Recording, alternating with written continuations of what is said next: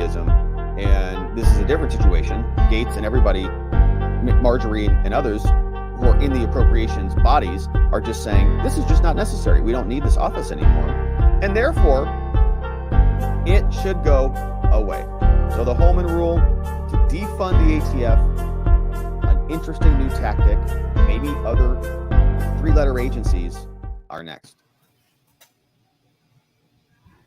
Odessia says, defund the commies. It's a good call on that one. Jason's here, says they're just sold out to the CCP today. Just Cause says, we don't need it. It's a waste of money.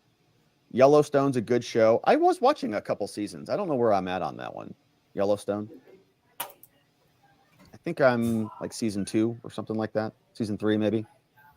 It is a good show.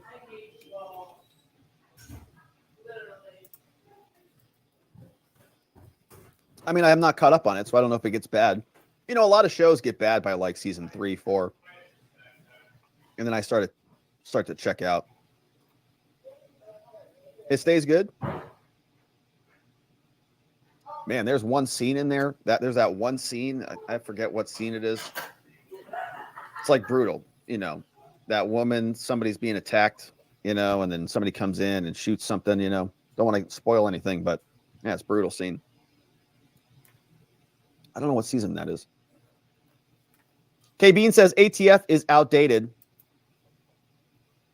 I think they're just another law enforcement agency that are used for political purposes as a hammer by the people who are in charge. Yeah, this was a good. Hey, good to see you, John. John Doodle's in the house. And the WhatsApp by Hunter is complete proof of Biden's CCP treason. Yeah, they're literally communicating with them, getting hundreds of thousands of dollars the next day after they're doing their deals. It's amazing. Yeah, it's amazing. All right, I had one other story on this beautiful morning, and it's about January 6th and the FBI. And it's a new report, actually. Quite hey, Green Lakes.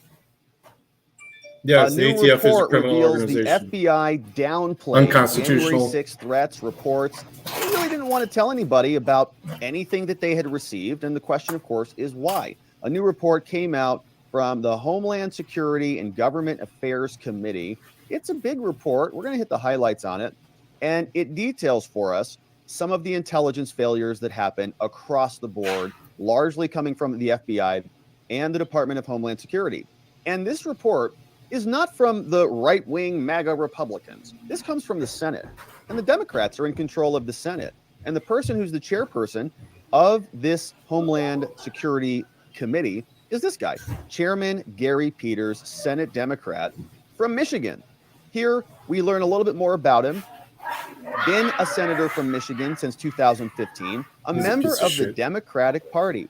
Before his election, served in the Navy Reserve, elected to the Senate that was vacated by somebody else some time ago, re-elected, and was now the chair of the Democratic Senatorial Campaign Committee for the 2022 election cycle.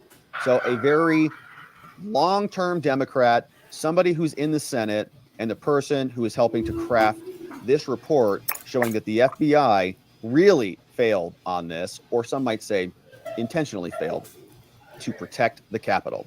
Here is what the report looks like. You can see it comes from the United States Senate Committee on Homeland Security and Governmental Affairs, chaired by Chairman Gary Peters. 106 pages long, and we'll hit the highlights on it, including the executive summary. But it comes out June 2024, 2023, and it's titled Planned in Plain Sight, a review of the intelligence failures in advance of January 6, 2021. And there were a lot of intelligence failures. And so with all of that context, let's take a look at the table of contents. We're going to hit the executive summary and some of the findings of facts, but the rest of this is some good details. There's the different assessments for the FBI, their role on January 6th, and their failures in information sharing. DHS, their role, as well as other agencies. They know that they obtained a large amount of intelligence that indicated the, quote, potential for violence on January 6th. But what did they do about it? They failed to issue sufficient warnings about any of this stuff. Briefly, the FBI issued 2 limited intelligence documents. That's it. In lieu of a written threat, FBI Washington Field Office communicated intelligence via informal communications that often downplayed the threat. 2 limited documents, and they didn't even like formally do it, just like, insurrection. Or it's because they knew that all of their confidential sources and their own agents were going to be involved.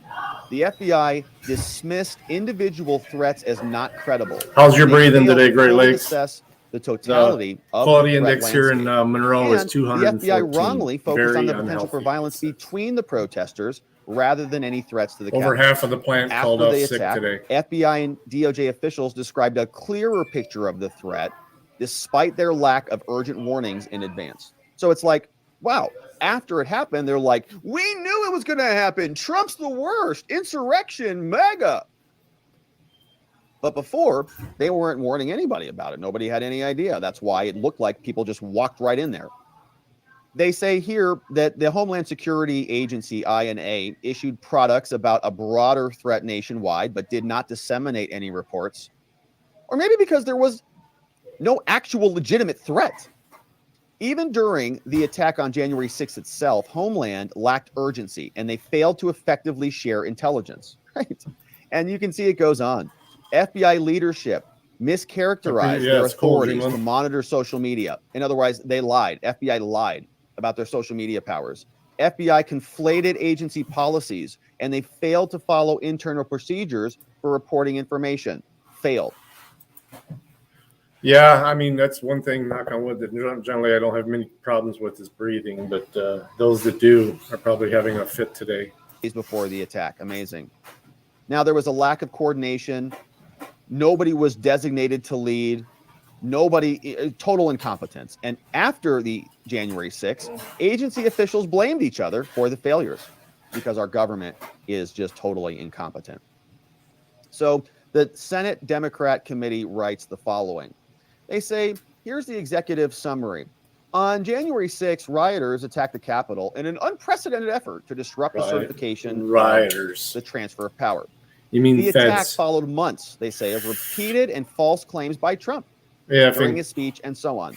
But during the attack, individuals hurt police officers, hit them with extinguishers and other things. In June, this committee released a report following an investigation. It said that the report said that agencies failed to adequately prepare for the joint session of Congress. And we plan for another review. But the intelligence failures that we've done now after we've reviewed this were not failures to obtain intelligence. On the contrary, the 2 primary domestic intelligence agencies, the FBI and DHS, and the Office of Intelligence and Analysis, which is DHS. So when you see INA, we're calling that DHS. Obtained multiple tips from numerous sources in the days and weeks leading up to the attack that should have raised alarms. Yeah, they could have, brought the National Guard. Yeah, I drove through it earlier. Hey, Farlap. Rather, those agencies failed to fully and accurately assess the severity of the threat. At a fundamental level, the agencies failed to fulfill their mission. Yeah, I mean, they had been shooting up lately, but to fulfill their mission. So did DHS. And connect the public and non-public information they received. I haven't been broadcasting much lately, though. And documents that were obtained by the committee demonstrate the breadth and the gravity of the threats these agencies received. For example, I think I disagree with this. The FBI and DOJ received tips from multiple sources, including in December 2020, FBI received a tip that the Proud Boys plan to be in D.C. and somebody, this is some probably hysterical person, says their plan is to literally eliminate people. Please take this tip seriously and investigate. We saw the Proud Boys. They weren't there to eliminate anybody. They didn't even have any weapons with them. They were there marching around, and the testimony at trial was they would have a difficult time organizing for a pizza party. With all due respect to them, right? But it's hard to organize a pizza party for anything, even an office. So please take these tips seriously. All right. So the Proud Boys, obviously that tip was a bad tip. but theoretically the FBI should have done something with it. On January 3rd, FBI also became aware of multiple posts calling for armed violence, even though nobody was armed. I mean, like, a handful of people, but nothing was used. The only person who actually brought out a gun was the guy who shot Ashley Babbitt.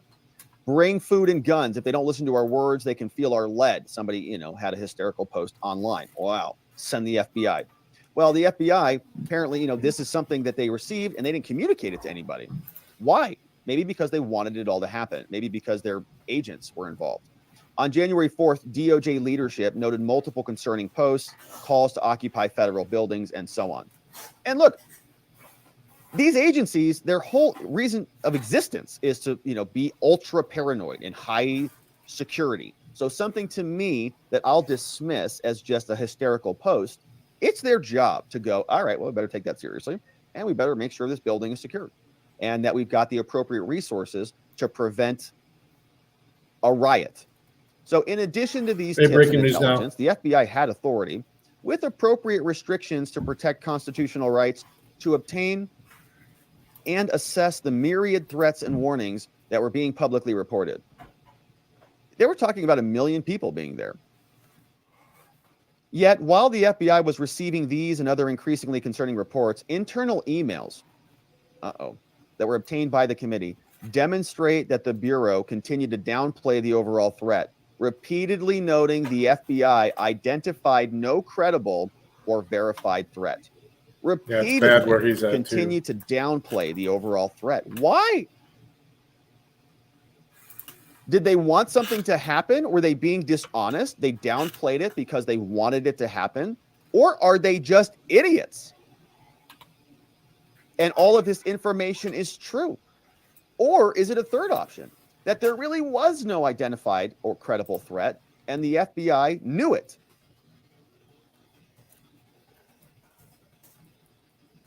But then caused it.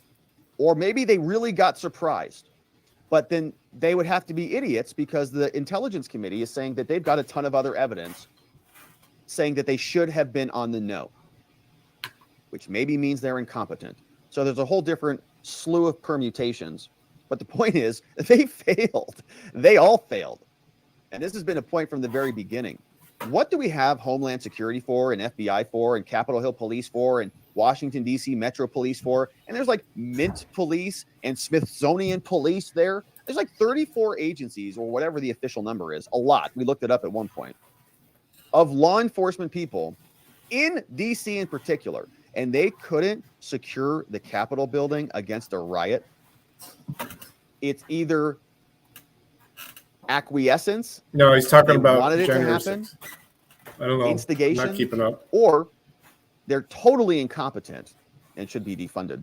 So Homeland Security, they say, was increasingly aware of calls for violence in the days and weeks leading up to January 6th. For example, January 6th. Late December 2020, Homeland analysts identified comments referencing using weapons and targeting law enforcement and the Capitol. Should have done something about it, even if I think it's probably a hyperbolic comment. INA, which is Homeland, open source intelligence collectors noted online discussions of organizing in Virginia, then driving to DC, as the police and military won't be able to stop thousands of armed patriots. On January 2nd, Homeland noted individuals were sharing a map of the U.S. Capitol online. Says, feels like people are actually going to try and hurt politicians. 6 is going to be crazy. Shouldn't they have prepared a little bit better? Despite that intelligence, as late as 8:57 a.m. on January 6th, the morning of, a senior watch officer at Homeland Security, DHS National Operations, wrote this to everybody. There is no indication of civil disobedience. Amazing. Who is this senior watch officer?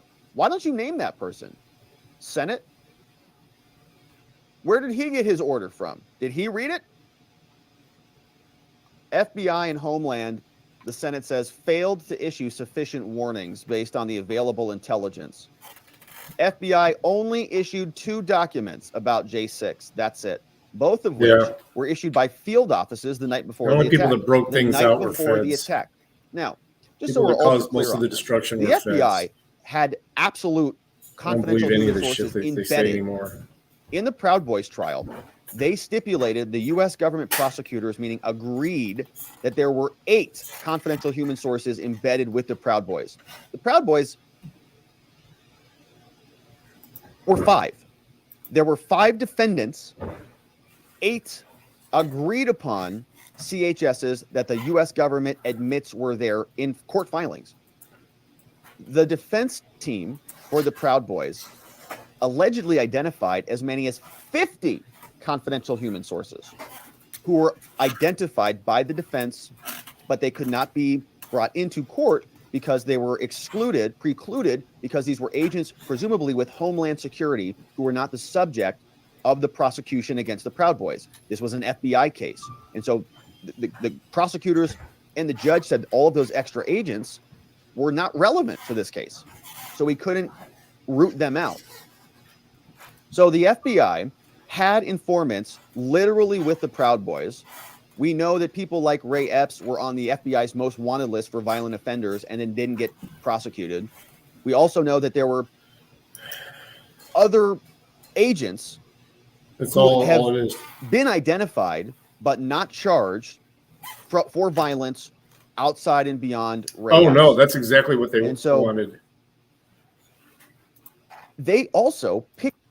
That wasn't their first try or last try since then. They've every one of these little events, they're trying to make something pop off. And brought him to a different location. So they have more control. So they knew a lot, and they only issued 2 documents to different field offices by different field offices. And it contained, these reports, only limited raw intelligence and had limited distribution. So they had gobs of intelligence. And they probably knew that there was nothing going to happen, except that they wanted something to happen, which is why they're not distributing any information. This investigation found that in lieu of formal products, the FBI communicated intelligence to its partners informally while downplaying the severity of the threat. For example, the FBI reported relaying information on calls with its partner agencies. Those agencies reported that on those calls, the FBI did not issue urgent warnings anticipating any violence.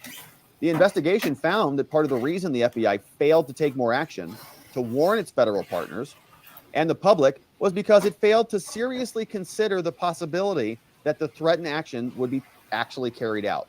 And it dismissed each individual threat as not credible in isolation, but failed to fully consider it in context. The FBI focused on Proud Boys versus Antifa based on other riots. Similarly, Homeland did not issue any intelligence bulletins specific to J6 either. Instead, only issued high-level products about general threats.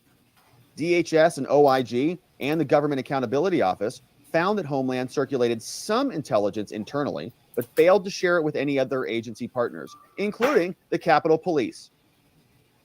Moreover, Homeland's mistakes during the Summer of Love racial justice demonstrations were criticized, and they were criticized for overly collecting intelligence. That resulted in a pendulum swing, and then they were hesitant after that to do anything else. Internal emails obtained by the committee also show that even as the attack was unfolding, the Capitol Police was urgently requesting intelligence. Homeland analysts struggled to assess the credibility of online posts. For example, after a riot had been declared and the Capitol locked down, Homeland analysts on 258 on January 6 internally noted online chatter called for more violence, but had no credible information to pass on. So the FBI and Homeland, they do have legal authority to report on this stuff, but they did not share the intelligence that it was seeing. Government Accountability Office also found that FBI employees wrongly concluded that they could not process certain tips. Their open source monitoring capabilities were degraded. Internal emails show that FBI officials were surprised by the timing of the contract change. Wow.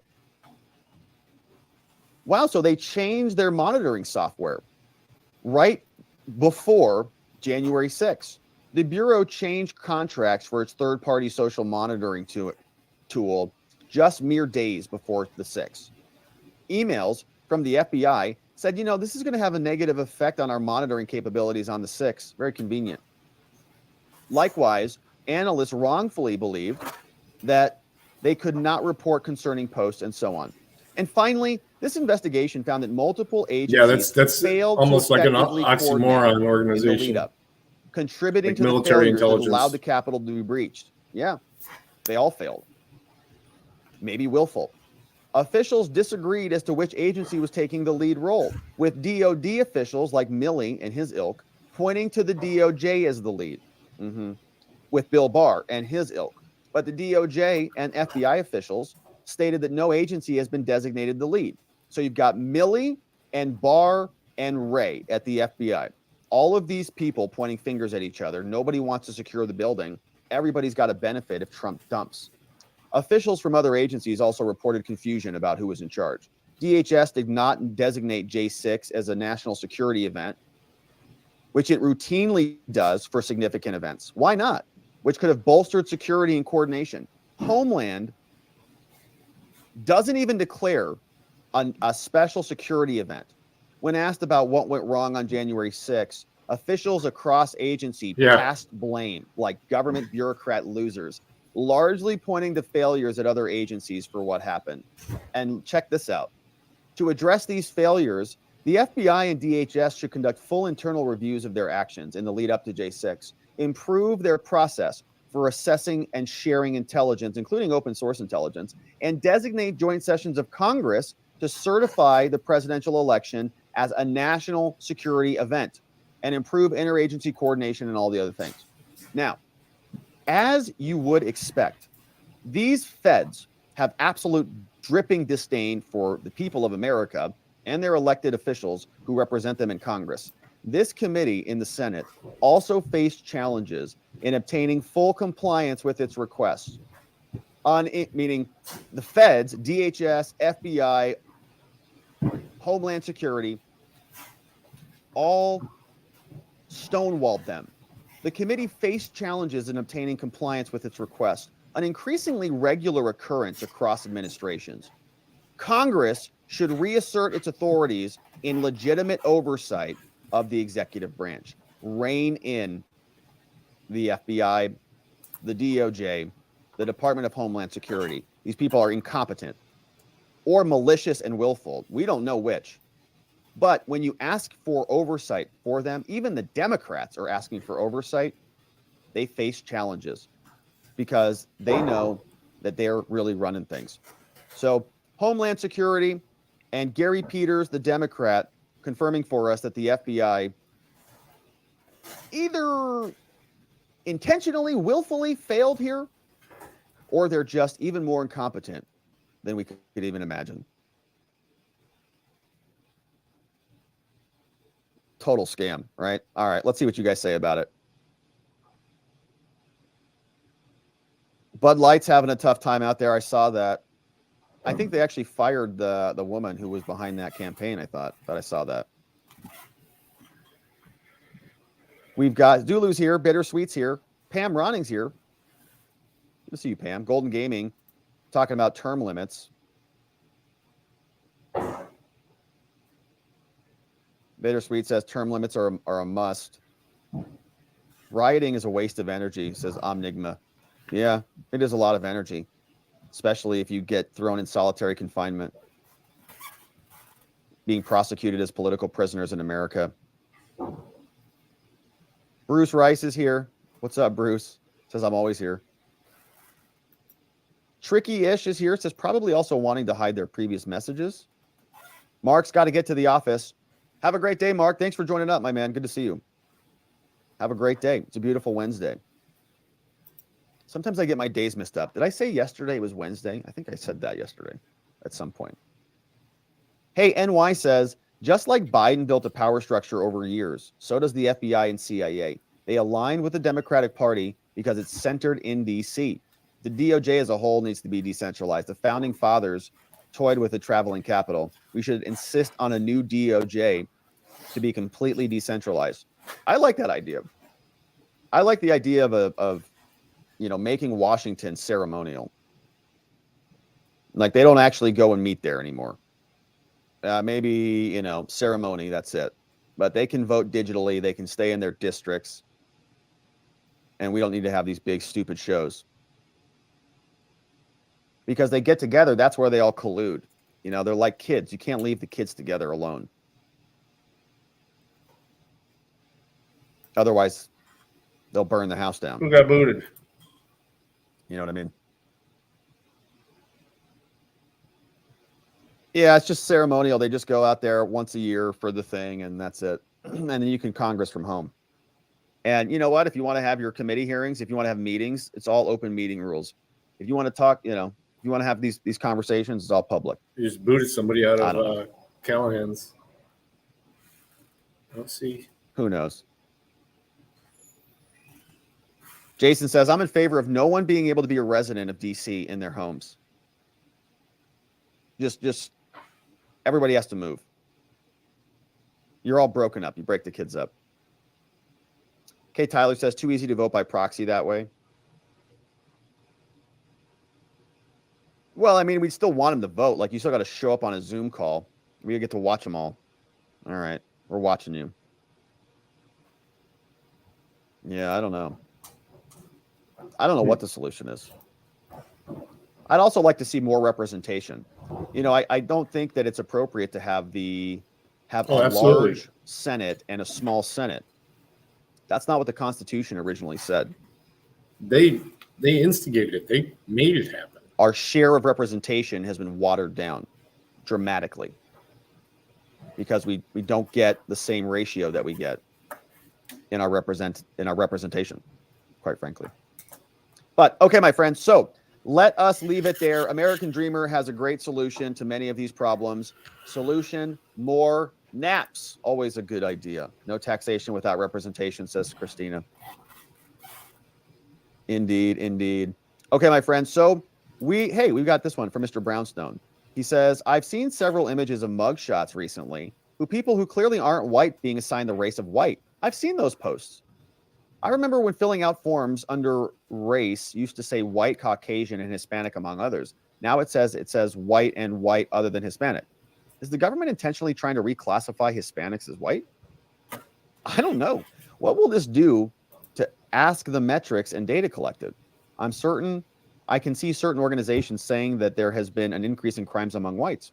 What problems might this bring? Yeah, he's rolling. Thanks, Rob. Here.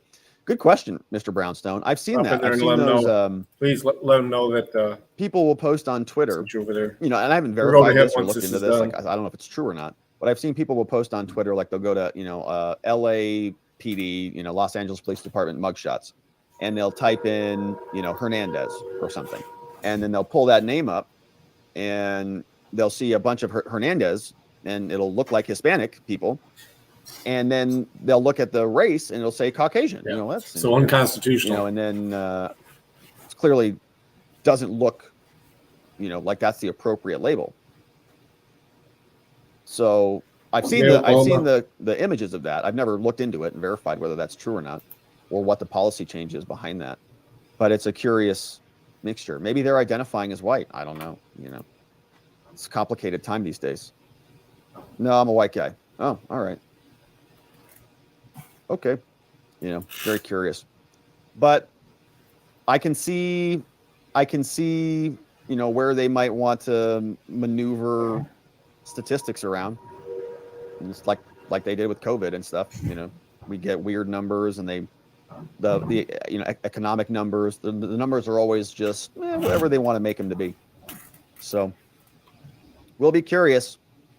But my friends, it's a beautiful Wednesday. We're midway through the week. We're going to come back today. We've got a bunch of stuff already queued up. So we've got some Alina Abba in the house. She's going to be coming up. We've got Trump. They basically are admitting that audio that we listened to yesterday is not related to the indictment. It's amazing. Like everything we speculated about yesterday, all true. So we'll get into that. Trump countersues E. Jean Carroll, which is fun, because Trump beat her on the R charge, right? So he's saying now she defamed him because the jury acquitted him on the R charge. So she defamed him. So now he's going to sue her back, which is going to be amazing. We've got IRS whistleblower stuff, and Giuliani was interviewed. by special counsel. And so we've got a lot to get into later today, my friends. But until then, it's a beautiful, beautiful Wednesday, and I hope you are making it a great, great, amazing day. And we'll see you right back here in a few hours. Bye-bye, my friends.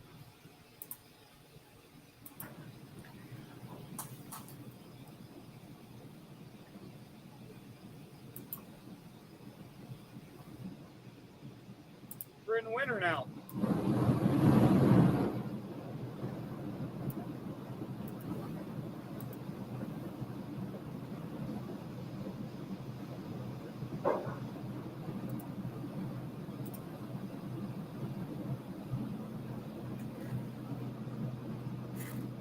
Yeah, just say you're related to Elon Musk. Ryan, it wouldn't even been so bad if they could type coherent sentences.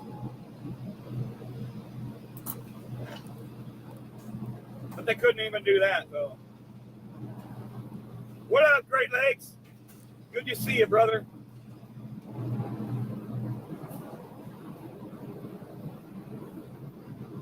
Yeah, I drive like a granny. You got to with fucking 80,000 pounds behind you.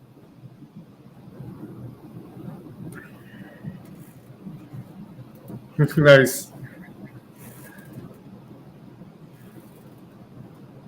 Oh, he drives like a granny. See, I knew you were fibbing, Gray Lakes.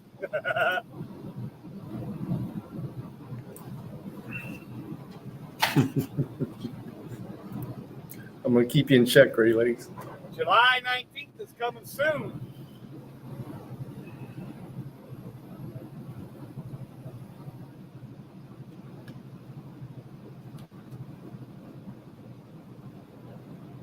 All right, I need to make some calls, guys. We need to get some people in here.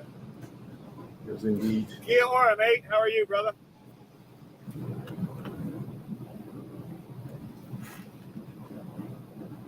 It's the only one I have, Great Lakes. Obstruction. And my attorney will not answer the phone. They will not call me back. I've tried and tried and tried.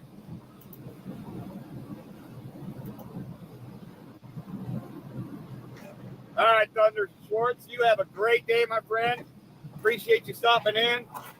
You have a great and safe day as well. Why can't I see the chaps?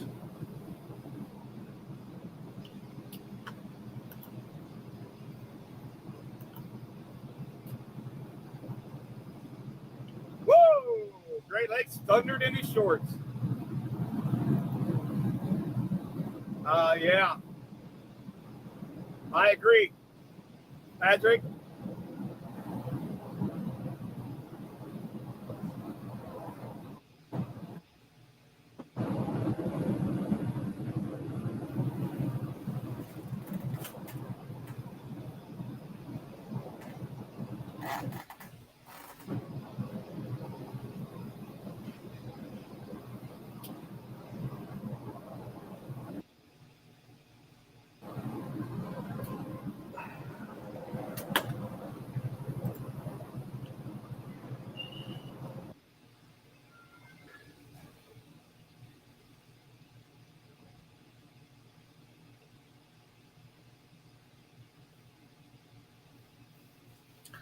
Oh, only 5 minutes?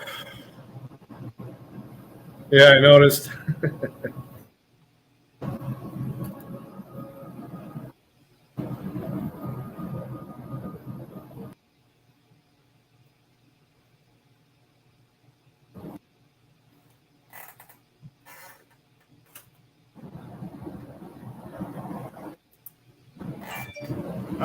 No, Great Lakes. I have not heard anything. We collectively, Hey, Nippy C. King, thanks for the follow on Rumble. as a group, I did find another courthouse. It's broken up bad. Or was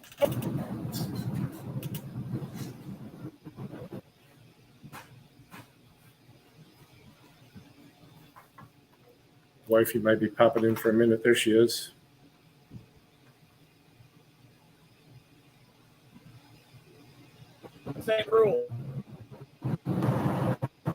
Oh, well, I'm trying to. I had a bunch of appointments scheduled at 1 o'clock and nobody showed up. But then again, only half the plant showed up because of how bad the air quality is. Everybody's sick in this area. Everybody's sick from the poor air quality. The index is 214 up here. Let me see. Last time I checked, it was climbing though. Yeah, it's still 214. Very unhealthy. Health warnings of emergency conditions. The entire population is more than likely to be affected.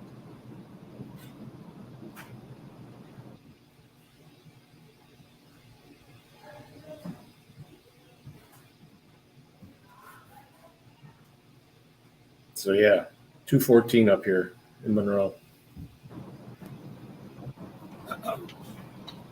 We collectively, motherfucker.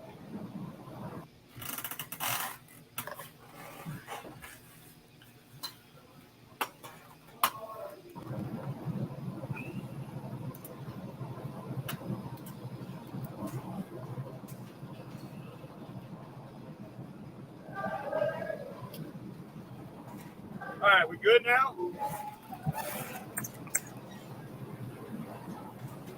So we collectively, as a group, contacted probably 100 attorneys, and nobody wanted to help us out with that down there in Missouri, Great Lakes. Nobody wants to mess with it.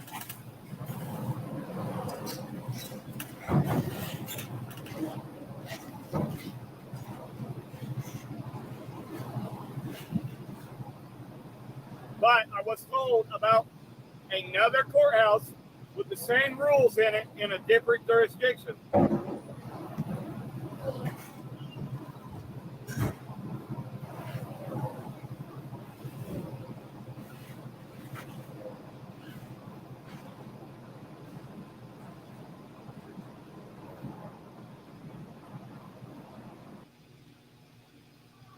Dreamland, is that true?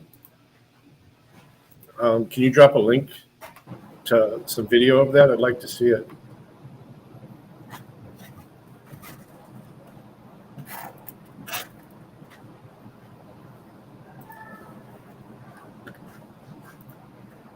Oh wait, we need a mod yet. Here. Hell yeah, Andrew. Sounds good, bud. Thank you, Conk. Appreciate you. My eyes are literally watering in the basement.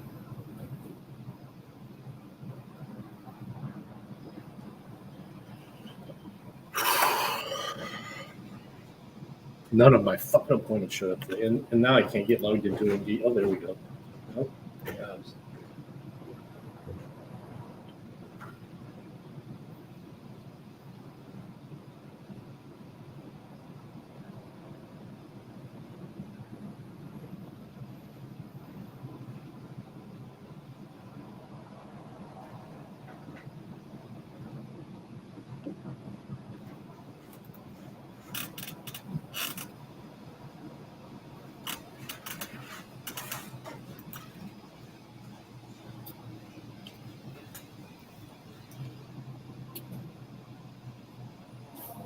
Come on, people. Fuck. Campbell. Yeah, they have one of those in northwest Ohio as well. I'm sure they're all over. All right, can't pay much attention to the chat right now. Give me a second.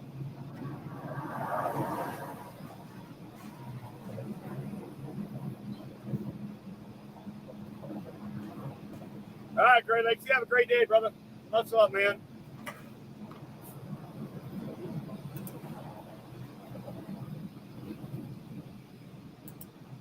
If you guys are not subscribed to Great Lakes Audits, please do so. Does most excellent work.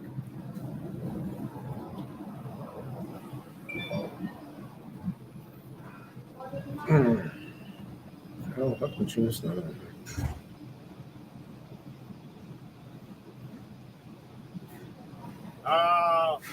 I don't know how much easy breathing there is here right now, Doc. Or for Great Lakes either.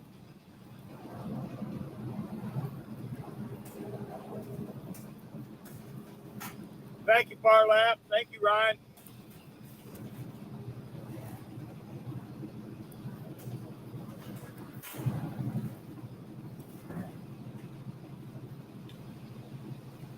How in the hell did you beat Parlap? Four Corner, welcome in. How you doing, man? Sorry if I missed you. See what I'm dealing with.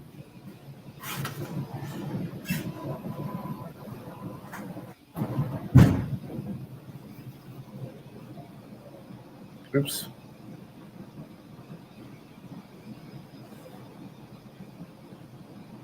Morning Sandwich, what's up, brother? Welcome in.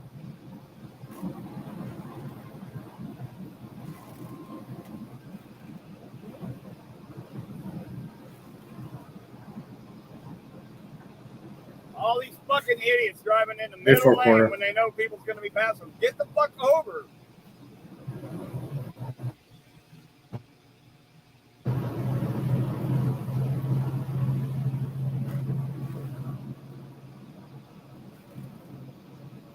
In the studio. Let's see.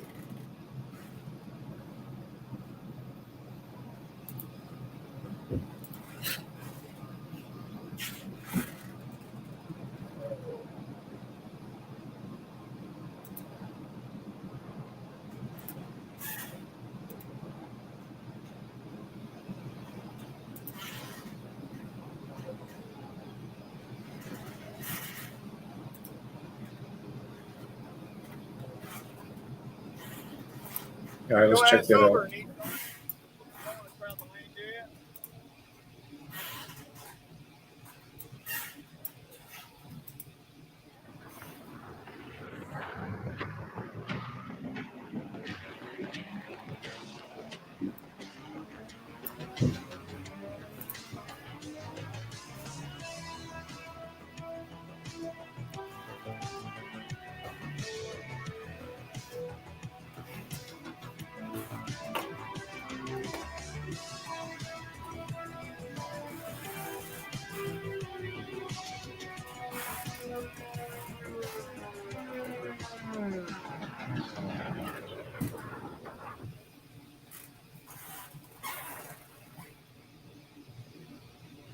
Hey, everybody. No, I haven't. 37 p.m. Central Time on the 2nd of June, 2023. It's Friday. Here 2nd in the of United June. States, I've got some breaking news that's pretty bad. Serious. Real serious. Look up here in the upper right-hand corner. Watch this throughout the day today. A giant outbreak of fires has taken place across a whole Canadian province all at once. Look, I did see up in this. the northeast, up here in Quebec, all of Quebec just caught on fire all at once on a clear day. I would say this would be some kind of terrorism of some kind or an attack. Here it is. Here we are. I'm going to let the images load. You can see this morning. It's clear. Just partly cloudy skies, nothing really crazy going on there. And then, well, Okay, this is when the first one started, yeah. here's today. All of southeast Quebec just caught on fire, guys. All of it. Insane. Insane. Look at that. The whole thing. All at once. Today.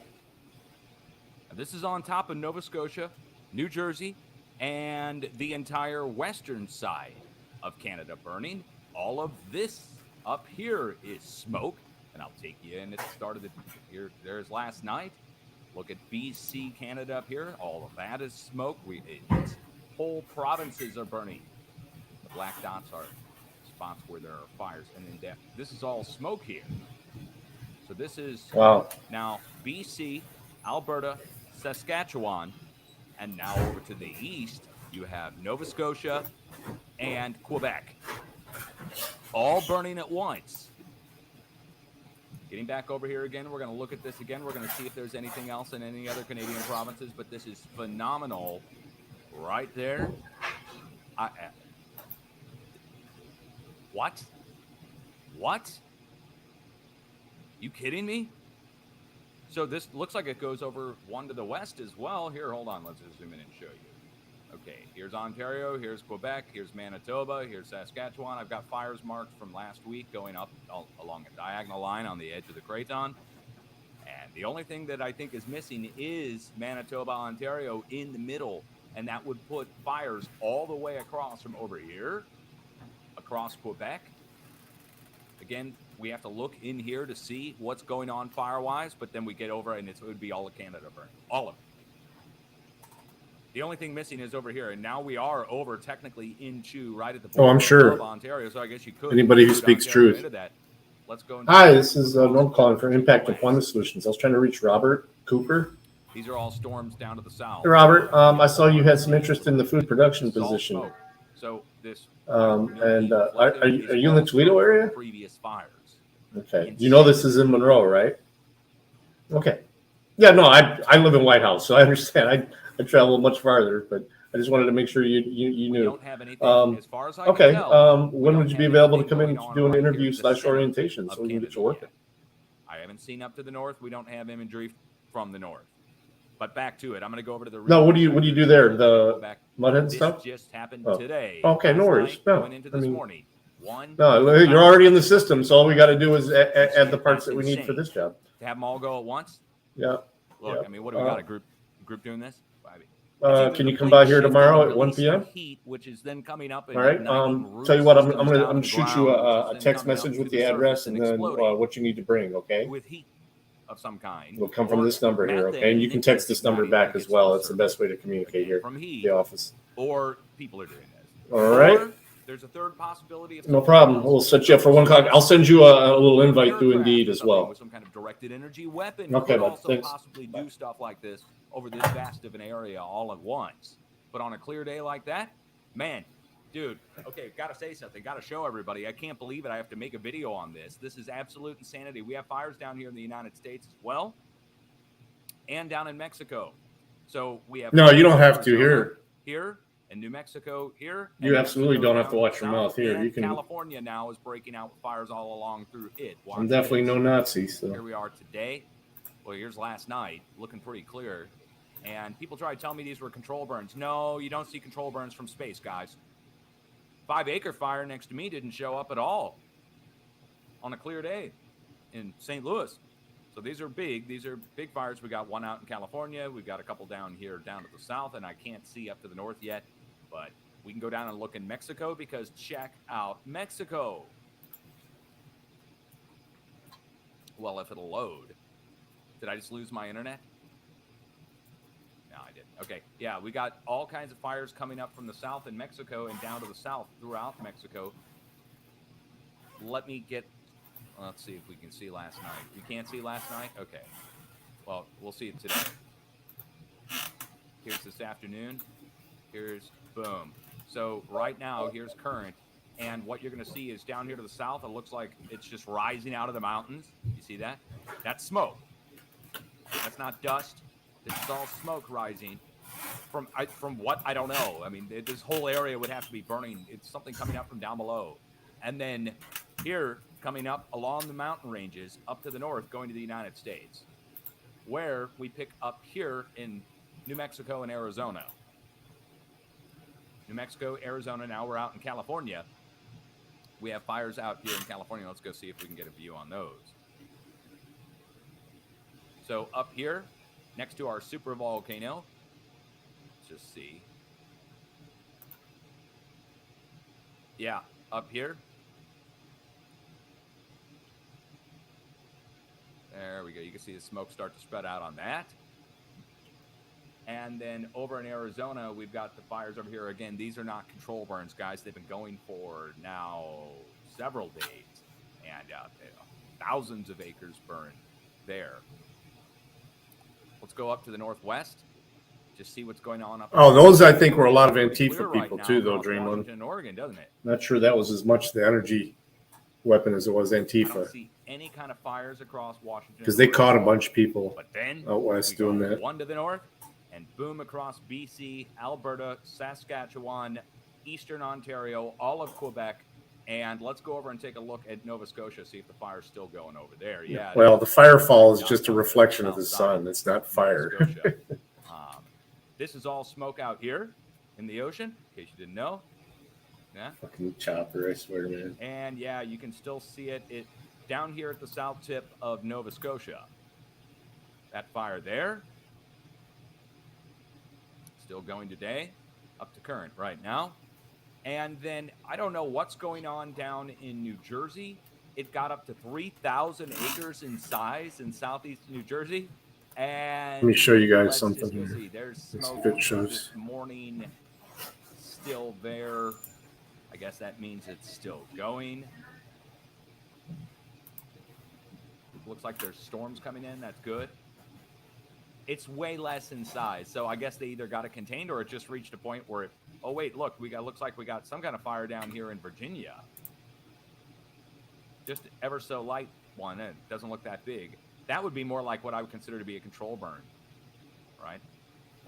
So if you see something real light like that, that would be a control burn. But when you start getting these huge fires that are thousands of acres in size. So New Jersey, Nova Scotia, will go up to Quebec. Let's get a closer view on Quebec here and just see what's going on down south. Yeah, all the little black dots are where we have heat signatures and shortwave. But here we are throughout. Look at that, dude. Okay, this is where it just... And it's all going to the south.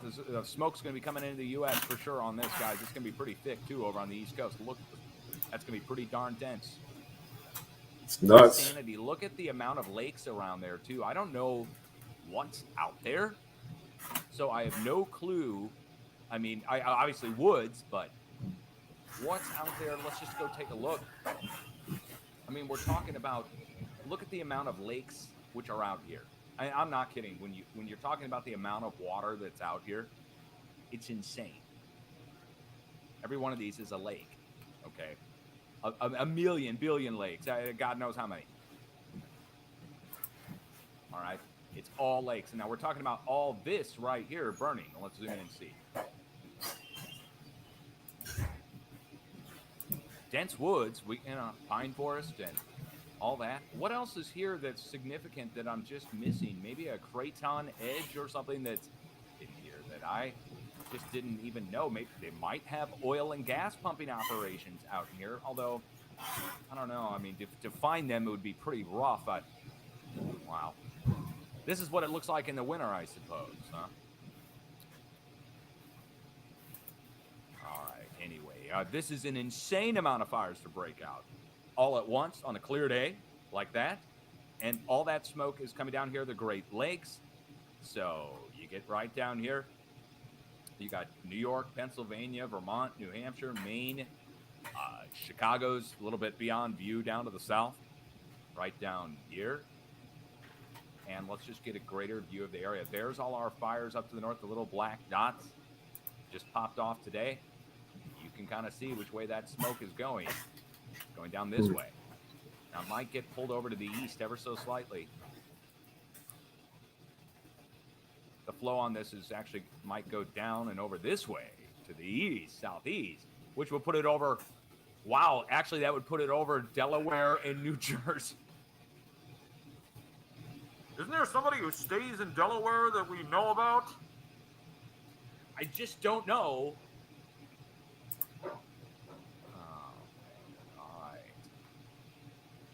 Well, gotta show it to you. This is real-time live. I'll put the links down below.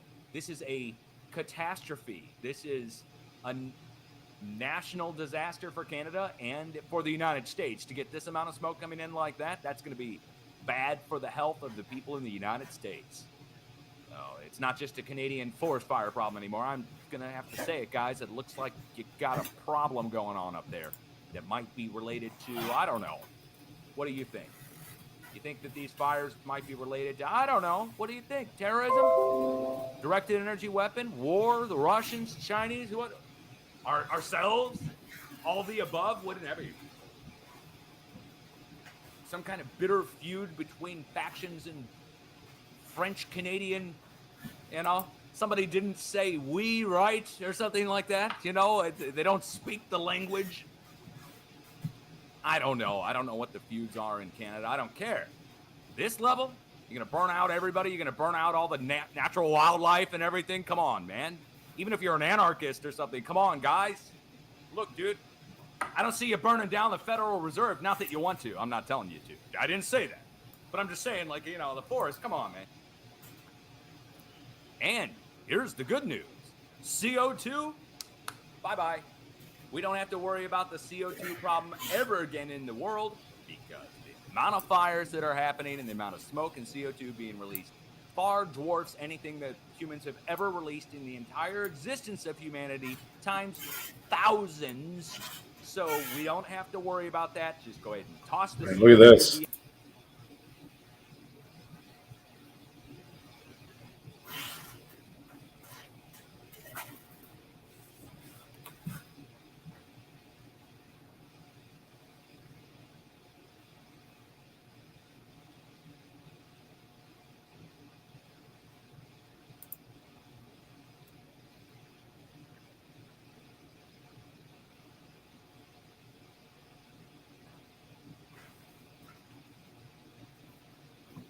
That's too bad, wifey.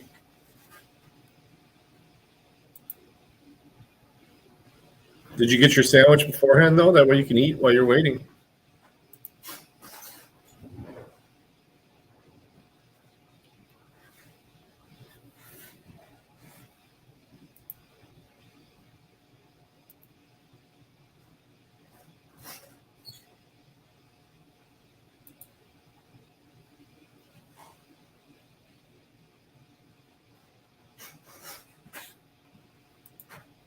No, I haven't yet.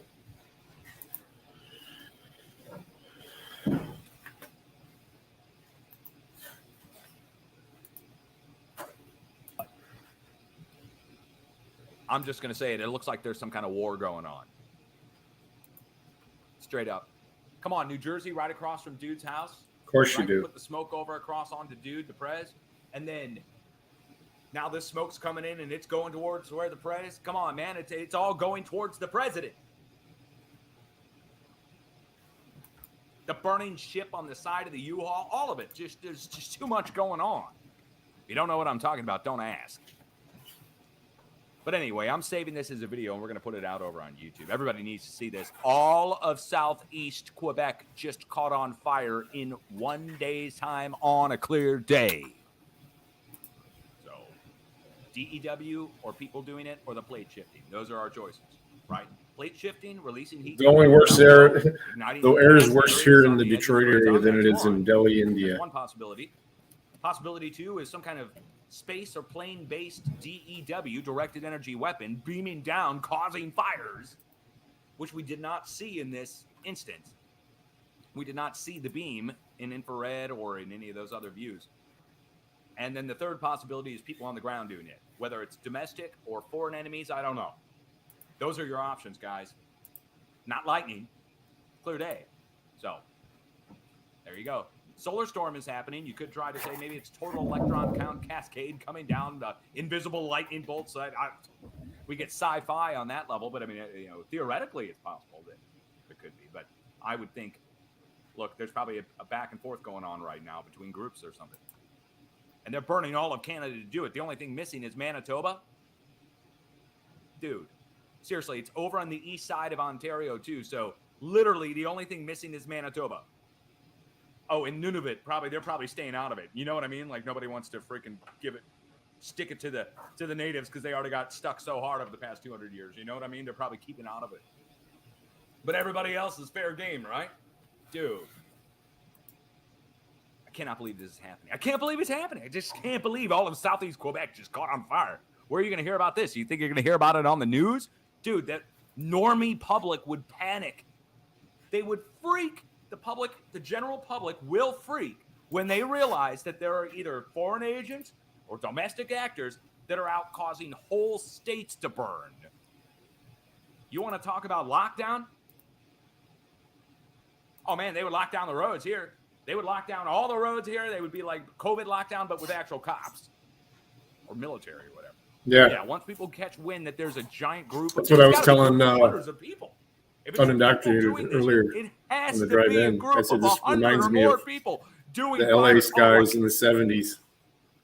And if it's a DEW from space, we're totally screwed. Right? And then if it's the plate shifting, we're screwed. So, I mean, the only hope we have of stopping it is if it's people doing it on the ground. I don't like either of any of these options. People on the ground, DEW in space, or the plate is shifting and releasing major heat. We're going to have a super volcanic eruption or something. It's insane. Well, the super volcano thing, so I'm just pulling that out of my rear. Don't know what to expect. I don't have any examples to go on with anything like this. Name me the last time we saw a whole plates burn. You could say Australia, but that was just one spot or one area that was super dry. This is the whole plate.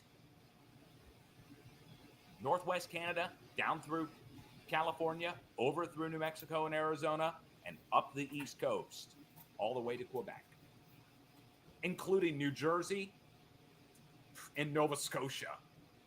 My God, what is going on? Well, I'm documenting it. If nothing happens, nothing happens.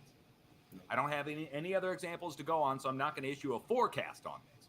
But I'm getting pretty damn excited, and not in a good way. Not a good excitement. I'm getting pretty wound up seeing this all happen at once. Do you have any idea how much damage is going to come from that amount of fire breaking out all at once in Quebec? The amount of forests and infrastructure burned and people put out and animals killed, and that's just the tip of the freaking iceberg. Oh my God. Somebody asked, what are they trying to hide in the sky? Dude, look, everything's on table right now as to why. Everything's on the table. I don't believe in that crap. I don't believe in look, Planet X is so flat, you can't see it. All right? That Planet X is flat. Right? I mean, so I'm not a big, something in the sky that we shouldn't see kind of guy. But I will entertain that as one possibility of why they would have this amount of fires burning all over the place. Either that, or there was a dramatic, CO2 got too low, and they know CO2 is a scam from the UN, and they've been removing CO2, and it was getting to a point where plants are dying or something, and they've got to burn whole forests to replenish the CO2 because the CO2 scam is up. I mean, there could be other possibilities, but I don't know, man. So that gets into theorizing, right? All I know is that fires just broke out across a whole province on a clear day after fires broke out in Nova Scotia, which is weird, and New Jersey, which is even more weird, and over on the West Coast, up and down the entire West Coast, including all of Mexico. So if you add in Mexico, Canada, and the United States, it looks like the whole plate's shifting, and we're getting fires breaking out above areas where there's heat coming up from some kind of magmatic heat source down below, which would then lead towards some kind of giant catastrophe is getting ready to happen across North America, from Mexico through the United States up into Canada, which, by the way, in case you didn't know, is all one single plate called Laurentia, the Laurentian continent. North America, Alaska, Canada, United States, Mexico, Central America, going right down to here, is all one plate. And it goes out this way, all the way to the X. So if we're getting fires breaking out from up here, going down through here, back around and up through here, and now across the whole center, something's going on. And it's either people-wise, plate-wise, or DEW-wise. And I have to keep all three on the table until we get some answers.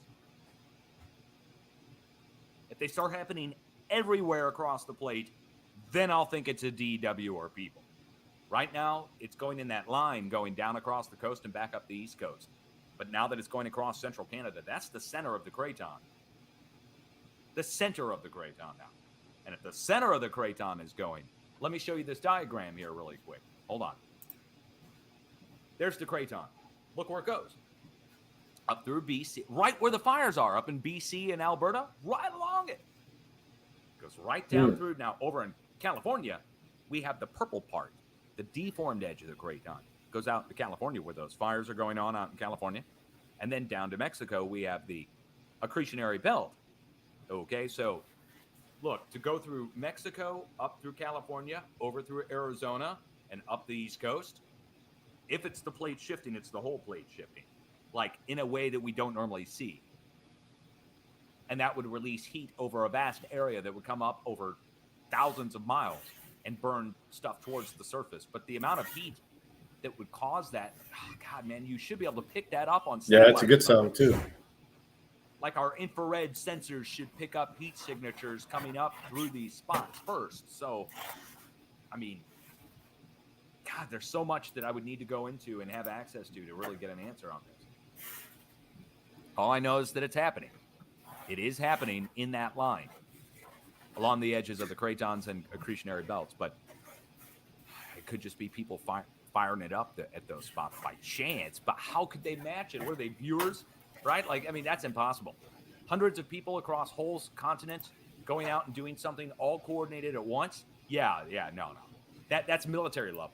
To get that is military level precision. To get that. Discipline like that. Where nobody squeals, nobody talks. They're able to keep it completely quiet, go out and set whole fires across whole provinces in a day, and no one gets caught or seen or anything? Come on, man. What's going on? So then that gets to DEW, Directed Energy Weapon from space. Yes, they have those. Oh, and in case you didn't know, the Department of Defense confirmed that China and Russia have them. We have video of them confirming that. The Department of Defense responded to one of my videos from 3 years ago, in 2020. And the director of the Department of Defense responding to my video is confirmation of DEW, Directed Energy Weapons. And he said, quote, China and Russia now, right, quote, have killer satellites in space, and that they can fire at a distance, fires at a distance. He said this. So now that we know that they have killer satellites in space, which we already knew that, but people called it a conspiracy theory because we didn't have proof or confirmation from an official, right? We didn't have blueprints and diagrams and when they launched it in a rocket. We had all the theoreticals on it, but that's theoretical. But now that we have the Department of Defense director confirming that they have that, that could be one of the causes for what's going on. Now, whose would it be? This is why we would need our own space police, not the Space Force. License plates on all these damn things when they're going over, man. All right. Now we're saving this as a video. Everybody needs to see it. Up in Canada, guys, much love. You know, time to stock up. Food, water. Get ready. It looks like something's getting ready to happen. I don't know what to tell you to prepare for. What's your prep plan for fires? That's evacuation, right? Like big fires coming, you either try to batten down the hatches and keep your house wet. In a big forest fire, you're not going to be able to do that. You saw all those people leaving and scrambling out at a moment's notice over in, where was it? Nova Scotia? Whole subdivisions burning, people literally having to grab their animals and pets and leave everything in their house as the backsides of their subdivisions are burning. Well, what's your evacuation plan? Do you have an emergency kit that has all the stuff in it that you need? An ID, extra set of keys, all the basics? Change of clothes, set of shoes? You know, the people got lucky, I guess. It was during the day that happened. If it was the middle of the night, some people might be asleep. They might not know till they actually smell smoke and see the flames out the window.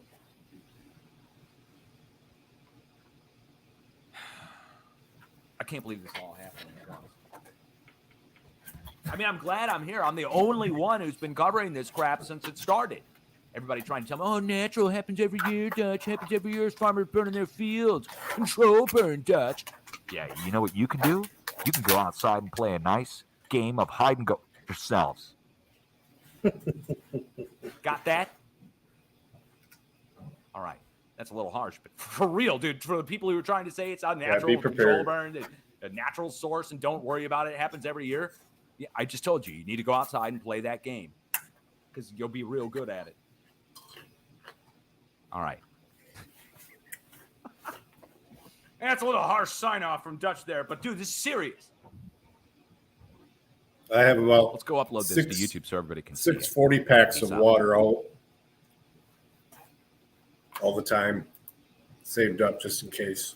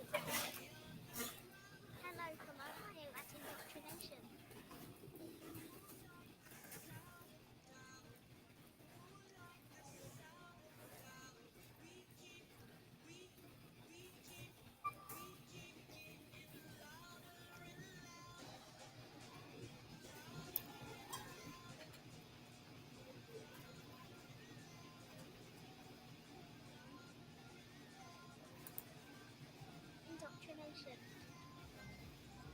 I'm in Monroe, Michigan now. AQI is 240.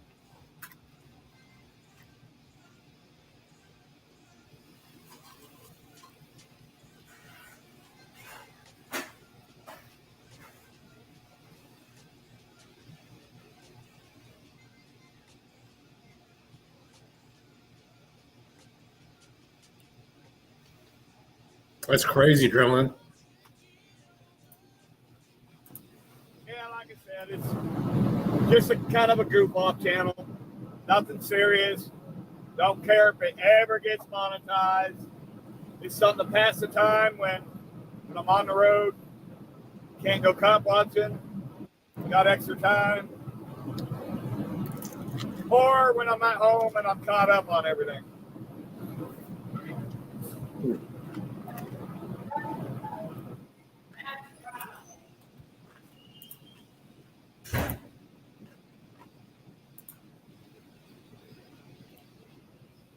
Rights Investigations. Today is Monday, June 26, 2023. It's 2:05 p.m. I am standing here in front of the Lake Mary City Hall underneath this American flag that's right up here. And I am going to spread this message of God bless our homeless veterans and help not hate. And Matthew 8:20, the Son of Man hath nowhere to lay his head. Here at the Lake Mary City Hall, there's also a public park that runs, basically the City Hall seems to be in the middle of a public park that goes all the way around it. It's beautiful. Park benches and everything. So I'm just going to stand out here for about 30 minutes like I normally do, peacefully and politely, spread this message of God bless the homeless veterans while being engaged in freedom of speech, freedom of religion, and freedom of assembly on a traditional public forum, which is a public sidewalk in front of City Hall. And let's hope that it goes good. Let's hope that the city of Lake Mary, Florida respects my civil rights. That's crazy. Let's see how this goes. Let's hope for the best. Have a blessed day. Thank you. Good, how are you? Thank you. God bless you.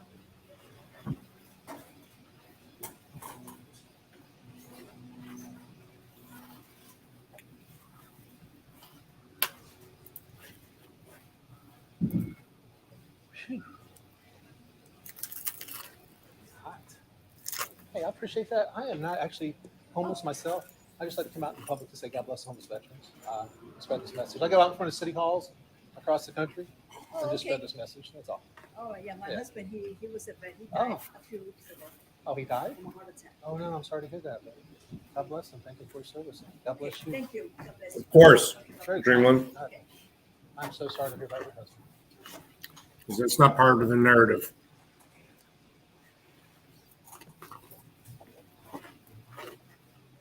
Hey, how are you doing, sir?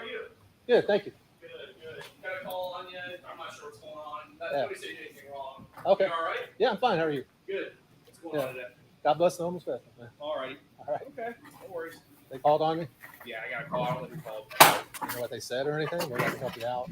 Possible transit. Possible Yeah. transit. Are you can I provide any services to you? or- No, thank you. Okay. Do you have an ID on you?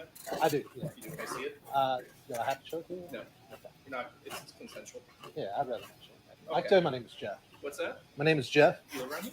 and your name is Officer Sears? Sears. Yes. Sears. Yeah. Badge number 2560. Okay. Yeah, I'm from, where am I from? I'm from the 70s. Okay. Do you live around the area? No. I'm not asking your address. No, I'm from Florida. Florida. Yeah. Okay.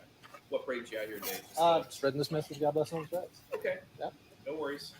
All right. Well, so you are not homeless yourself. I'd rather not answer any questions like that. I don't want to get into Well, I'm that. just going to try to offer you resources and help you. Well, I appreciate that. That's very kind of you. Okay. I don't need anything like that. Okay. Sounds Praise good. God. Thank God. All right. Can I help you anything else? You good? I'm fine. All right. Have a good day. All right, you too. All right. God bless. You too. The body cam was going? It was. Okay. Absolutely. Thank you. All right. Well, there you have it. After about 30 minutes out here at the city of Lake Mary, Florida, the police were called on me. The city of Lake Mary police were called. An officer responded. It seemed like he was just kind of seeing what was going on, offering me some help if I was transient myself or if I was homeless. All right. So next step will be to submit a public record request for the body cam video, phone calls, and radio traffic to see what was actually said to dispatch from the people here at City Hall. Let's see what they said. That'll be up next.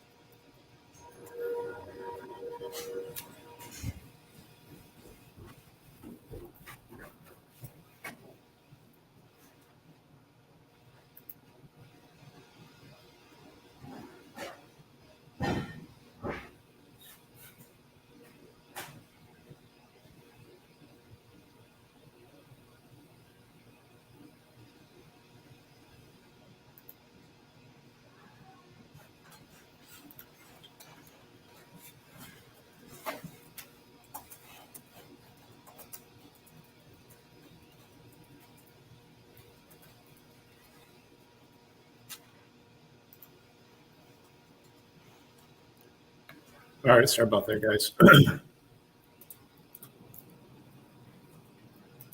Trying to actually do my job while I'm sitting here. Yeah, a lot of times they can't. That's why he's the godfather, though, of the whole movement. Because of the way he approaches it.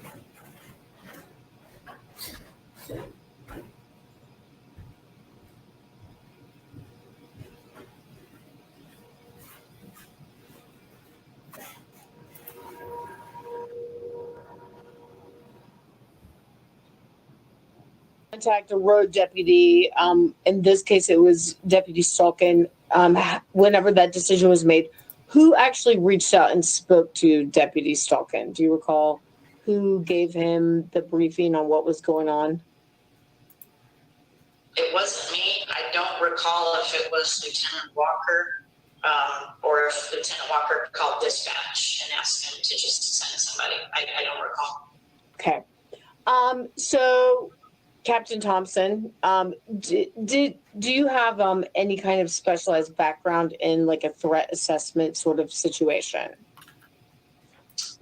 Yeah, I do behavioral threat assessments as an independent consultant. Part of my training in the Bureau was in crisis management, and I've continued that education to become a member of the Association of Threat Assessment Professionals. Did you, based on your professional, exceptional training, believe that Adam Robinson presented a threat to the Cudjoe substation that day? Yeah, his behavior was unnecessarily aggressive and confrontational and threatening.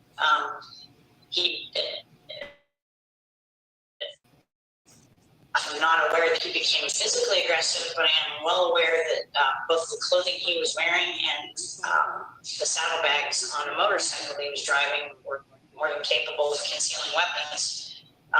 Because our lobby is not secure and because the glass separated him from a view of our administrative staff and the interior into the office building, it's not bulletproof or was not at the time bulletproof or with equipped with any type of security or safety features. The possibility of him, it's not unheard of, unfortunately, in this day and age that people do attack police stations when they're angry. We did not know if he was armed. We did know he was very angry, but did not know if he was armed. And I simply wasn't willing to risk the safety of the station or our administrative personnel by having him back into the building in the very angry, agitated, irrational state that he was in. What are the first names of these? This is Wendy, you said? Okay. All right. And I just want to say that, so thanks again for your help. If she had simply accepted responsibility and apologized, I probably wouldn't have. Okay, thanks.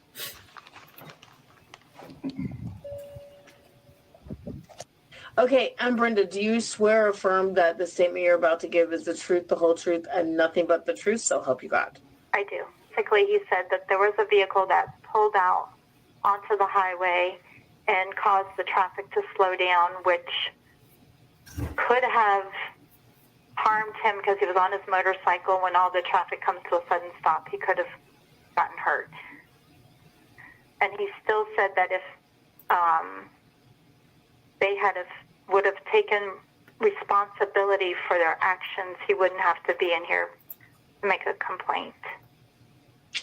Okay, and so that conversation with you that he has with you is recorded, right? He recorded it all. Let me ask you, Brenda, you've worked here for a long time and you've dealt with a lot of people in the public. Were you concerned about his demeanor, or did you? I didn't have any problem with him when he was in the lobby, and he left on his own.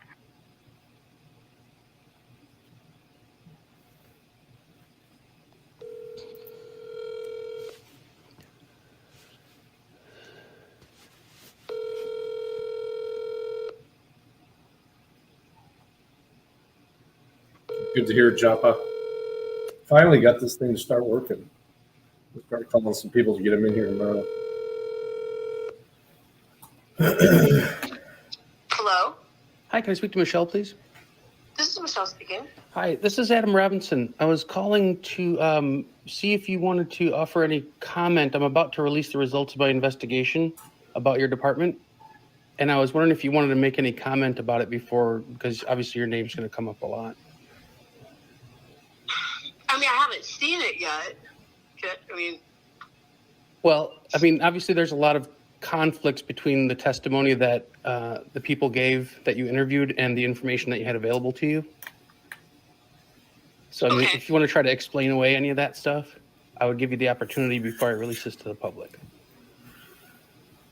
Mr. Robinson, I'm not making a statement, but I will just remind you that I told you my job is not to make a determination, right? I just reported what the people told me when I interviewed them, and I reported, I think I did a pretty good job, like, with summarizing your complaint. And then after that, after I write it down and try to get all of that down into a readable document, I don't get to make any determination from there. Okay. So did you have the opportunity to ask questions? Yes. And did you find that, given the video evidence that I provided to you, that you had asked adequate questions of Patricia Thompson, for instance? I asked for her statement of what happened. So when they make the determination about whether or not something was founded, is that based in the evidence that's provided? The actual evidence. My summary is a summarization of the evidence, but all of that evidence, as you can see, it's referenced in the summary. Right? Yeah, the problem is that what you summarized wasn't what was in your audio interviews, which I was able to obtain. You see, I can hear Patricia Thompson tell you that she could hear me pounding on the door and that Brenda was scared and things like that. And you actually have evidence that that's not the case. And even Brenda said she wasn't scared. So I just wondered if you wanted to comment on that at all. But I also put what Brenda told me in there, as well as what Patty told me. You will see my investigation clearly reflects what Brenda said. She said she wasn't scared. You said that she claimed that she crawled away on her hands and knees because she's afraid of gunfire. Listen to actual statements. I've listened to all of the audio, Michelle. Okay. I'm trying to give you an opportunity to defend your actions here. Are you choosing not to? Mr. Robinson, I'm just going to tell you, my job is to State the go facts. out, get the information, okay, provide that information, summarize the information, and send it up the chain. Okay. I don't make any determination on if I think people are telling the truth, on if they're lying. I'm just the reporter. Okay. And what about when you told Donald Stolken's interviewers that this isn't a typical internal affairs investigation because you're being sued? What did you mean by that? When I told Donald Stolken's interviewers? Yeah, he had somebody representing him there, and you said, now, this isn't a typical internal affairs interview because Nice we're being sued. job. What does that mean? Well, we're not sued on all of the internal affairs investigations. But why would that impact your behavior, though? It didn't. What did you mean by that, then? It's not a typical investigation because we're being sued. We're not typically sued. Uh-huh. Look, Mr. Robinson, in the end, Listen, I'm sorry that you're not happy with my investigation. I just have one more question for you, Michelle. I just want to know, when you said in that interview with Donald Stolken that you found that Lieutenant Walker was more culpable than Donald Stolken, what did you mean by that? Hi, it's Norm calling from Impact Employment. I was trying to reach Emily. Mr. Robinson, give me till Hi, tomorrow this is morning Lazar to review Sanchez in the food production position over here in Monroe. I'll review it, and if you want me to explain what I meant by that. Have you worked out here before? I think Well, here's what's going to happen. self-explanatory. Michelle, have you worked for Impact Employment before? So anytime you have a senior officer on charge, they're usually responsible when would you be for available to come in for an the interview? actions We'd like of to their get you working. subordinates. But he wasn't held responsible for his actions. You said flat out in the interview with me that you saw that they had come out of the side. You understand that they came out of the side of the building and that they tomorrow would be the best arrested me because instead of identifying her. You You admitted that that's what you saw in the video. So I'm just letting you know that that's what the public. tomorrow would Your be perfect. words. Your words. Your recording. You guys I'll send released you a the quick audio invite through files on Indeed. accident. With And now we the have address them, stuff and you now got we're in going to show location, the then I'll send corruption you a that's going text, on in internal affairs. I'm just you trying to know, give you an opportunity to I need to explain bring it. an ID and stuff like that. I don't think they're accident. I All right. think Do you know where the that office we is? released them as part of the No, investigation. no, that's wrong. Okay. So, Well, so you don't have Think any about it. concerns about the conflicts that the public's going to see between the statements that you have written and the audio recordings that you have? Okay. Well, the office is in their building on Front Street. I don't the old Flour think Mill there's any building. conflict. Have a I little mean, office in there. it's not an exact but the actual work site transcription, is over in Mr. Small Town, so it's not too far away either. So. Did you ask But I'll send you the address. Okay. You have any questions? You've got everything there. I don't know why you're asking me about No, what no. I did or didn't do. You have all the. I'll ask you again. Right. Did you ask You have anybody? my And I'll get Did that you up ask to you. anybody Just, why they didn't give a quick identify reply, Captain let them Thompson? know you got it, and we'll have you Robinson, did the I? whole, You've whole got thing the takes about an hour. recordings.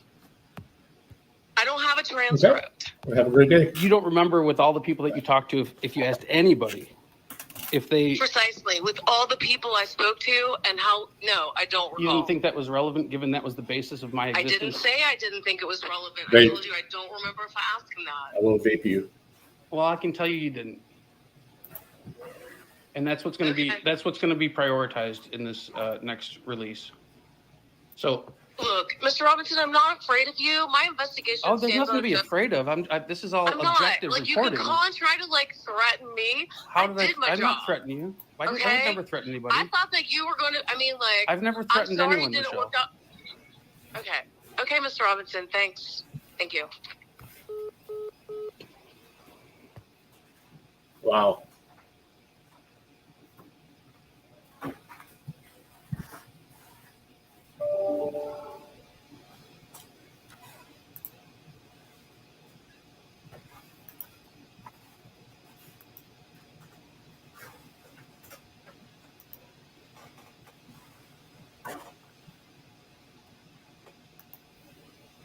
That's nuts. Is that it? Is it over?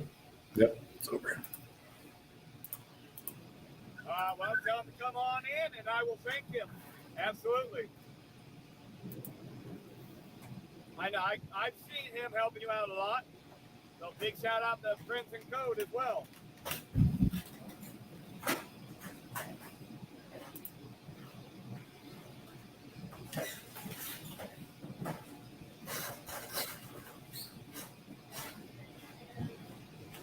Now, if you two would just hurry up and get that done so you can work on my cooking channel. I'm just kidding.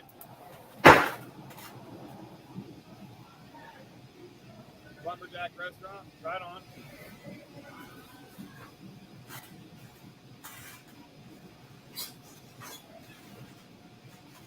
Well, if I had the time, someone, I would try and find it and go to it, but check it out. But I got to get over here. It's going to be about 5 o'clock going through Minneapolis as it is, so. Oh, I know. No, name. I was totally kidding, bro. It's all right like it is right now. We'll survive.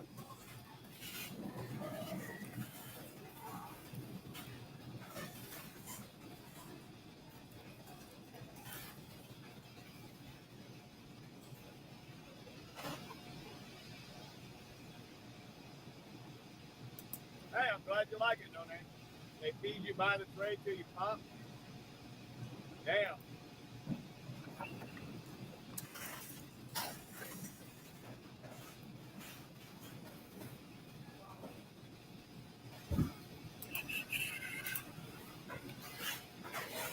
I still don't have a link from you, someone.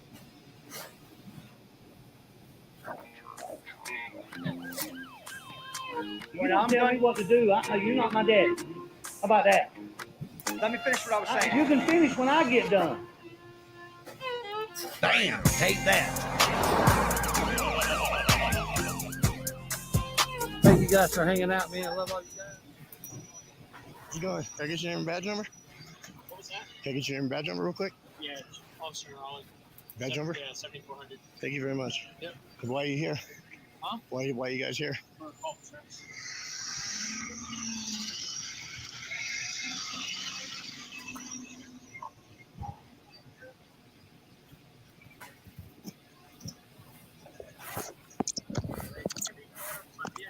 You want to bet?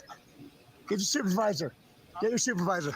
Step away from the car. Get your supervisor before you make a mistake. Step away from the car. Get your supervisor before you make a mistake, Morelli. You step away. No, I don't have to. I'll lean on the car. So that is our property? No, it's not. It's taxpayer money. Get your supervisor. Get your supervisor now. You're going to learn a lesson. Okay. So, you want to see my profile picture where I'm standing on your fucking car taking a picture where I'm on your car? you got him 25. I'm in. You want to see where I'm on your car?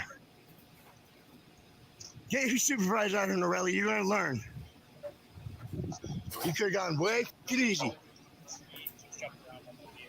I'm not jumping on. I put my foot on just like this, nice and easy. And I got witnesses. That's good. Put my foot on your car like I'm allowed to. Yes. This is my vehicle. We pay for this, not you. This is not your personal vehicle. All your supervisors know me. You guys all know me. You must fucking knew. You ain't get to know me. No, I know who you are because I know why I'm contacting you. Oh, really? I do. Why are you contacting me? Because individuals reported that you keep coming outside and you're yelling. I haven't even been outside of my house all day. I've been inside editing videos of your Cool. Yeah, cool. You guys are fucking retarded. Hey, I want you guys to record this if you will. Because he's saying I jumped on his fucking vehicle. I put my foot on it. Oh, you won't? Bootlickers. This is between you and I. You can keep them out of it, man. They want to be, they're trying to have a help. This is fucking public. I can say whatever I want. The vehicle is not public. You want to bet? Your sergeant's going to notify you that right now. Cool. Let's see what we got. What's your name and badge number? What is going on? What's your name and badge number? Right. You better knock it off. You better knock it off. Get your supervisor out here. For interference. There's no interference. Interference is a physical act. He was walking by. I walked up to his vehicle. You were being detained if you were on his vehicle. It's public property. You're allowed to public. Don't walk up. Hey. Okay. Don't touch my phone, dude. Don't touch my phone. Put your hand behind your back. Put your hand behind your back. Impact opponent. I'm speaking up. Officer Force, and we have Sergeant Scott here, who have illegally detained me for over Yes. an hour now for who I'm an speaking to? alleged interference charge. When I've been calling several people. Please don't I'm sorry. Okay, yeah, let me go back over to you then. Yeah, I was just calling you in regards to your interest in the food production position. And I walked toward his car. He's misinformed, thinking I cannot touch this vehicle. Cool. Have you learned today When that I would can't you be touch able this to come in for an vehicle? interview so we can get you Have you working? learned today that I can touch the vehicle? Yes or no? Thank you. Thank you. Ma'am, hold on. Mr. Dewing, I'm just going to serve your tickets. Yeah, that's fine. Okay. You're gonna Well, serve if you me could come down here, I can take care of you. I think that the air quality I'm not has signing made a few nothing. Just give people it to sick me and that walk it's away. You have a people court date didn't on show up, Give me so I my actually have cards some and work walk to do. away, please. You can make it down You here guys have around a 3. good day and be safe. You're dismissed. Yeah, You're yeah, dismissed. well, And you're I deal with that as dismissed. well. Oh, you still at Taco Bell? Okay. Again, you're dismissed, and you're Okay. dismissed. Okay, no worries. Tyrant. Okay, well, tyrant, I can get you and working tyrant. soon. Shame on you guys. Do you know where our office Shame on is? every single one of you. 25, 24. Okay. Do you want me to text 2115. it to you? Or do you want it? Okay, I'll text it to you this number. We And have card it's the old flour mill building. In 2236 but I'll in send you. Tyrants. Every single one of them. No, and the work site is on Telegraph, but that's pretty close as Every well. single one of them. All right. Well, yeah. Just if you can come down here as soon as as long as it's not like after 3:30 or something. See you in court, Norelli. But, Supervisor. They're putting him in handcuffs. So, They asked for his ID. He said, why? He said, asked the questions nicely, calmly, and he got yelled at and spit on. Okay. And now he's I'll put in send handcuffs. that address to you right away. What crime have I committed? Failure to provide identification. He didn't fail. He asked a question. Are you an attorney? Are you an attorney? Did you go to attorney school? Did you go to attorney school? You want it? You got it. Wade, will you come up here, please? Ma'am, I'm going to ask you nice and politely to put that phone down. I'm not putting my phone down. I have the right to record you. This is for my husband's safety and my husband's safety only.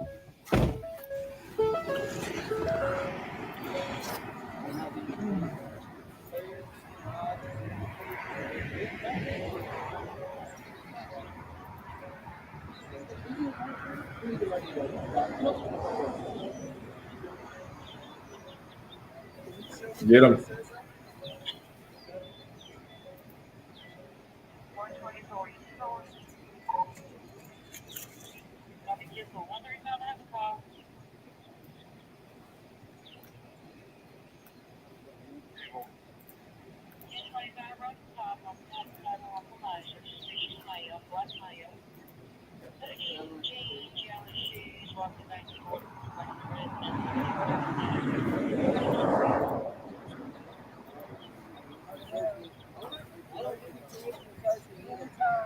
I'm not giving nobody permission to search me. You're illegally searching me. You are illegally searching me. I have done nothing wrong. For what reason? North Carolina is not a showstopper. I'm against it.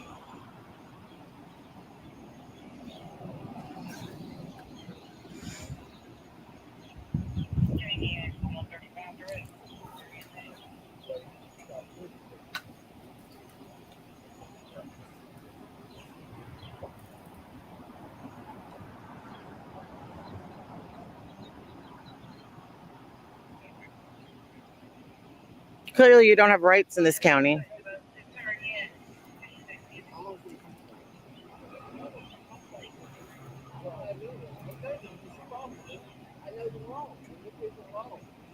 You just made an assumption that he has a warrant. You made an assumption.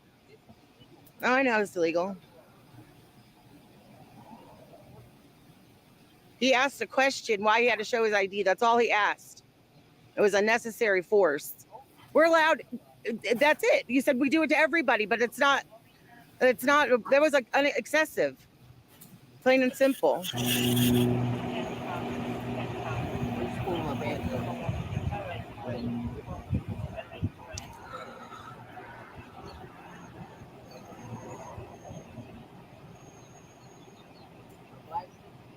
Obliging him to come down here, man.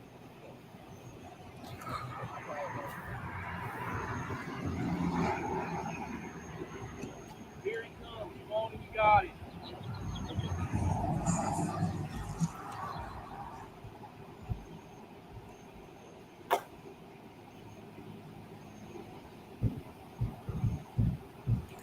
That's why we all do everybody in the car. People watch this all the time. But you didn't ask a question. He just asked. He asked a question, though, sir. No, you didn't. You got aggressive and started yelling and spit on him. I've been nice this time not to be nice. This time not. As soon as somebody asks a question, it's not the time not to be nice. That's a question. That's all it was, sir. Hey, how are you doing? My husband that needs help. Tell me what's going on. He just came and asked my husband for his ID after he asked me, and he literally said, he just asked a question nicely. He said, asked him, sir, why do you need my ID? Okay. It's not a. And he said, everybody. That's what he said, but he yelled. Okay. He screamed at my husband, and then he started spitting on him. Okay. Anyway, so. Okay. And he assumes my husband has warrants. Who doesn't? Okay. We don't have any warrants. We just found out about the tag, and we're getting it fixed this week. We have court Friday for it. Gotcha. And that's all. Proper identification before I arrest you and hold you. That's correct, and we can. That's fine. I mean, that's you can talk to my husband. If he ain't got no problem, then why? He has no problem. There's no issue with what's showing it. his It was the way they yanked him out the car. They didn't give him a chance. They literally yelled at him and then yanked him out the car within seconds. There was not a chance. There was no conversation. He had the ID. He asked a question and they went aggressive. We have this happen all the time, and most of the time when people do not give us their ID. It wasn't. He didn't Well, I'm just refuse saying, by any means. There was no refusal. It was just a question of he still why. hasn't given it to them, Oh, he will, because they've had him in here. They yanked him out the car. They didn't give him a chance. So it took him to be in handcuffs before he would give him his No, he was never refused. He said why, and they went rah, and they went rah, but they went rah rah. So there wasn't a chance. There wasn't a Does he have time. ID on him? Yeah, there wasn't a time where they asked is him. your ID? I'll get it for you. No, I want his ID. We're gonna get him ID. Just give him your ID. He said they'll let you go with your ID. Where is it, honey? Oh. All right. Jeez. They went 0 to 1,000 really quick, and that was just unnecessary, completely. Yeah. Ugh.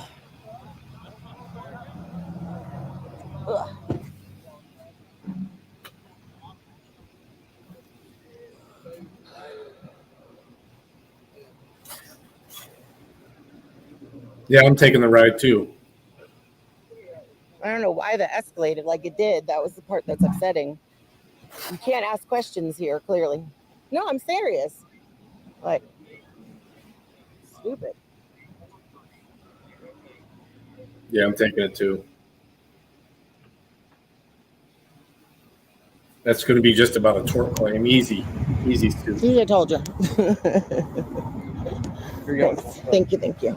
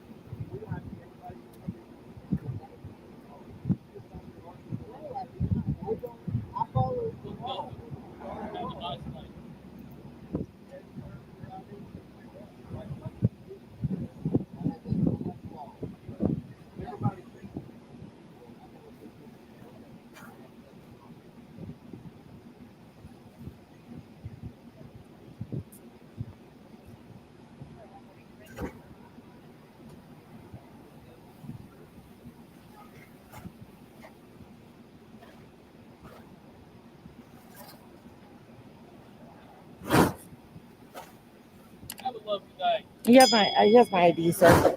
Who has your other? He does. All right. Thank you. You're welcome. You guys have a good one.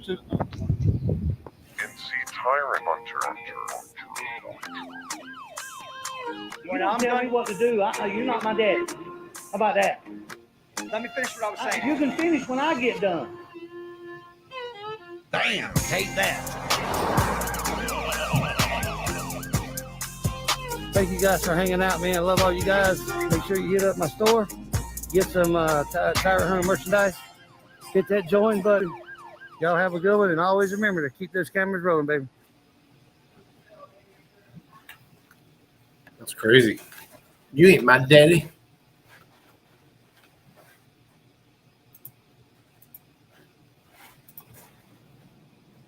Some other good stuff popping up here. Let's see. Ooh, weird change.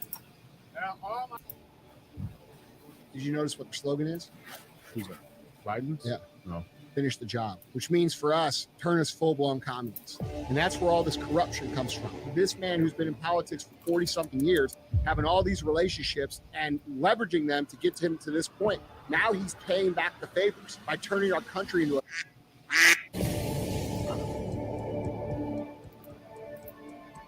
Finish the job?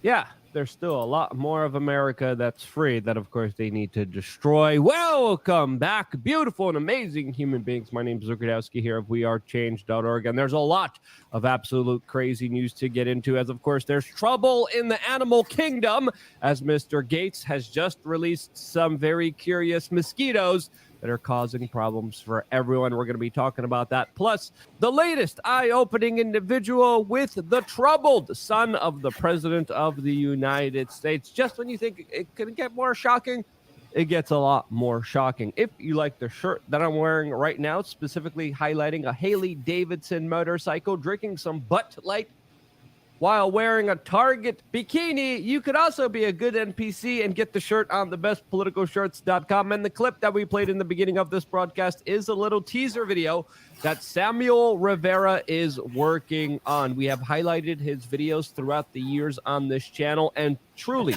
I cannot believe his channel only has this many subscribers. It needs a lot more. The link to this video and his channel is going to be down in the description below, as of course he always provides very well edited, extremely well made videos that are absolutely worth a watch. You could watch those videos all on their channel. And his latest little tidbit on Joe Biden, right on the money. This as the clear corrupted links between the Biden family is more evident than ever, as there have been huge sums of money being moved from China, from Russia, from Ukraine, from all over the world into the personal bank accounts of the Biden family members. This as new messages show how specifically the... This job here is a staffing office. I staff mainly for one large factory here in Monroe, Michigan, but I work for a staffing company, so I do other stuff in the evening too, like meet new employees at another factory down in uh, Rossford, Ohio, which is right by Toledo. Now, my other two jobs are IT consulting. I'm the main technology person for a rehab center. They've got about 4 buildings throughout the area, 2 of them in the Toledo area here, 1 in Cleveland, 1 in Pittsburgh, and they're getting ready to open 1 in Defiance. President of the United States was sitting next to his son during a negotiations with the Chinese businessman, speaking to a company connected with the Chinese government. This as today, Joe Biden is denying that he had any kind of involvement in this larger business dealings, even though messages show that he probably did. Again, more lying, more obfuscation from this administration, as there is more and more mounting evidence suggesting that the big guy, Joe Biden himself, was absolutely profiting off of his connections to governments, diplomats, and other business leaders, which he took full advantage of for his own personal benefit, using his son that had clear substance abuse problems as a proxy in what many people are reporting a clear scheme that greatly benefited the Biden family and screwed everyone else over. This as some of the other messages that are being released, allegedly by Hunter Biden, are being described as disturbing. And I bet they would be, especially with some of the photos and videos that are going around social media. All of this as the President of the United States came out and told the American people this today. It's hard to tell, but he's clearly losing the war in Iraq. He's losing the war at home. And he is become a bit of a fly around the world. And it's not just NATO. It's not just the European Union. It's Japan. It's 40 nations. Yes, the president of Russia and the Russian government is clearly losing the war in Iraq, which, they were never really. Yeah, okay. Yeah, there's no way this guy's going to be running for the presidency in 2024, no matter how hard the corporate media keeps shilling for him and doing his bidding. The same corporate media that today is defending what a lot of people are calling groomer behavior, as NBC News came out and defended a chant at a recent Pride parade where people chanted, quote, "We're coming for your children," which NBC News decided to stand on and defend by claiming that this is somehow a way for people to regain control of slurs being used against them. Again, 4D just absolute crazy justification of some really horrendous, horrible behavior, as of course coming for your children is not a historical part of any Pride event, but more specifically comes from the San Francisco Gay Men's Choir that in 2021 made a song that absolutely disturbed and shocked the world. And for NBC to try to defend a lot of this behavior is absolutely suspect, and just shows you how far deranged the corporate media has become, all in a way to virtue signal and promote the larger ESG social credit score system SCORE, which many other multinational corporations have, of course, adopted and destroyed themselves along with their reputation. Just like Bud Light with Anheuser-Busch, which now allegedly has fired the marketing executives that were responsible for trying to get small children to drink their alcoholic beverage by using Dylan Mulvaney and his extremely young audience on TikTok in order to do so. Yeah, trying to get tweens and small children to drink Bud Light by marketing to them specifically on TikTok through Dylan Mulvaney was not a good look. And now, according to some sources, the people behind that larger PR marketing psychological sales operation have been canned. This is according to now Colin Rugg and the Daily Caller. But according to the Daily Mail, Anheuser-Busch is denying this, as of course their beer and marketing team has been seen exclusively pushing the product at recent Pride events, which a lot of people have said that it's just them doubling down on an extremely irresponsible policy position that people are now mainly boycotting them for and are having a lot of success doing so. This as the sales of Bud Light have been going down dramatically, and good. People need to drink less beer, and that's one of the things we specifically talk about on LukeUnfiltered.com, our own members area where we get to say and do whatever we want. And a lot of the times we talk about health, we talk about wealth, we talk about you making the right decisions for yourself, and about other issues that, of course, we cannot get into here on this particular broadcast. that serious conversation that is One not more ad family on friendly Twitch. is available to you Turn on on kick as well. LukeUnfiltered.com with a brand new report right after this video that's going to be made for you, where we do a little bit of a deep dive into health and all the personal decisions that you are making for yourself as a unique human being. Again, lots of things to discuss. That conversation, which we can't get away with having here, all on LukeUnfiltered.com, and I will see you there right after this broadcast. As of course, YouTube is making it more and more difficult for us to survive, as we have just been recently demonetized. Our video, by the way, which was a very important video about this man, has been absolutely downranked and shown to very little people, as of course it covers a very serious situation,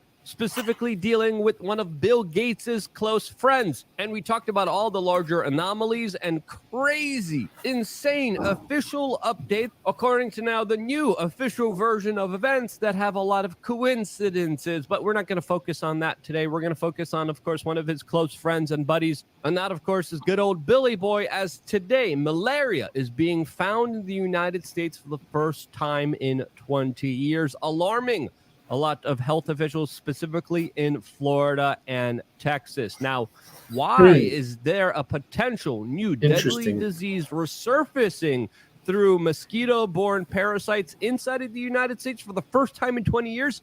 Well, that's a question that I think a lot of people should be asking themselves. As of course, there is one documented case in Texas, 4 cases in Florida, as of course this parasitic disease was wiped out from the United States and somehow is making a return, is making a comeback. As of course, usually this disease is seen from people inside of the United States who usually traveled outside of it and then came back. But now, these latest 5 cases with 5 people did not travel abroad, did not leave the United States and come back here. As of course, it's now very possible that mosquitoes in the United States are spreading malaria, which is not supposed to happen, especially with local transmission in an area with the high likelihood that a lot more people are going to be affected by this mosquito-borne disease that could be infected with the parasite if the mosquito has the malaria disease. Now, a lot of people are trying to blame climate change and the weather not becoming gooder because of this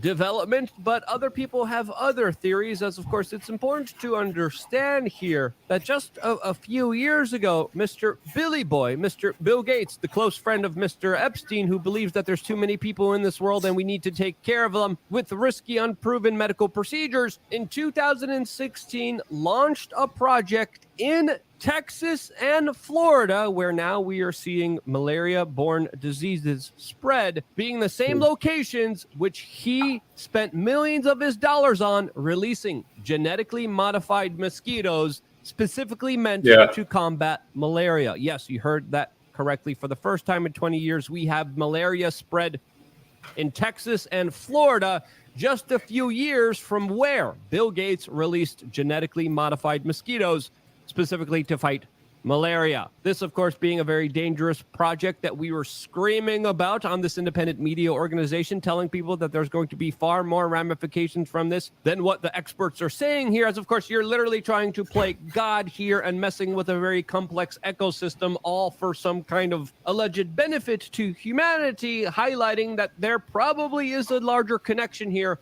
that we still do not know about, that at least should be investigated. Well, everybody who actually pays attention. 2016, we were making videos about this. Everybody. There was protests inside of Florida, specifically asking for this project by Bill Gates not to go forward. But this project, even though stopped once, was approved by a local Florida government and has been implemented. And now we have malaria in Florida after releasing GMO Bill Gates mosquitoes meant to fight malaria. Not a coincidence, in my own personal opinion, as of course this project is also ongoing in countries like Colombia and other parts of the world. And a lot of people should be asking themselves, why was Bill Gates releasing 150,000 genetically modified mosquitoes in the wild for malaria when that wasn't an issue that people were dealing with in the first place inside of the United States? Again, this is just mind-boggling. This is just infuriating, especially with the larger scientific projects that are being just blindly approved by Bill Gates that probably have a lot of larger consequences. This is also the same man, I have to remind you,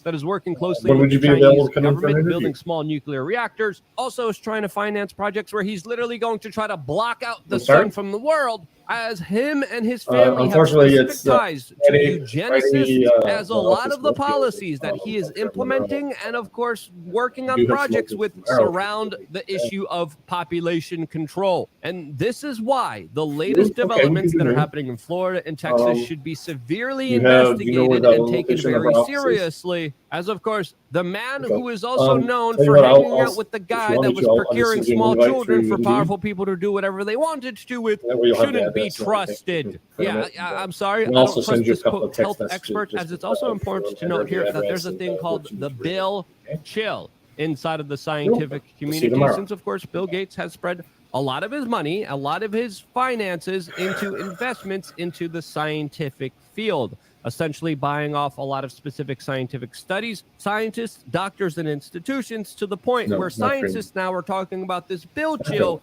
which is preventing them from criticizing or skeptically talking about either one of his associations, projects, or products that he's trying to push on the rest of the world. And individuals in scientific institutions, along with doctors who criticize or dare to provide scientific data contrary to the product or project that Bill Gates wants to do, are usually severely punished by a lot of the institutions that have them dependent on grants or financial support that is interlinked and connected to Mr. Bill Gates. And this is very well documented in the scientific community, creating this Bill Chill, which prevents us from getting any kind of accurate transparency, accountability, and oversight over this entire matter and situation, as there should be a lot of questions from government that acquiesce to his wishes, like the local government of Florida that said it's fine for him to release genetically modified mosquitoes in 2020. And now we're dealing with malaria, as of course the U.S. government just also approved another pet project for Mr. Billy Boy, this week approving it's only good. It's today lab-grown and meat tomorrow. for the general public for consumption, which is next week, absolutely ridiculous and crazy. little bit And I think as the last 3 years have highlighted for us specifically, doctors, scientists could be bought off just as easily as politicians,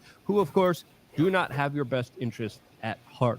What's going on here? Are these What did we mosquitoes have? release in the general What did we public have? connected to the Yeah, what did we have malaria that scheduled? they were supposed We're to gonna be come fighting right that in. was never there in the first place? Well, Okay, that's yeah, a question tomorrow's that I fine. think a lot of people should be asking time is good themselves for you right tomorrow? now, as of course this issue deserves a lot more attention than it's getting right now. And at least there should be a thorough investigation into all of this, which there might be if we get enough public attention on this, but there absolutely probably 1 p.m.? won't be if we I'll- don't. What do you I'll think adjust really the happened time here? on Is the- Bill on the Gates invite. responsible for this? Well, some go. people are saying yes, some people are saying no. What do you think? Press number 1 in the comment section if you think yes.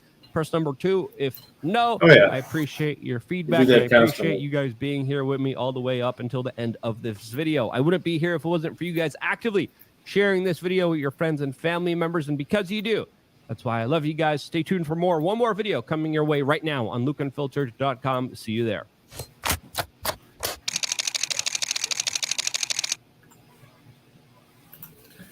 All right, let's see what else we got.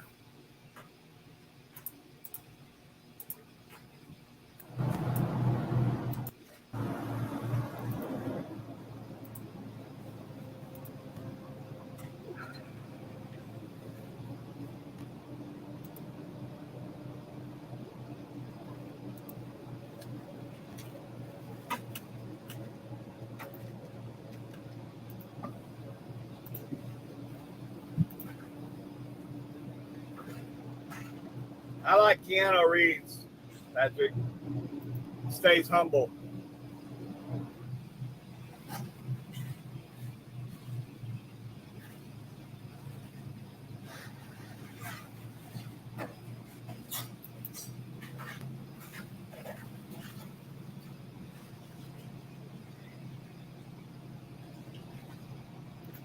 Matrix, Speed.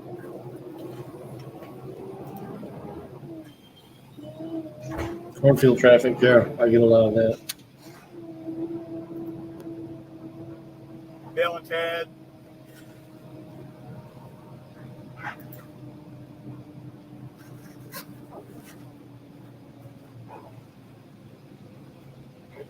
Oh yeah, John Wick for sure. Yep.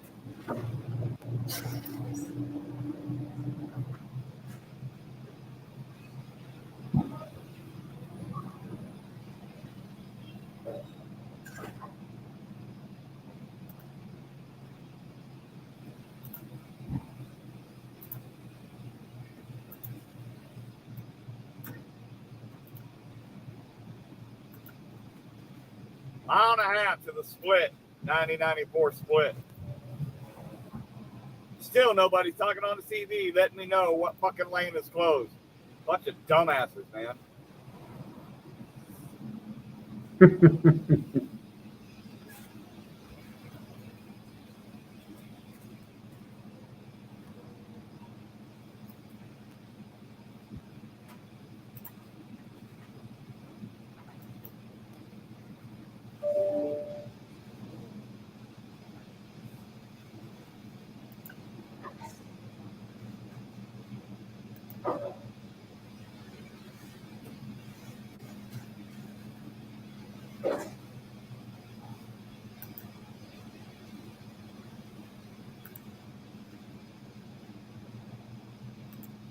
Butterfly Effect was a good movie if you understood the premise of it.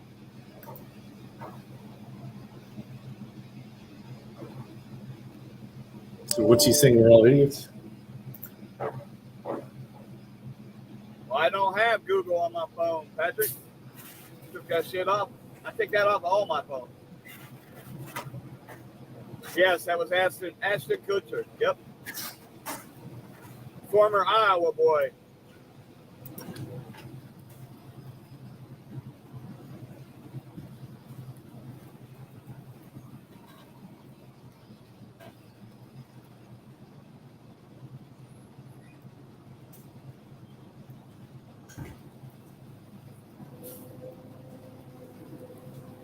Right lane closed. Right lane is closed for all those that don't communicate. Right lane is closed.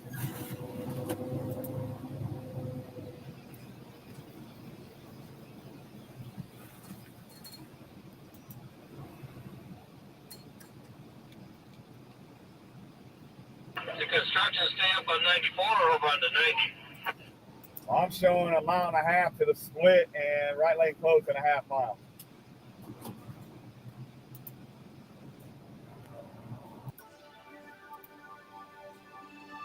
Hey guys, welcome to the Liberal Hive Mind, the channel solely focused on exposing the abundant hypocrisy of the left. Cue the classic Austin Powers meme. I'll probably have to make it custom for this video. It'll 100% be the meme of the day. Another whistleblower points the finger at DOJ malfeasance and Biden family criminal schemes and corruption. Quick, release the Trump audio file. Yet again, another ridiculous distraction. The Bidens are going down. The Bidens are being exposed. They are being exposed for running a criminal money laundering and bribery scheme racket. There's so much there's so much actual credible and substantive evidence, not circumstantial evidence, but actual legitimate hard evidence suggesting the Biden bros, the Biden boys are guilty. And that's what everybody should be talking about, because you know that if that was Trump, if it was Trump's family caught in the same scandal, in the same criminal investigation, it would be nightly news, daytime news, morning news, primetime news, every single day, non-stop, 7 days a week, months and months and months on end. Investigations would be launched and impeachment would be started. You know that that's exactly what would happen, but in this case, nobody's talking about it, or at least CNN does a little glancing report on it. Doesn't even hit their top 5 reporting priorities. And right as it's getting bad for Biden, all of a sudden, perfectly timed, definitely not a coincidence at all, the Trump tape is released. The audio file, which we already saw the transcript of, in the special counsel Mar-a-Lago classified document investigation indictment. Oh, it's the smoking gun, and Donald Trump is definitely going to jail this time. Leftoids are probably fantasizing and generating mid-journey AI photo outputs of Donald Trump in an orange jumpsuit or getting arrested by Florida police. They've got him this time, except, of course, like usual. Look, I'm no legal expert, but from my perspective, it's yet again another nonsense, nothing burger. Let me show you guys exactly what I mean by that. Let's talk about it. Let's highlight the double standard as we always do. We've got some stuff to get into, so let's roll the tape. All right, folks, big breaking news. You're going to see it all over Twitter. You're going to see it all over the mainstream media. Everyone's ignoring the whistleblowers, and everyone is playing this clip, claiming it's the end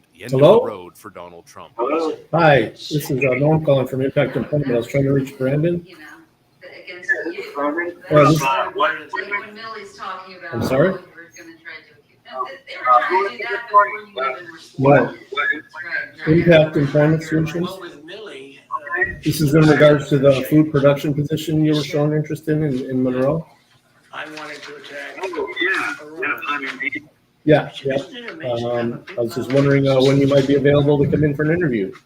We could probably get you working almost the next day. They presented me this. Yeah. Probably tomorrow. Okay. What time tomorrow would be good? I'm pretty booked up at noon and 1. Would you be available at like at 3 p.m. tomorrow?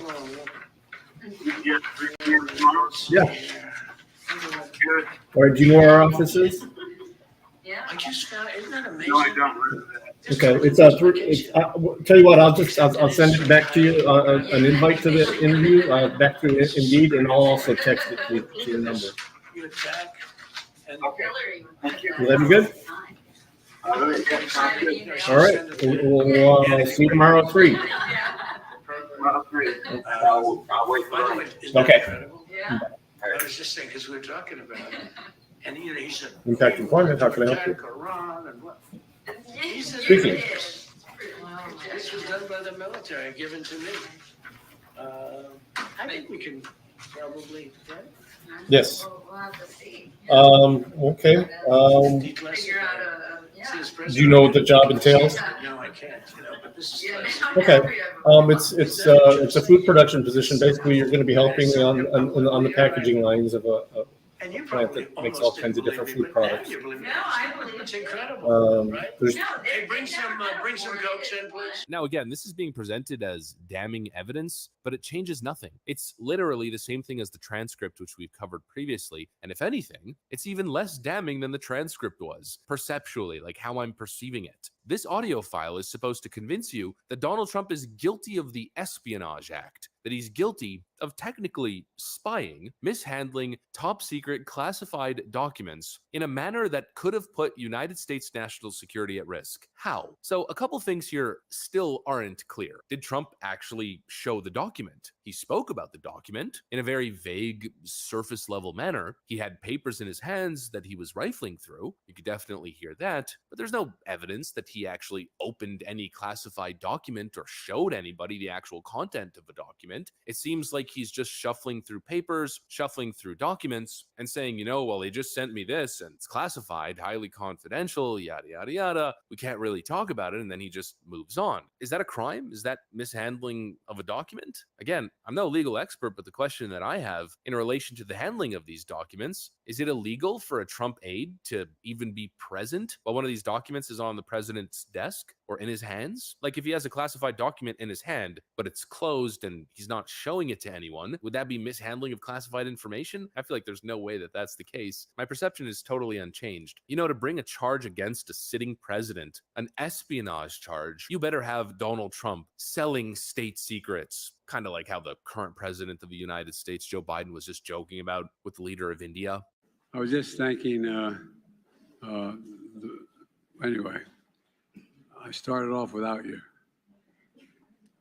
And I sold a lot of state secrets and a lot of very important things that we shared. Oh, well, fact check. He said he was just kidding. But seriously, that to me seems like a high crime if Trump was accused of that or if there was credible evidence that he engaged in that type of behavior. But obviously that never happened and there's no evidence to suggest that it did. If you're going to bring a case like this, you better have something serious. All they have is Donald Trump dealing with his own documents and briefly and very vaguely talking about a classified file. That's it. Does that seem to you like a serious felony investigation? A serious investigation of espionage on matters of national security? No, that is a freaking witch hunt. That is a bogus investigation that is being done purely for partisan reasons. They hate Donald Trump because he challenges the status quo. He's a threat to the deep state. And so they're willing to take something like this and go after a former president with the full might of the justice system. It is absolutely patently absurd. And once again, another thing that still remains unchanged from my perspective, these are his documents. From my understanding of the Presidential Records Act, the president of the United States after leaving office, or the former president of the United States after leaving office, is given a time period where he is to work with NARA. I'm not sure what the time period is, but I've heard reputable individuals suggest that there's a multi-year time period after the president leaves his office where he is given authority over his documents to go through them, to organize them, and to work work with NARA with how to proceed. The Presidential Records Act strictly states that they are his documents, that they solely belong to the President of the United States of America. And that remains unchanged. The fact that they would bring charges shows you how deeply corrupt and awful these people really are. And if the threshold is so low to bring charges against Donald Trump, then you would think that Mike Pence, Hillary Clinton, and Joe Biden would currently be behind bars. Because again, there's one difference based on the Presidential Records Act. Legally, the documents that Trump was in possession of belonged to him. They're his documents. When it comes to Hillary Clinton, Mike Pence, and Joe Biden, they don't have the same legal protection. In fact, what they did was actually illegal. It's frickin' propaganda meant to distract you away from the actual crimes of the Bidens. Not to mention, this seems like yet again another DOJ leak. Leaks and leaks and leaks. Never-ending leaks. People seem to forget that leaking something like this during an investigation is actually illegal. But no, of course not. Nobody cares and nobody's going to focus on any of that. The Orange Man Bad narrative continues. I mean, what a load of crap.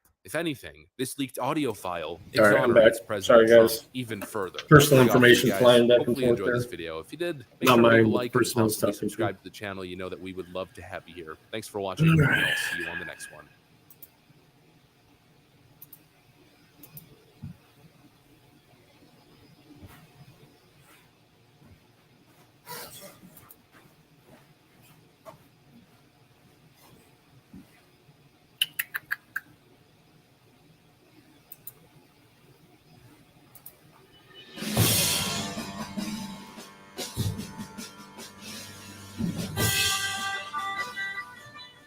Everything is sent out. Oh yeah, we like to record our interactions and make sure we get it. I can't hear you.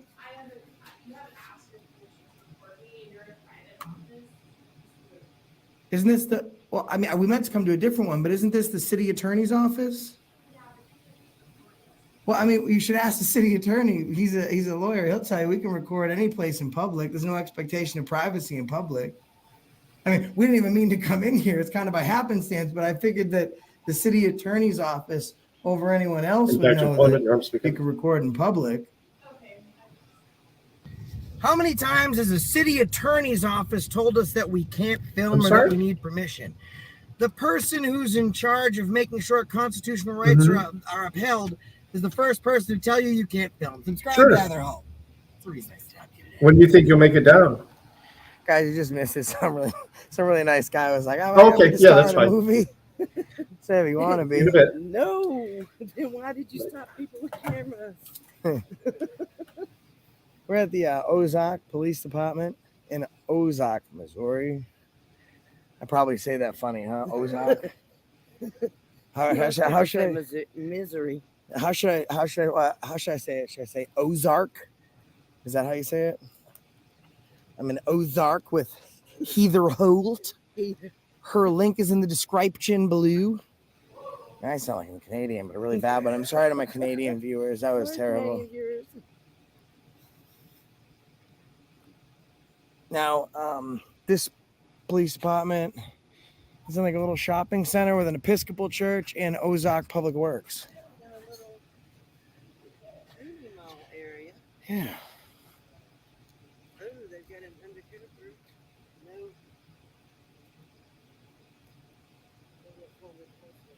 Great Lakes.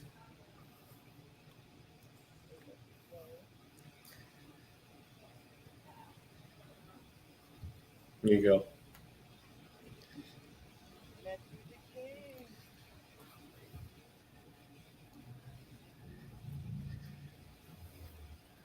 I sent your reply, Great Lakes, if you're still here.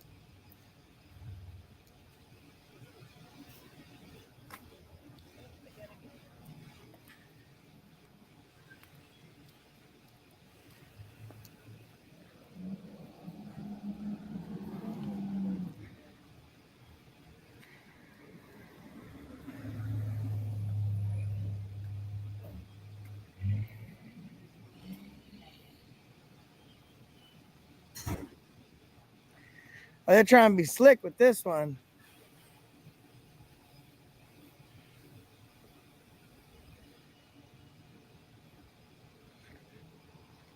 Oh, there's one right there. He's interested. What's he interested in? Animal control. That's new. Canine control. What's he doing? YouTube turn. Oh, you get a. He's speaking. What's this?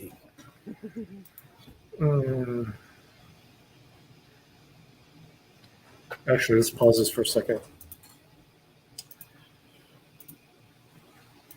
What's up, everybody? Great Lakes here, and it's port update time. So today, June 28th, 2023, 1 p.m. Eastern Standard Time, was supposed to have port, but it was canceled due to a family emergency for the prosecutor. Hoping for the best. Never mind.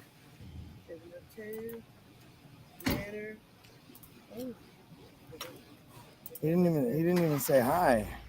Nope, he didn't say diddly squat. He's gonna have to back up. Yes, I had to move.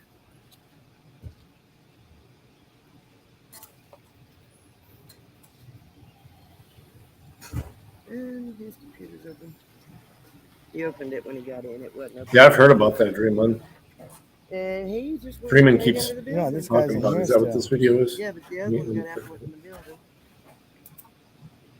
Both of them have the Oh, the trailer? cup beard. Yes. No dick brooms today. But this is dead.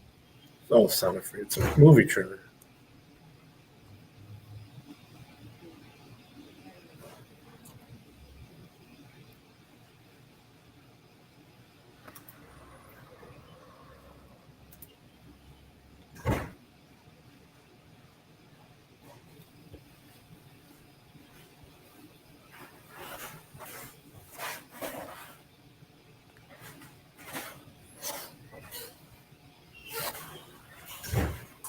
Good try.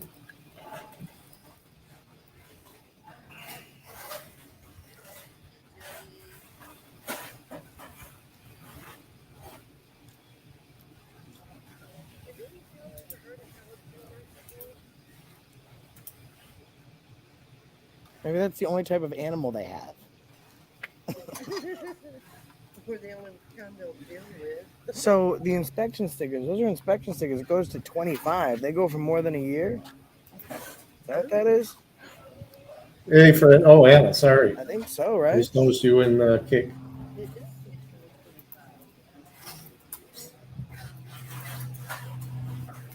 This one's got 24. I wonder what that is. Hey man, quick question.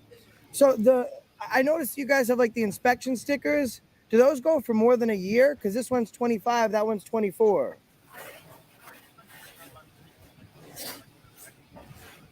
Yeah, but they go for.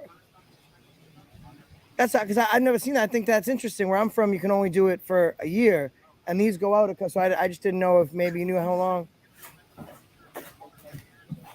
Yeah, I feel the same way though, That's Anna. pretty cool. Gives you more time to get to the registry. All right. Feel the same way. See, I hate DMVs and RMVs, but I mean, really maybe does. that's just a police thing. If you guys are from Missouri, you let me know.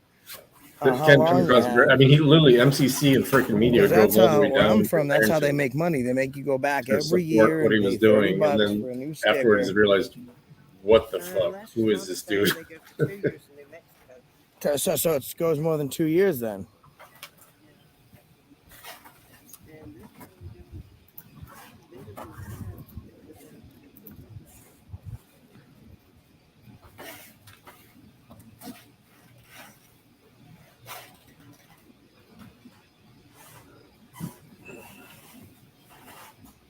Up to 16 followers in Kick now. You're learning something new. Yeah, we learn something new every day, don't we? And the difference in the state. And the difference in the cops. But no matter what state you go to, as long as the front window isn't tinted, you can always see their computer screen. I noticed that. Even with the window tinted, you can still see. Yeah. Because I can read along with his screen right there. Yeah, he's got a screen open. You can see it.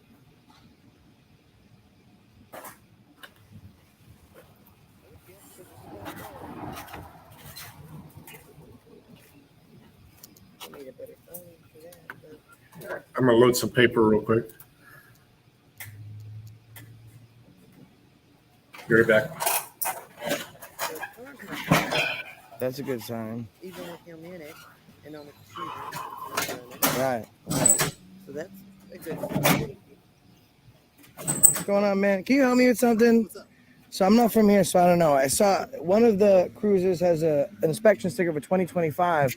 The other one 2024. Where I'm from, you can only get an inspection sticker that lasts the next year. How long can it go in Missouri? Like, do you get 2 years or 3 years? Do you know? It should be every time you renew your plate, so it should be 1 or 2 years. Okay.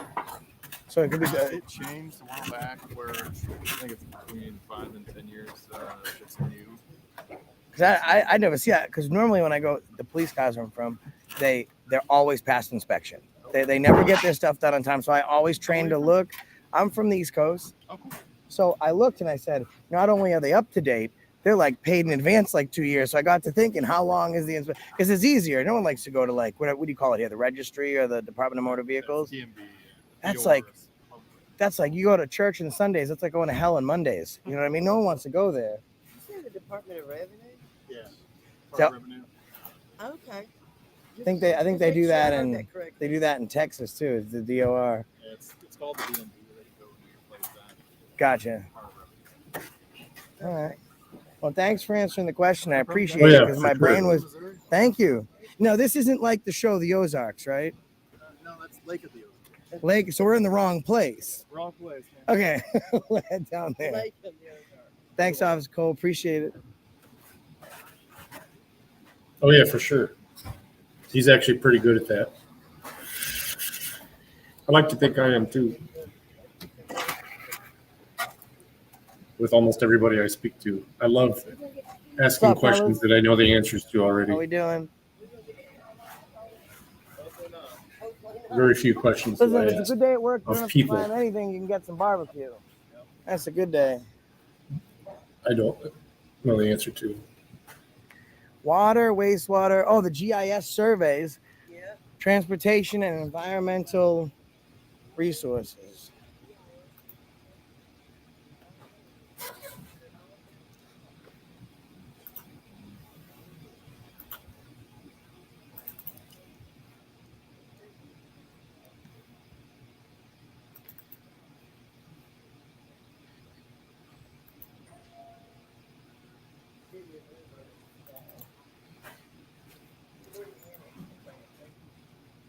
So this is closed. Oh, it's not. No, it's not. So is this where we turn in the, this is for possession of all fire strictly prohibited. So where, I think they're supposed to do our, so this is, hi, are you the city clerk's office? No, That's over in City Hall. Okay. Okay, so we don't turn records requests into you. Hi. If you're able to make it. So what is this, the county clerk then? The city attorney's office. Oh. I saw that, okay, so, yeah, my sense of direction, not so hot. I mean, even with GPS, I get lost. All right, thank you, appreciate it. Yeah, we were just over there and they gave us the form and they just said, fill it out and hand it into the clerk. So I was walking across the street and I saw a clerk, so I figured that's where we had to fill it out.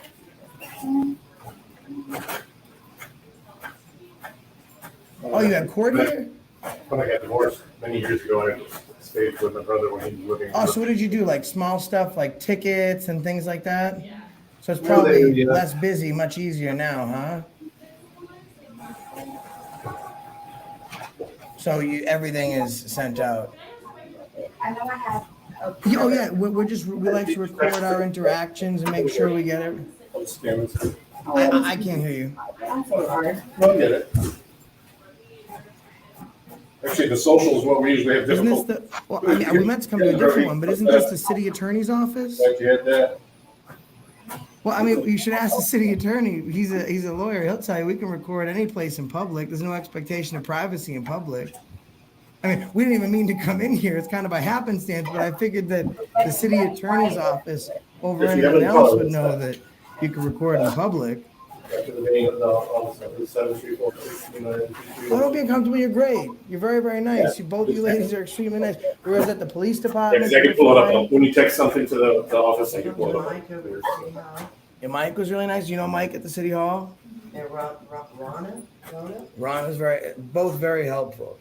Yeah, so and just check in with him so you know for the future, like, you know, if you're in like a private place or you can't go on private property and start snooping, taking someone's pictures, but any place in public, there's no expectation of privacy in public. And that's one thing that, was it Amanda?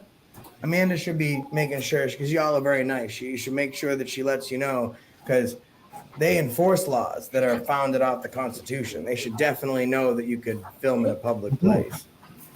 Yeah, the city attorney works for the public, so. Yeah, it's definitely not a private office. All right. And I do appreciate it. And when did the municipal court move? Okay, So it went from city to county. Okay, so county took it over. saves them a little bit of time and a little less headache, I'm sure, right? Oh, okay, so I understand. So separate staff. Now, did the staff carry over and go to county, or were they kind of like reallocated? How did that work? I understand. Okay, so third party. So they did say, okay, I got you. All right. Well, thank you very much. What's your name? I'm sorry? So I had it in Alicia, very nice. Oh, no worries. Just send what you have. My name is Good Citizen. And her name is? Miss Good Citizen. We're not related or together in that way, because if I say I'm good, we share the same last name but different. My fiance, her name is also, she's Mrs. Good Citizen. Yes. Well, Miss, because we're not married yet, but we plan to very soon. I saw the show The Ozarks, and I was thinking maybe that might be a good place to get married. The Lake of the officer Ozarks. just informed us we're in the wrong place for that. Yeah. It's late for the Ozarks. Yeah. For the show, so. Do people ever come in here like thinking like that it's from the show, like The Ozarks? Do people do that? No. You're the No. first. I'm the first. That's not a good look for me. All right. Well, thank you very much. Have a good day. Thanks for listening.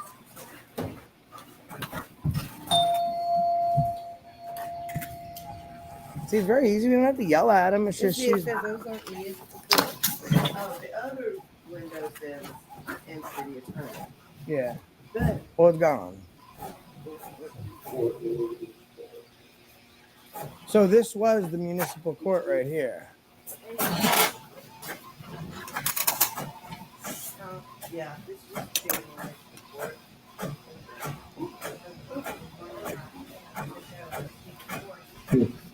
Right?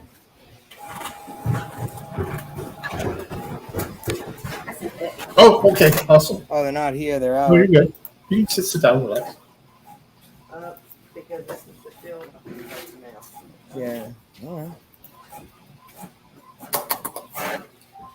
right. Which number did you send it to?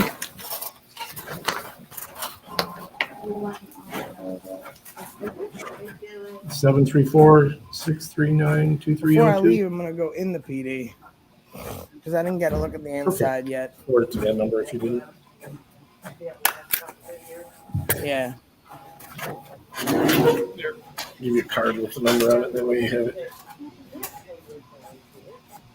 You can't. You cannot. You're not allowed to do it.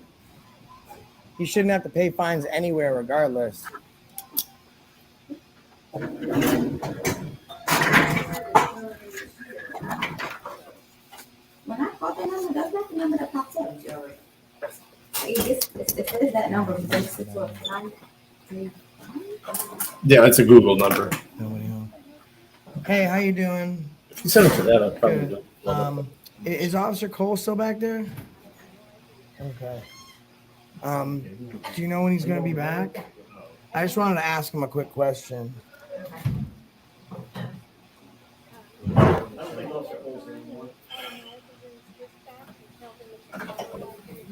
Well, I'm sure you could pass it along. I just met him. I just wanted to say thank you for being so nice and answering our questions. That's my name is Good Citizen. and she's also not related, not married, but she's a good citizen as well. If you could just let him know, the folks at the camera thanked him for his professionalism. Thank you. Thank you, Officer Williams. Oh, there you go. It came through. That's not what I wanted to say to him. Oh yeah, that'll work. I did.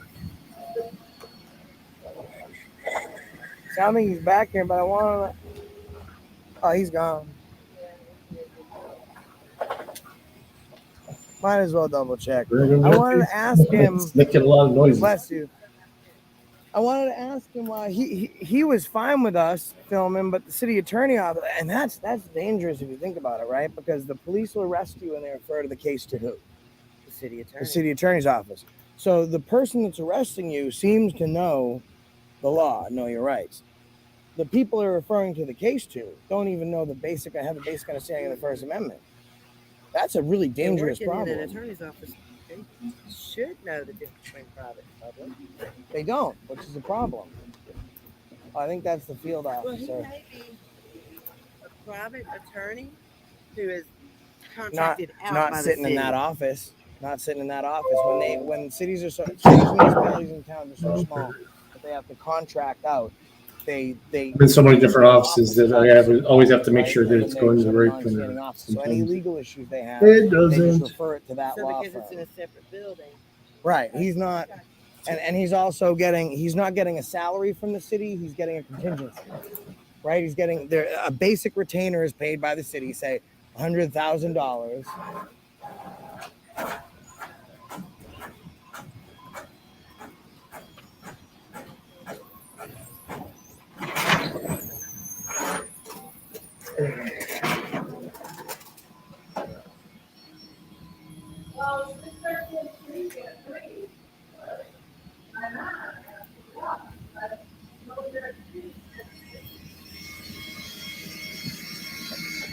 I was going to talk to that cop in there, but there was a family behind us, and the woman looked really upset.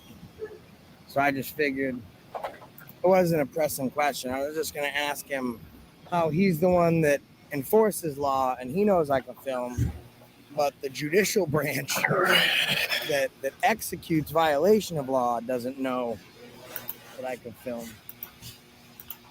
Sounds pretty crazy. So I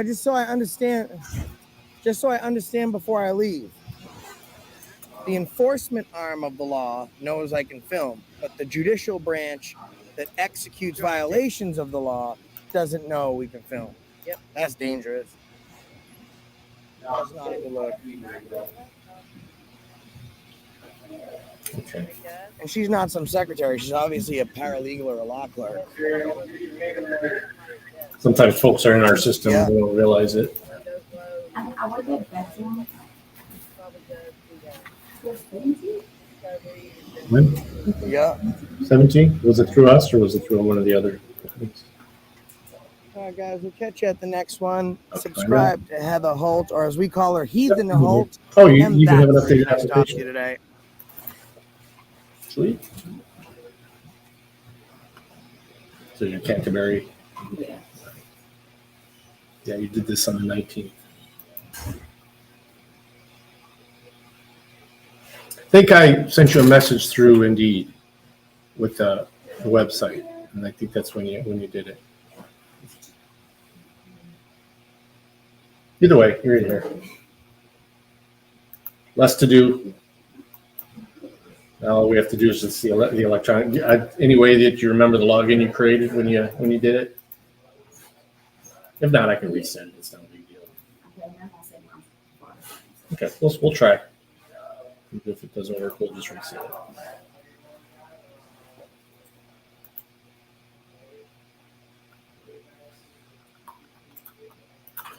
All right, let me fix this. I'm busy here.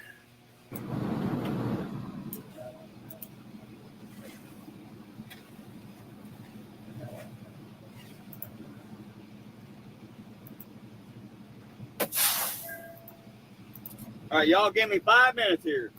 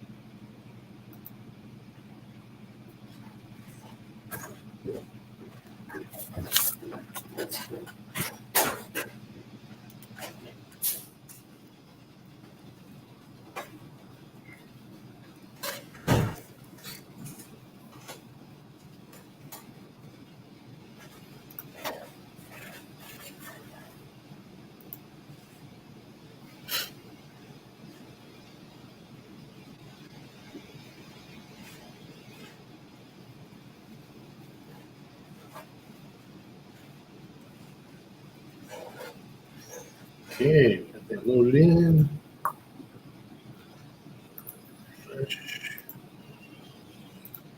Documents loaded. Oops. Yeah, it's a trade office, don't you? Switch it over to Monroe.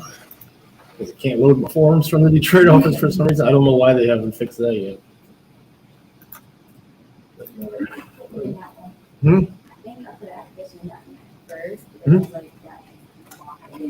Yeah, it's in Dearborn. It's a bit of a drive from here. Everyone thinks that when, especially if you're up in Newport, because you're close to the freeways and stuff like that, but it's plus the traffic just to get out that way as well. All this construction stuff. Cool. Good people out there, though.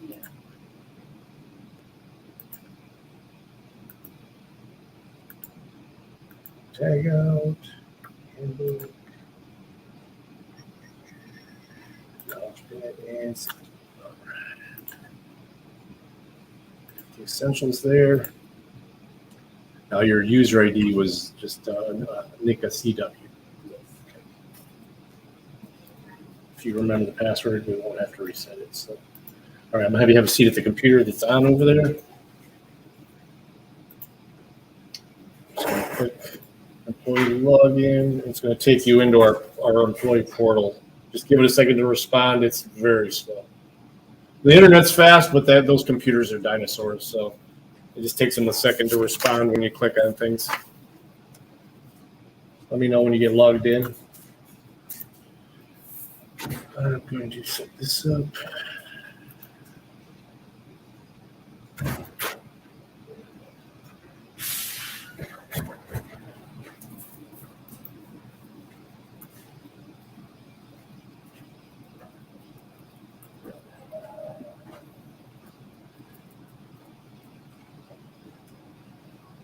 All right. So what you're looking at now is the employee portal, okay? This is where after you're working, you'll be able to go here to check your pay stubs and stuff like that. Today, though, you're going to click on where it says eDocuments. And that green button there says Employee Start Wizard.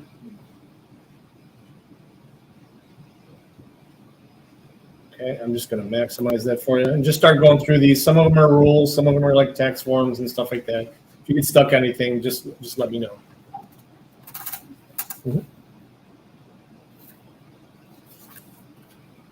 Keep this minimized. So, and I'm viewing from over here, so if you get stuck on something, I can literally just click to bring up what you're looking at. Okay.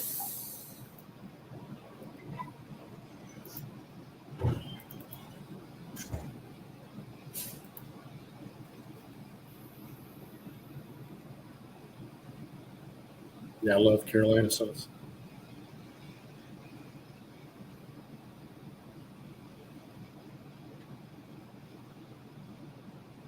Yeah.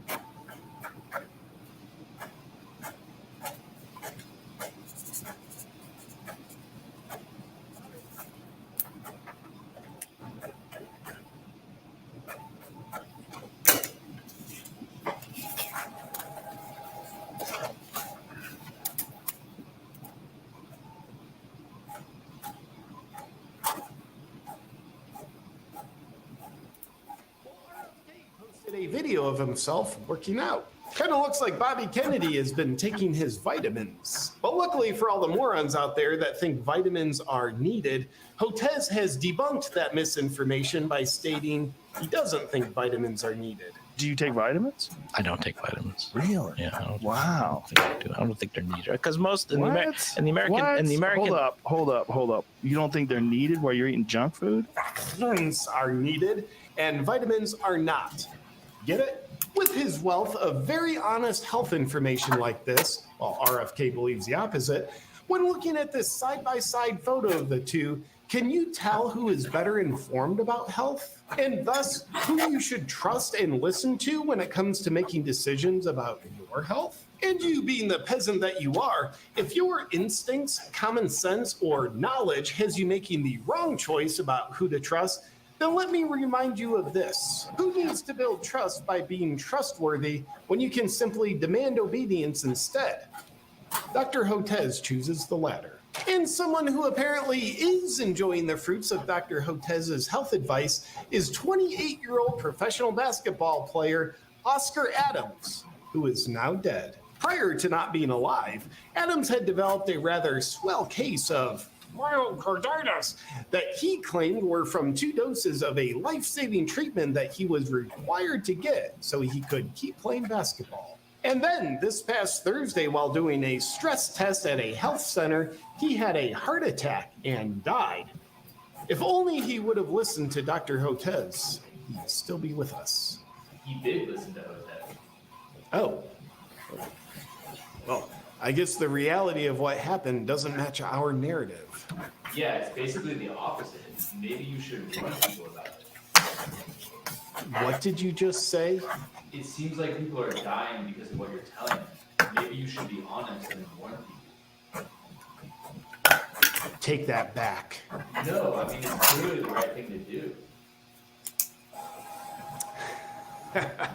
If you'll excuse me for a moment.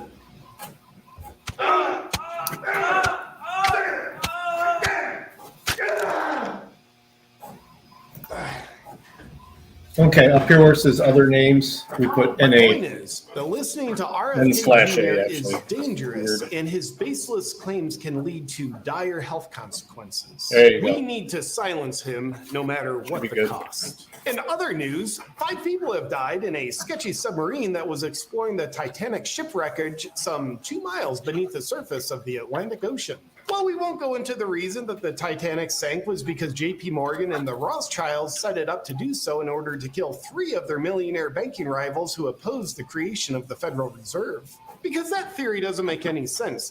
Because the 3 banking rivals were on the ship and did die, the Federal Reserve, though it doesn't make any sense on paper, has proven to be beneficial to everyone, but mostly only ultra-wealthy elites. And JP Morgan was set to go on the Titanic, but backed out at the last minute. So instead of going into all that doesn't make any sense, it's easier to just say, the Titanic sank because it hit an iceberg. But the Ocean Gate sub exploring it lost communication, and several days later, after an extensive search, it was concluded that the sub imploded. Though 4 days prior to this conclusion, it's reported that the U.S. Navy had knowledge right away that the sub had perished.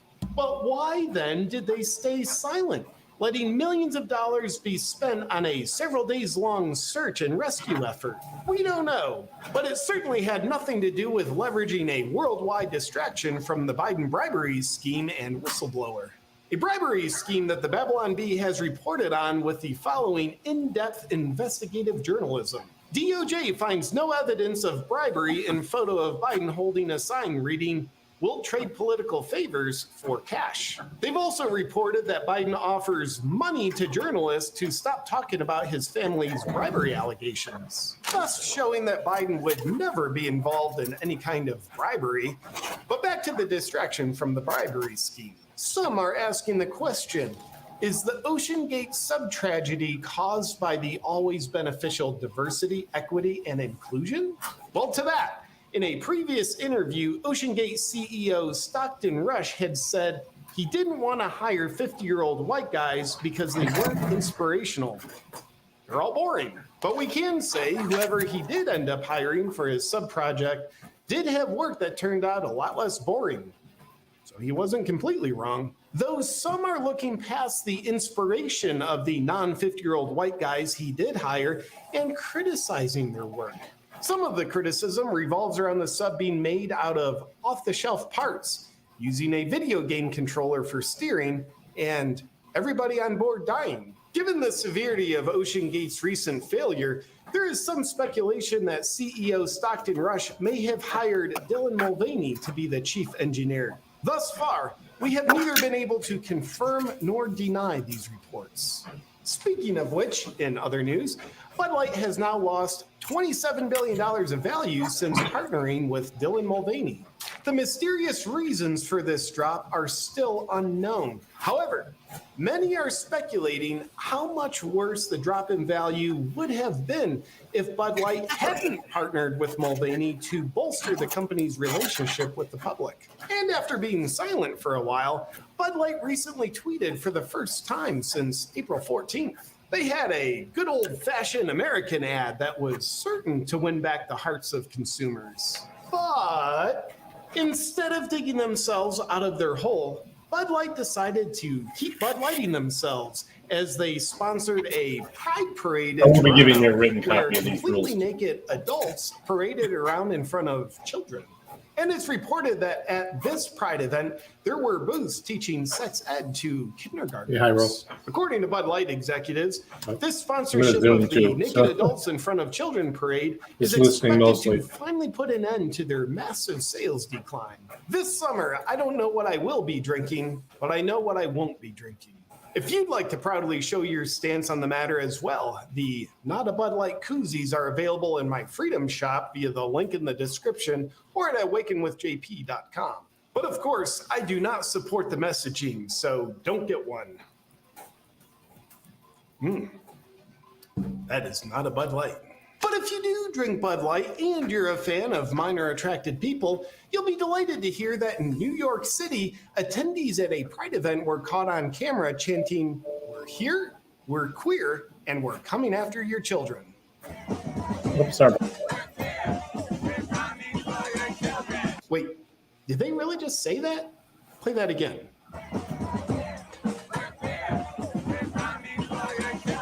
This just in! They definitely said we're coming after your children. And to think there's still crazy extremists out there that are against the Pride movement because they believe they're coming for our children. In similar news, in response to another group of very inclusive sexual degenerates pridefully exposing their genitals to children, Candace Owens had this to say: "Pedophiles and perverts, vermin of our society. This has nothing to do with freedom or love, and if you aren't awake to that now, it's because you're an idiot." Well, what does she know? She's just a white supremacist. That's literally what it says for me to say. But there's a group that sings a different tune than those who are going after children: Operation Underground Railroad. Instead of preying on children, they actually rescue children from sex trafficking while locking up the perpetrators who have gone after children. Having saved thousands of children and handing their lives and freedom back to them in the process, and arresting nearly 7,000 predators, a certain red-headed freedom lover has joined forces with Operation Underground Railroad to raise funds from the freedom-loving community. And freedom lovers have stepped up in a big way and crushed the $100,000 goal. And they're not stopping. It appears as though that the lions of the world don't just care about their own freedom, but they also care about the freedom of other people, especially the innocent. And if you're a lion and would like to support the rescuing of children who would otherwise have no hope without the generous support of freedom lovers, go to awakenwithjp.com/OUR. Are you guys going to support the cause? Oh, you're part of who we're protecting children from. Got it. And finally, Fox News might be kicking themselves. The teleprompter is stuck. Could you move that along? The teleprompter guy is dead. Oh, what happened to him? It looks like you killed him with a baseball bat. A baseball bat? Huh. Well, bats carry carbon, so he must have died from that. Therefore, he obviously wasn't compliant with Dr. Hotez's procedures, so I'm glad he's dead. We'll just press on. Fox might be kicking themselves right in their woman dick as they see Tucker Carlson's viewership on Twitter exploding to unprecedented levels. Now 6 episodes deep, what's the viewership that Tucker is pulling in? Episode 1, 119 million views. Episode 2, 60 million views. Episode 3, 102 million views. Episode 4, 31 million views. Episode 5, 16 million views. Episode 6, 28 million views. If you do the racist math on that, you'll see that through just 6 episodes of Tucker on Twitter, that's 356 million views. And with just 6 episodes, that's more views than Fox has gotten on all their programming combined. Which just goes to show you that Tucker is nothing without Fox, and big corporations always win when they play the game of trying to suppress truth. That's it for tonight's news. Everything is fine as long as you listen to us. Focus on the sub. Aliens are next. We don't know what bribery scheme you're talking about. Things are super safe and effective. And go screw yourself. Good night. I was going to tell you, you don't have to. Now, put you that might license be an number in awake there. person and think you've got all your bases covered, It's but not the gonna hurt area anything. that It's I just- I see don't where understand why most they even people ask are for it. still naked and vulnerable is in the area of EMFs. Even though Just the put industry today's and date. big They won't let us put a corporations future say date on there's there. It's, nothing to be 28th. afraid of, and also you're not allowed to be afraid. I personally like to cover those bases. And no longer do you have to be a sheep just sitting on the prairie being vulnerable And to then under EMFs number 6, yeah, because that's Von what I Charge mean. has a full line of EMF radiation blocking devices. And then I don't know about you, but that's fine. personally, I want to be protected. And Bond Charge makes it possible with scientifically designed products that help shield you from the negative effects of EMFs. I'm always wearing my Bond Charge harmonizing bracelet. And you probably know that cell phones and Wi-Fi are potent sources of EMF radiation. Okay, see, That's why where I've always it got says the pending review, it harmonizing just means I have to sticker. do my portion And there. instead of just Those nuking handbooks my are junk for with my a computer location and all Wi-Fi, that. I'm always using the All right, EMF you're good. radiation So log blocking me out laptop. there and we're And done some on the people like to computer use for the now. wireless When you Bluetooth slide over to that gray headphones. table, I'm gonna bring you some Not me. paperwork I to it. recently read those send 1,500% more EMF radiation to your brain than any other wired earbuds. anyways. That's why I've always got my EMF radiation blocking air tube headphones. Yeah, hello? EMFs? You're not going to get my brain. If instead of just compliantly waiting around and seeing what EMFs do to your health and you want to take matters into your own hands, just go to bondcharge.com/JP. And you can check out Bond Charge's full line of EMF radiation blocking products. And while you're there, be sure to use the discount code JP for 15% off. This is just giving us permission to do a drug screen prior to start, but we need to have permission just in case you not stay there. So get this, Wendy Sherman, This is just a copy of the job description.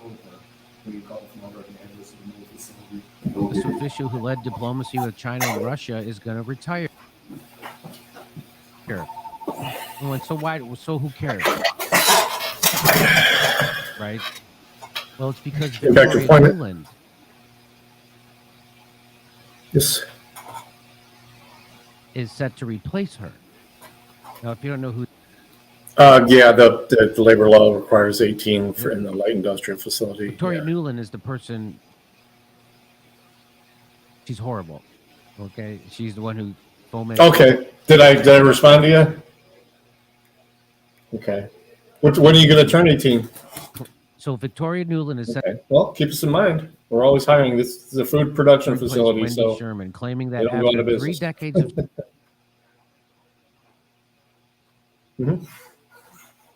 service, she now wants to spend more time at home. Really? We were just on it. Bringing her family into flaming ruin and weird. despair. But not to worry, because her replacement actually All right. Well, at least you didn't waste your comes time. from actual Nazis, yeah, not people no. who refuse All right. to serve you Bye. soup kind of Nazis, but actual Nazis. It says in 3 different places on our Indeed ad that you must be 18. Like in the movies. U.S. Deputy This guy was like, "Well, it didn't say on Indeed." I'm like, "Okay." Deputy Secretary of State Wendy Sherman, I'm the one who set it up, but country's #2 diplomat, said on Friday she'll retire at the end of June and after 3 decades. Okay, Sherman is the first woman to serve in her current role, in which she was headed up the Biden administration's diplomacy with China and led unsuccessful talks with Russia to avert. Deputy Secretary of State Wendy Sherman has resigned, and her last day in office is June 30th. Her departure has triggered near panic inside the State Department about the person many there fear will be chosen to replace her, Victoria Nuland. Nuland's hawkishness on Russia and antipathy for Vladimir Putin fits perfectly with the views of President Biden. So this woman, she's Nuland is now the undersecretary. She's been involved in every horrible thing that we've been doing overseas. Nuland is now the undersecretary for political affairs and has been described as running amok, in the words of a person with direct knowledge of the situation, among the various bureaus of the State Department, while Secretary of State Antony Blinken is on the road. If Sherman has a view about her potential successor, and she must, she's unlikely ever to share it. The Ukraine mess that Nuland made, she helped institute that coup. She did everything that's wrong in Ukraine. Victoria Nuland had a hand in. Okay, that's who she is. The Ukraine mess that Nuland made. Assistant Secretary of State Victoria Nuland engineered Ukraine's regime change without weighing the likely consequences. She was the mastermind behind the February 22, 2014 regime change in Ukraine, plotting the overthrow of the democratically elected government of President Viktor Yanukovych, while convincing the ever-gullible U.S. mainstream media that the coup wasn't really a coup, but a victory for democracy. So as if one Nazi connection were not enough, Victoria Nuland was responsible for the regime change in Ukraine and the takeover by a democratically elected government, suddenly blitzkrieged with Nazis in Ukraine. But come on, vote blue anyway, huh? Isn't it time that a woman became a full-blown fascist leader? Come on. Biden is believed by some in the American intelligence community to be convinced that his re-election prospects depend on a victory of some kind of satisfactory settlement in Ukraine. Blinken's rejection of the prospect of a ceasefire in Ukraine, voiced in his June 2nd speech in Finland, is of a piece with this thinking. Putin should rightly be condemned for his decision to tumble. Okay, but those at the top in the White House must answer for their willingness to let an obviously tense situation lead into war, when perhaps an unambiguous guarantee that Ukraine would not be permitted to join NATO could have kept the peace. So this is, by the way, this is coming from Seymour Hersh. He's the guy, he's the number one journalist in the world. He's the one who got all the work done on that proved that the Nord Stream 2 pipeline was blown up by the United States. Ukraine's counteroffensive is going slowly in its early days, and so news of the war briefly disappeared from the front pages of the New York Times and the Post. The newspaper's fear of another Trump presidency seems to have diminished their appetite for objective reporting when it delivers bad news from the front. The bad news may keep coming if the Ukraine's military's limited air and missile power continues to be ineffective against Russia. So that crazy warmonger, Victoria Nuland, I should have had it in this segment, but there's the audio tape of her talking about who's going to be the new president of Ukraine. She's deciding after they overthrow the democratically elected one. Who did that? The United States, CIA, and Nazis overthrew the democratically elected government in Ukraine. And who helped do that? This woman, Victoria Nuland, and she just got she's taking over her job, so it's even worse. So now, okay, enjoy. And she's a real Nazi. Hey, come see us on tour. We'll be in Baltimore, San Francisco, Huntington Beach, Rosemont, and Chicago, Las Vegas, Salt Lake City, New York City, Pottstown, Pennsylvania, Stamford, Connecticut, and more, and St. Louis. Go to jimmydore.com for a link for all our tickets for all our shows. Are we still keen cars in 2023? Come on, sir. How's everybody doing? My name is Anthony Brian Logan, and today we got to talk about a Democratic state senator from Rhode Island who keyed a car that had an anti-Biden bumper sticker. Now, this is ridiculous. Keying the car, man, really? Is that what you're going to do? What are we talking about? They weren't in the car next to you. There was no one in the car. Yeah. There was no one in the car. He was blocking my way, saying I scratched his car. I didn't scratch his car. I'm a state senator. I think he recognized me. Oh, okay. Trying to, drop your own name. I'm a state senator. Don't like I can. Do you know who I am? That's kind of the vibe I'm getting. No, I don't know who you are, sir. I think he's one of the gun nuts. He called out my name. I never told him my name. All right. So, he didn't say any of that. So I'm a state senator. The guy, it's his fault. He's a gun nut. All this and that and the third. Officer's like, well, he didn't say all that. So what are we talking about here? Okay, he definitely didn't recognize you. I know he didn't say that. Yeah. So, all right. His car Vegas was card. keyed. It was freshly keyed. Yeah. All right, and that's what we're investigating right now. Okay. And seeing, he pretty much heard it and saw you. Yeah. You got keys in your hand as well. That's because I just came out of my car. Well, that would make sense, but the way that he explained it seemed much a little bit more in depth than that. Okay. Yeah. All right. Listen. Okay. Now this guy is a complete liar. Okay, right. we got to get into All an set. article. You got to get into an article right now to you're gonna need the pen. a little more info. It's on New York Post. Shout out to them. You see what it says here. This ad is really getting in the way. New York Post, come on, tighten up. Rhode Island State Senator Joshua Miller charged. So he's been charged with keying a car that displayed Biden sucks bumper sticker. That's not the pertinent video. We're going to get into what's happening here. So let's rock and roll. A Rhode Island Democratic state senator was arrested after allegedly keying a car that had a Biden sucks bumper sticker affixed to it, according to authorities. State Senator Joshua Miller, 69 years. You're about to be 70 years old doing this. No wonder the car got keyed, because that was all the rage in your generation. When you went to the prom and double time Susie Johnson down the street, okay, she keyed your car in the 1950s. That's what's going on here. Anyway. He's not that old. What, 69? So he probably like 70s, the 70s type of, you know what I mean? Anyway, he was charged with vandalism, malicious injury to property for allegedly scratching the Nissan Pathfinder next to his pickup truck at a shopping center parking lot Thursday night. Nissan's owner and passenger heard a loud scratch noise against their car and then saw the mark on their vehicle. When the passenger asked Miller if he was responsible, a Democratic lawmaker flatly denied it, Cranston police said. The victim then saw the car next to his re-elected Senator Joshua Miller in the back of the car, prompting him to look up the name. Okay, so bumper stickers are a thing for this guy.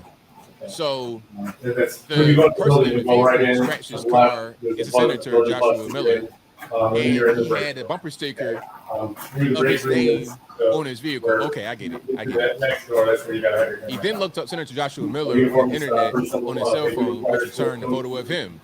The police said in a new release, he immediately recognized the subject in the photo as a person Jeans are fine, or his vehicle. type work pants. Okay, that's your man right there. Mugshot it up. All right, can we get the picture of the scratch? I think we can in a minute. Y'all hang tight. You can keep this. Authorities were called to the scene after a couple hours, located Miller in the parking lot, walking back to his car. This we keep on Officers believe the passenger who confronted him was one of those gun nuts who stalks him at the state house, according to police body cam footage obtained by Fox News Digital.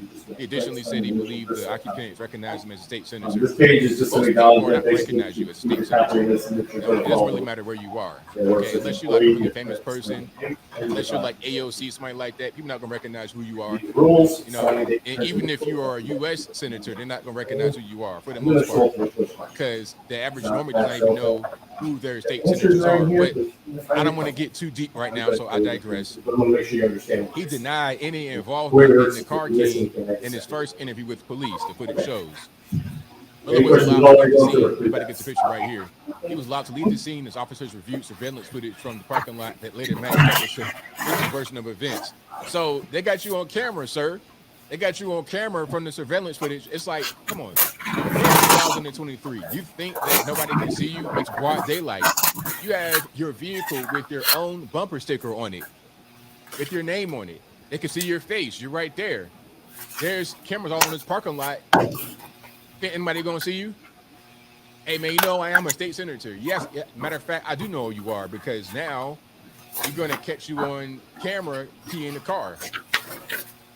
A photo release of the vandalized vehicle shows a Biden sucks bumper sticker on the upper right side of the car. When officers arrived at Miller's home later that day, he admitted to damaging the car, according to police and the body cam footage of the interaction obtained by Fox. So first he lied and said, nah, it wasn't me. I didn't do it. Don't you know I am? He was trying to block me in. He's a gun nut, all this, that, and the third. But then, sir, really? Is that what we're going to do? Oh. Did that trigger you that much? I mean, come on. What in the world? Are you 16? Are you a 16-year-old girl? Like, what in the world? You are 69 years old, sir. This, I've seen some things from these politicians, okay? Some ridiculous kind of childish behavior, but this right here is right at the top. Totally unnecessary. I mean, look, you're mad, just be mad. You're going to keep my car in the broad daylight when I can see you with cameras everywhere? If you're going to key the car, the whole thing is to not get caught. You know what? I had my car keyed one time. I sure did. I think I know who did it, but I was like 18. I wish somebody would try to key my car now. Got to be 40 years old. Somebody going to key my car. It's like, really? Who am I around in my life that would key my vehicle? What in the world kind of nonsense is that? The car had a bite and suck bumper sticker. Okay, the lawmaker then accused the owner of yelling at and threatening him, claiming that he dared him to key the car. I felt threatened, Miller said on camera. When the officer asked why he keyed the car in response, Miller replied, because he was daring me. So basically, so since he was daring you to key the car, went ahead and did it. 70 years old, just falling for a dare. It was his fault. No personal accountability. Okie dokie. All right, so shout out Josh Miller, state senator, right? These are your lawmakers. These are your lawmakers that you put in office. These guys can determine your future and your fate. So a guy like that has some of the keys to your life, your wealth, your health, and your prosperity. Is going out there and keying cars because he got triggered. Then he's going to lie to the police about it. So petty, so ridiculous, so unnecessary. But as I close, I want to say this. I'm not surprised that this happened. This is kind of just what they do on the left, dumb things like this. And, you know, sometimes we think that people in power, people in office, they're not human beings. They don't do dumb things, and they do all the time. All the time. Sometimes it's for fame, fortune, money, and sometimes they just do stupid stuff. They just do things because they want to do it. No rhyme or reason. They just go out there and do it. And I hope these kind of things are what you look at when you looking to vote for somebody. Hopefully this guy doesn't get reelected because, hey, man, if you can't keep your cool to not keep somebody's car in 2023, how are you going to make sound decisions in the state house about my life, liberty, pursuit of happiness, health, wealth, and all that good stuff? But I think I'll leave that right there for now. And what say you? How you feel about your man, Josh Miller, keying a vehicle like it's 1974? Like you got a Buick Grand Regal? Whatever your thoughts are, let me know in the comments below. You guys know where I'm at. This is the most childish thing I've seen from a politico probably in my life. It's right up there at the very top. So petty, unnecessary, getting triggered over a bumper sticker. It can't be that real. You know, I see a lot of cars, bumper stickers all the time. Vote Bernie, coexist, all kind of random stuff. At best, I might get a little chuckle. I might laugh, take a picture maybe, but I've never in my life thought, you know what I want to do? I want to go vandalize the vehicle because I am upset. Never have I ever thought about doing a thing like that. But whatever your thoughts are, please let me know in the comments. Pat Gray is here on the Blaze Radio Network. And welcome to it. Great to have you with us. 888-900-3393. Pat Unleashed on Twitter. Another full day of fun and frivolity. Fortunately, everything's going so well right now that we can just have fun. Have fun the whole day. Breakfast food day? Yeah. Your favorite breakfast food. That's what we're talking about. What else going on? Is somebody bringing some in? Our I'm a favorite fan. breakfast food. Yeah, me too. Just mention food and Jeffy perks up. So apparently Kamala Harris isn't super popular with the American people. What? When did that start? Look at those numbers, man. Negative impression of her, 49%. Positive, 32%. So she's 17 points underwater. It surprises me it's not bigger. Now, secondly, It sure is. The least popular vice president ever. Yeah. I mean, that you got to be trying, right? Because you're the vice president. There's almost never been a super popular vice president that I can think of. Is there? Who's been a popular vice president? You're just kind of there. I don't know. Yeah, it's just a holding piece. But with her, more people dislike her than like her. Well, it's got to be because she's a woman, right? It's a woman and a woman of color. Yeah. It gotta be. Sexism and racism, misogyny. It can't be because she's terrible. Yeah, it can't be. No, it can't be because of that. For quotes like this, talking about LGBT rights, this fight is not over. When I look at the fact that in our country, we're looking at somewhere around 600 bills being proposed or passed, anti-LGBTQ, book bans, a policy approach that's don't say gay, people in fear for their life, people afraid to be. That's said better than she said it. I mean, yeah, we don't want our kids reading pornography in schools. Therefore, they're Jeffrey does, now but fearing for their most of lives. us don't. No, The vast majority of us do not. No, I don't care. You don't care. I don't right. care. Okay. That's the point. Live and let live. Thank you. She's also making wonderful videos like this. Oh, good.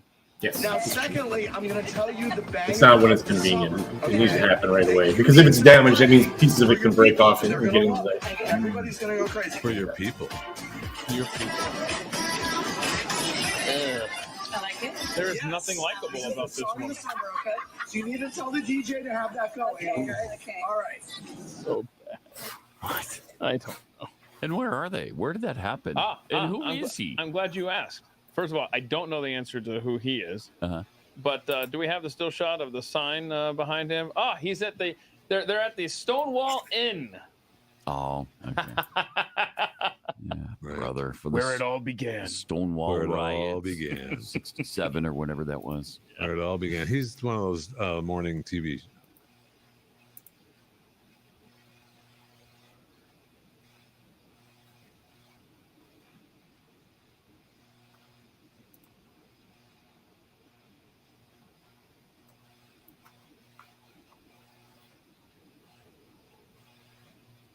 AJP didn't make it into work, so her backup did the honor of announcing yet another aid package for Ukraine. It's the first one of the week, so what are you complaining about? It was clear till Tuesday that we didn't put this one together for them. Clear until Tuesday. It has to stop, right? I mean, it has to. I mean, it stopped being so obvious, you know? Like, we see what's happening here. Stop it.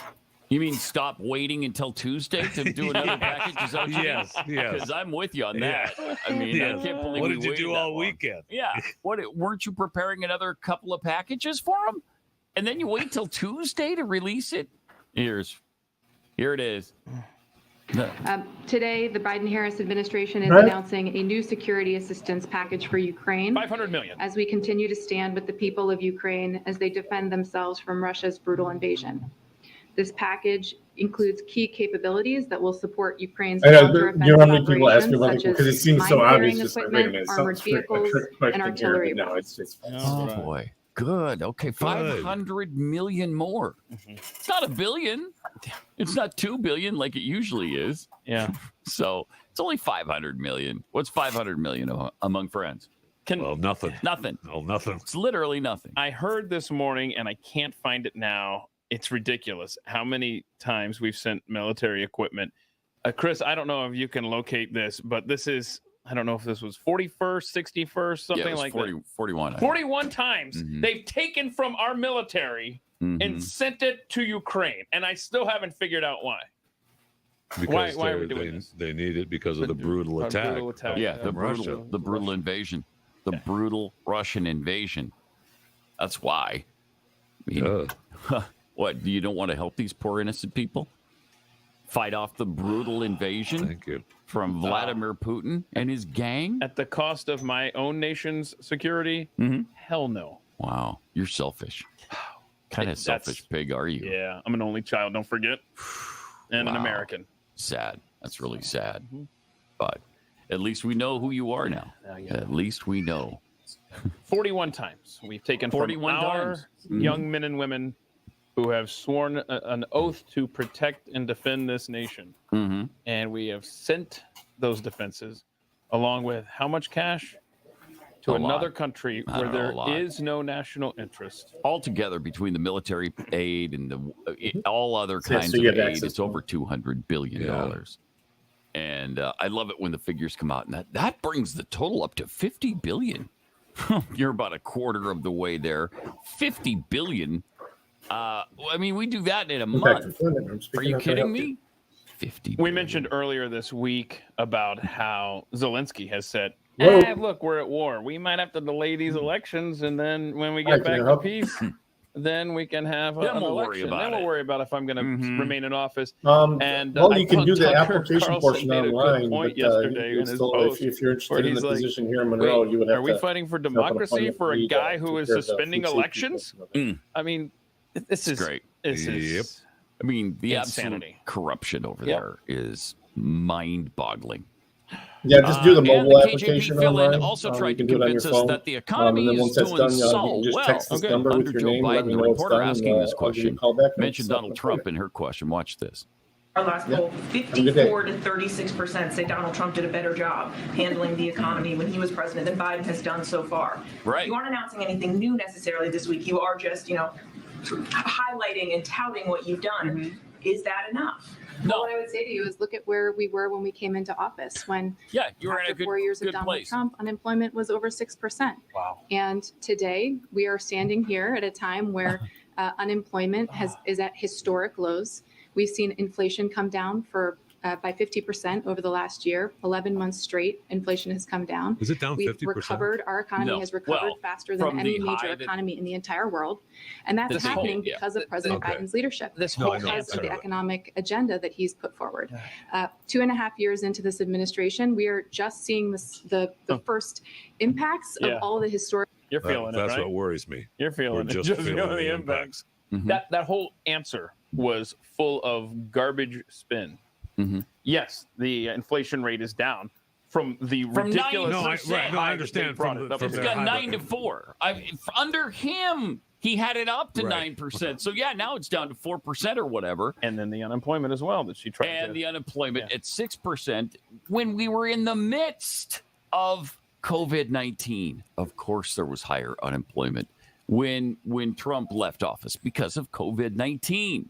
Now, I would say that while she's being completely intellectually dishonest with that answer, that's one thing that Trump fought for early to get back to business before Easter. If he had stuck to that, then the lockdowns may not have had a domino effect across the country. You'd still have tyrants in California and New York that would have done that stuff. But if he had come out stronger, then that would have helped the unemployment rate. But they're using this. It's the same thing with the spending. It's the same thing with, look, I brought down the deficit. Oh, look at this. I brought down spending. No, nice you didn't. try. You didn't. And everybody knows, and all the experts say every time he mentions that, I brought down the deficit by $1.7 trillion. Was that the 4 Pinocchios from Washington Post? Yeah. Yep. Washington Post. It's the endless lie. I think they call bottomless lie. Bottomless They lie. called it a bottomless lie because he keeps using it over and over and over. And that's the Washington Post. They hate Donald Trump. They hate his guts. They hate all of us. And they keep debunking that nonsense that he or the deficit.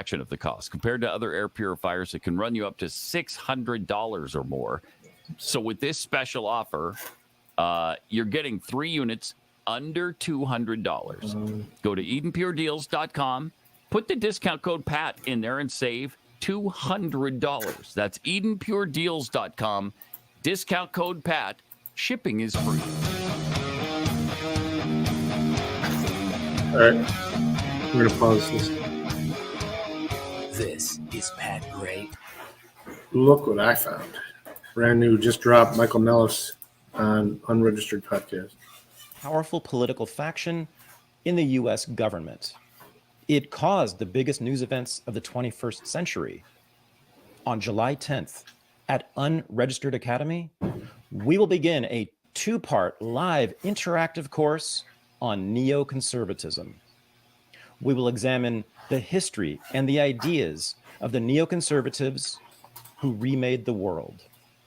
Go to unregisteredacademy.com to learn more and to sign up now. Thanks. Thank you. This is the Unregistered Podcast, and I'm Thaddeus Russell.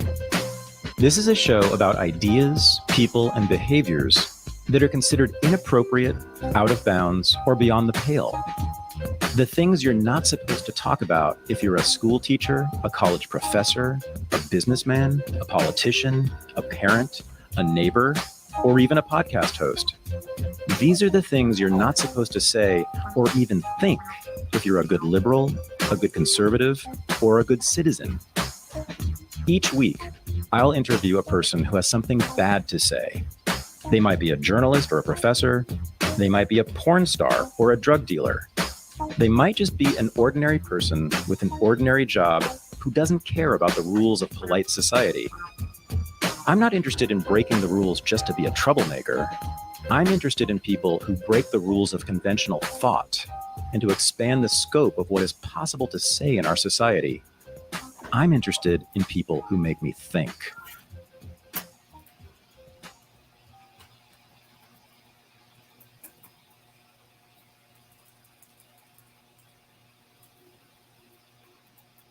My guest this week has spent his career analyzing the authoritarian nature of our political system. But he now says that that system cannot and will not last.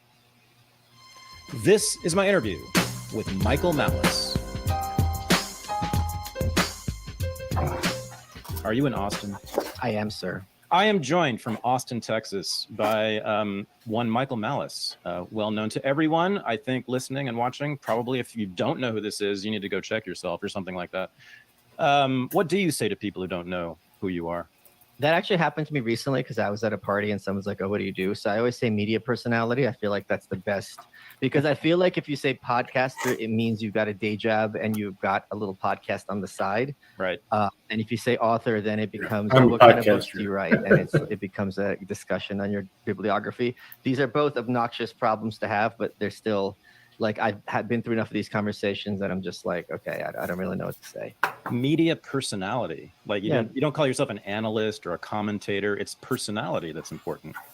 Well, I think doesn't media personality to me imply someone who works across different types of media. Oh, okay. Right. So they're on TV, they're on podcasts, they're in books. I think like Martha Stewart, although she's also like a cook, I guess you call her a decorator. I'd call her a media personality. You could shove her anywhere. She could be on Colbert. She could be on CNN. She could be on any podcast. Sports Illustrated. Sports Illustrated. Yeah, it's Martha Stewart doing her Martha Stewart thing. She can handle it. No, that's right. Dale. No, that's totally right. And also, I don't think this is going to be a surprise to you. You have a very big personality. So, I mean, that is part of your your package you bring to media, right? I mean, your personality is very much a part of it. It's not just your analysis. I never appreciated that as much until recently. I was hanging out with Roseanne. Yes, I already got the notification for it. I'll be watching. And it was the kind of thing where I'm just sitting there and I'm like, I could just listen to you talk.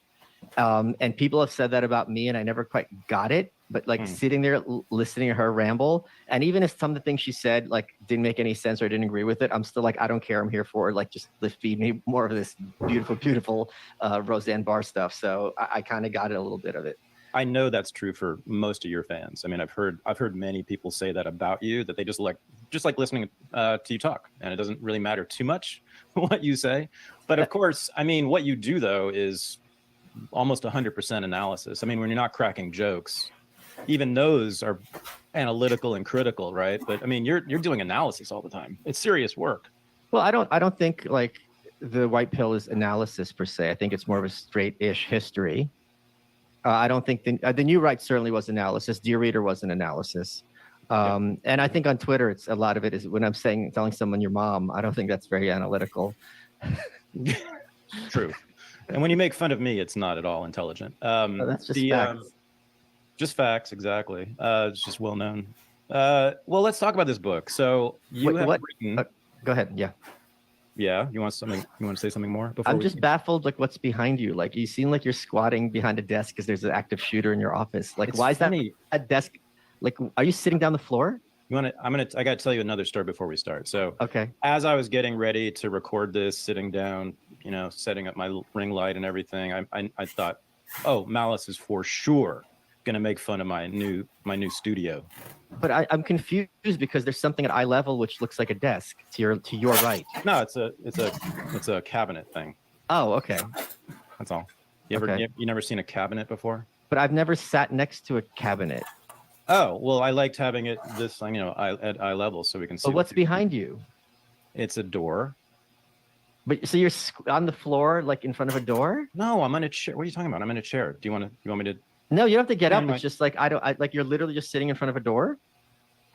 What are you talking? So are you? There's a door right behind you, bro. That's like 10 feet, 15 feet. You're like literally, you can touch it with your head, right? I'm relatively close to the door. Do we want to continue doing studio set analysis? I'm just confused because you work from your laptop. I'm sitting. Well, I have a mobile desk. I have one of those standing mobile desks on wheels, so I can move it around. That makes more sense. Okay, that makes. It is a standing desk. I can go up if you would like. Yeah. Okay, that makes a lot of sense. Would it be better for you? Yeah, but it's not better. It's like a very what's that word? Sterile. Oh yeah, no, I know. We're working on it. I am actually, honest to God, I'm about to get a new backdrop. Yeah, that's the thing. Yeah, you've got a lot of credentials. Your logo I like a lot. Yeah, for sure. Well, the logo goes on the show in post. Okay.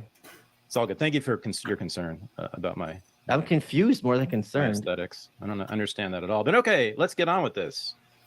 So speaking of being taken seriously, yeah, you have written nothing less than a comprehensive history of communism in the 20th century, as well as its victims and its successful enemies. That's the cover just to the left. You have done something that used to be kind of We've a genre. heard it once. I mean, I don't know if you know, We're the gonna play it 50s and again 60s, soon. height of the Cold War, not just Solzhenitsyn, but that was the most sort of famous, but there are many versions of this. Robert Conquest, many people sort of wrote, there's another famous one, I'm blanking on it right now, but many people wrote famous sort of descriptions, and I think you would agree that's primarily what you're doing in the book, descriptions of communism more or less from inside. So you're especially concerned with the way it was experienced by people, by ordinary people who lived inside of the Soviet Union and Romania, et cetera, right? So there's a great deal of attention paid to the victims of it. And that's why I use that word. And you were born there. I understand that you moved here when you were a baby, so you don't have no memory of it. But your parents were Soviet citizens. Oh, sure. Let's start there. And I just thought of this right now. Would you consider them to be victims of communism? Because you've said that they also promoted Soviet values in the house. Well, not Soviet values, political values, more like the idea of being suspicious of strangers. This whole American thing that, everyone's your friend is something that, people born in the Soviet Union just seems anathema. A very obvious example, I had a friend at my house, like how if I handed you an apple, Thad, you might make applesauce, you might eat it, you might plant it, whatever, but there's no possibility of you taking it and bashing it into your head. It just wouldn't enter your head. It's just crazy. In the same way, I had a friend, I've told the story before, I had a friend staying at my house. I went to the gym. And when I came back, he said, oh, like someone came by and knocked at your door asking for like Jimmy, and I sent them away. And it was just such a baffling moment because it would literally never enter my head if I'm in someone's home to answer the door. Like it just like if I hand you an apple, you don't do that. It's like if the door No, knocks unless they're on a someone's good house, you friend. don't answer it. But Americans don't think in those terms. So that's like one example of being raised with like a Soviet mindset. It's just incomprehensible to you that you would do things like that. Sure. So yeah, and other things like being suspicious of authority. I don't think that's a Soviet value, but it's a value caused by being a function and being keenly aware. And this is something I think it's just shocking to me how oblivious Americans often are. And this is often to their credit. It's not a criticism of who has power over you and the certainty that sometimes people who have power over you will exercise that power just because they can. And even if it like, if you go to that, like I had an example when I had a package sent to me at the post office and the address was wrong. And, the postal worker had it and he wasn't trying to hand it over to me. And it was this whole interaction. And this happens all the time where someone has something you want. And just because you want it and they have the capacity not to give it to you, they're going to get off on withholding it for you. This is the norm, I would say, in small-minded bureaucrats, which are the overwhelming majority of bureaucrats. Americans don't think like this. Americans think, just sit down and talk with him. And then you reach a consensus. And it's just like that to me is like Martian thinking of how people work, especially people in power who shouldn't be in a position of power. So instead of giving your those are some opinion, examples of your opinion is you Soviet wonder what other people But think. wait a minute. Those attitudes all sound very useful. They are useful. Oh, okay. I mean, I would say that they are marked by a profound cynicism, right? Of cynicism about at least the government, power, authority figures, Yes. right? I mean, that's, I think, when I've But heard this from many Soviet citizens, right? I wouldn't call I mean, he definitely puts off the alpha male vibe, and he does come up with some pretty, I think, straightforward resolutions to why the society is the way it is today. I don't consider myself alpha. I consider myself sigma, but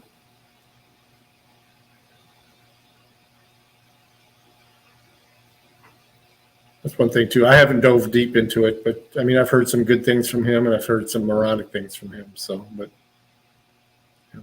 how many people are always saying good things? Loser magnet, well, yeah. I mean, if you already think you're an alpha, you're not going to listen to Andrew Tate because he's got nothing to tell you.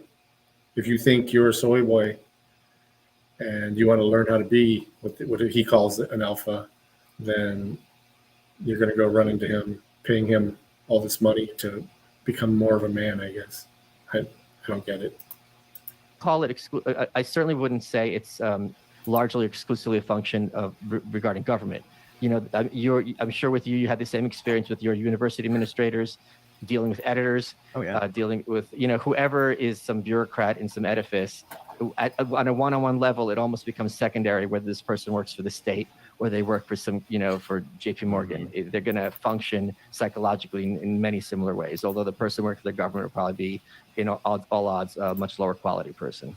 It has also been said, I think along the same lines, about people living in the Soviet Union and in the Eastern Bloc generally, that they were able to develop critical reading skills better than your average American because they knew that it was propaganda and that they had to read through between the lines. Yes. They had to read it with a particular critical analytical edge to it. They never assumed that what was being told to them was true. And so then when they come to new media in the United States, if they were to emigrate here, they were the ones who could read the New York Times with a critical analysis and know that there's something not being said or something being deliberately misrepresented. I've already forgotten his name, but who was the dude with the gray beard with the black streaks that was on Timcast all the time? The grifter that is going to teach you how to be a man. But that guy's actually a cuck. So again, it sounds. Tate somehow reminds me of him, but with a lot more money and a lot. He used to be a UFC fighter, so he is very capable. Sounds like it's a good thing to have been a Soviet citizen. But you just broke my brain because I had a concern in 1998 that you just addressed, and I never put two and two together. And here was the concern: when I graduated college, and I was looking to get a job, I had a business degree because I knew that would be the most lucrative degree to have. I wasn't there to get an education. I was there to get a credential. I was very aware of this. And that's something I think anyone going to college should understand. The most important thing is the credential. If you want to learn philosophy, read philosophy. Go online. Kickboxer, You could have a much better gig. Register for unregistered. I mean, in all seriousness. But my biggest concern was I didn't know how to speak corporate, because I knew that in a business setting, people would use terms in passive aggressive ways. They would use them to give cues to you that would keep their hands clean, but you're supposed to pick up on. And I knew, I'm like, crap, I don't know how this language works. And that's a big, even kryptonite, because this is a major, major problem. In any situation, if I'm in another country and I don't speak the language, we got a problem, even just figuring out where the bathroom is, right? So I never realized until you just said that this was a function of the upbringing, the understanding that never in a business or I can't believe I can't remember that dude's is name. what is told to you to be accepted at face value. Because at the very least, they're choosing to talk about A instead of B. Stripey There's gotta beard. be some reason, and the reason doesn't have to be nefarious, but there has to be. You know, I remember when I was in college, I read an interview. Tate doesn't and use Ayn much Rand hair was grease. attacked because she Unless had he's been in boasted jail for a that while. she could defend every comma in Atlas Shrugged, and then years later, I'm like, well, of course you can defend it. She put them there. It's not like they just, spontaneously generated, punctuation, right? Right. So it's the same thing when someone is telling you something in a company, they're not doing it accidentally. There has to be a reason for it, and the reason is almost never the surface reason. It's always to control you. Yes, or just to get ahead, or whatever. Well, that always entails control, right? You have to control the people underneath you to get ahead, right? Sure.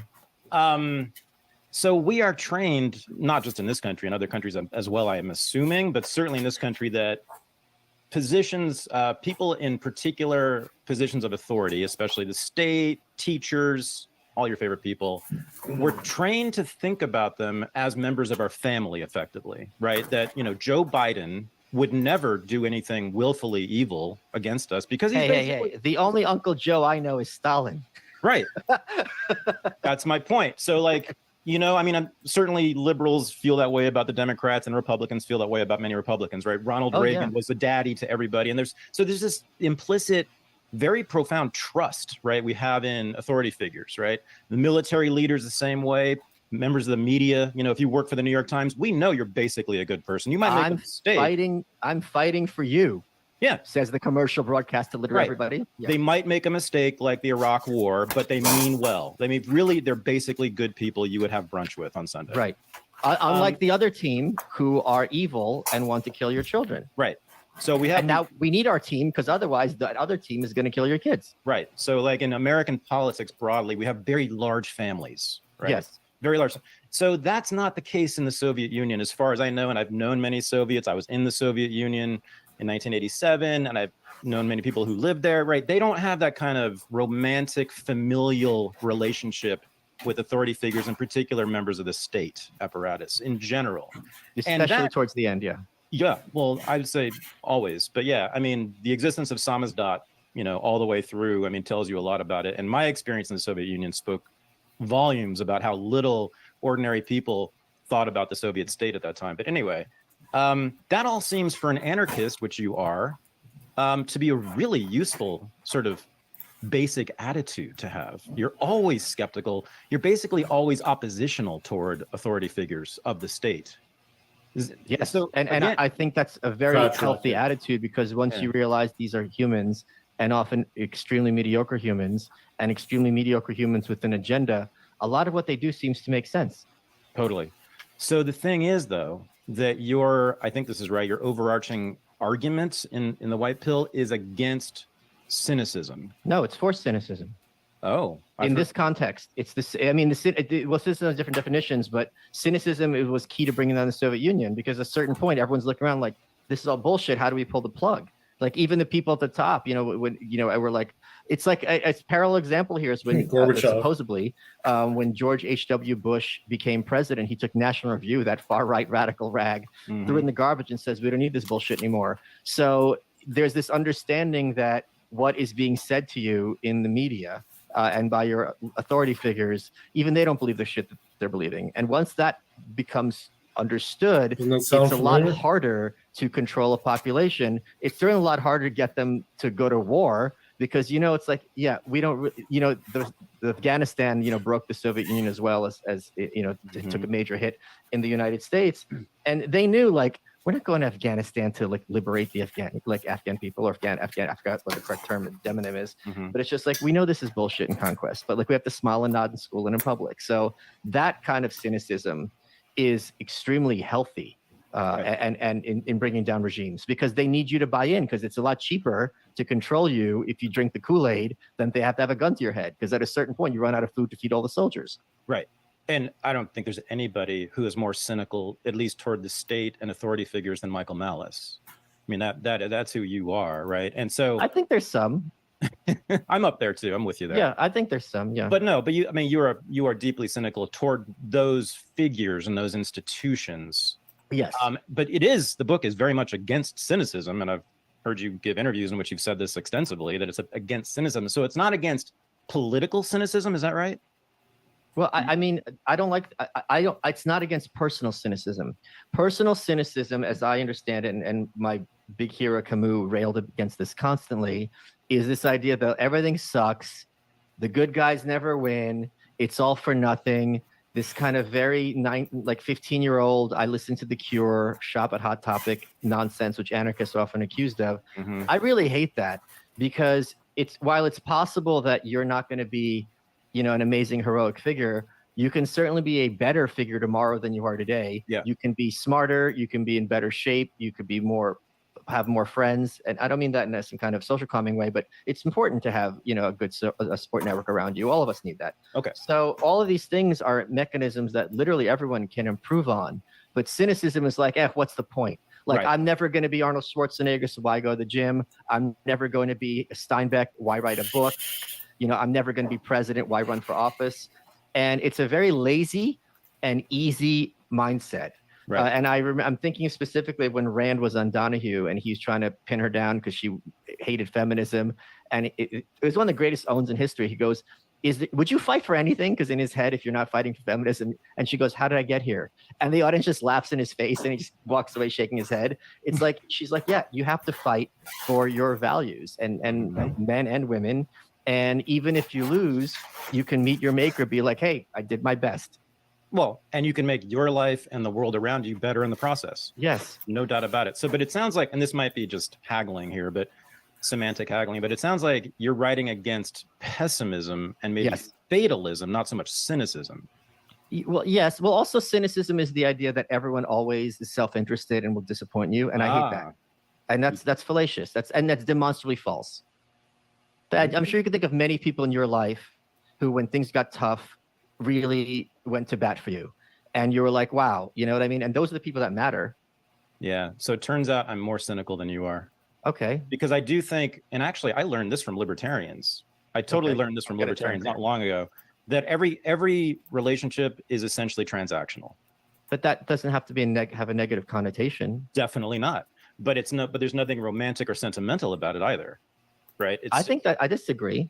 I don't think those are contradictory. If I am making someone's life better, right, that is transactional because I do anticipate they're going to make my life better, but also it is romantic because it's like I moved the needle and made things a little better in the world. So I don't think that's a contradiction at all. Okay. But if someone does nothing for you ever in your life, or perhaps does only negative things against you, would you go out of your way to help them? They wouldn't be in my life. Right. But even enjoying someone's company is a major benefit. Oh, yeah. But again, that's transactional. Yeah, but I'm saying if someone does nothing for you, I don't know how they'd even be part of your life. Yeah. Okay. I agree. But again, it's to me, well, I don't care about this anymore. Let's talk about communism.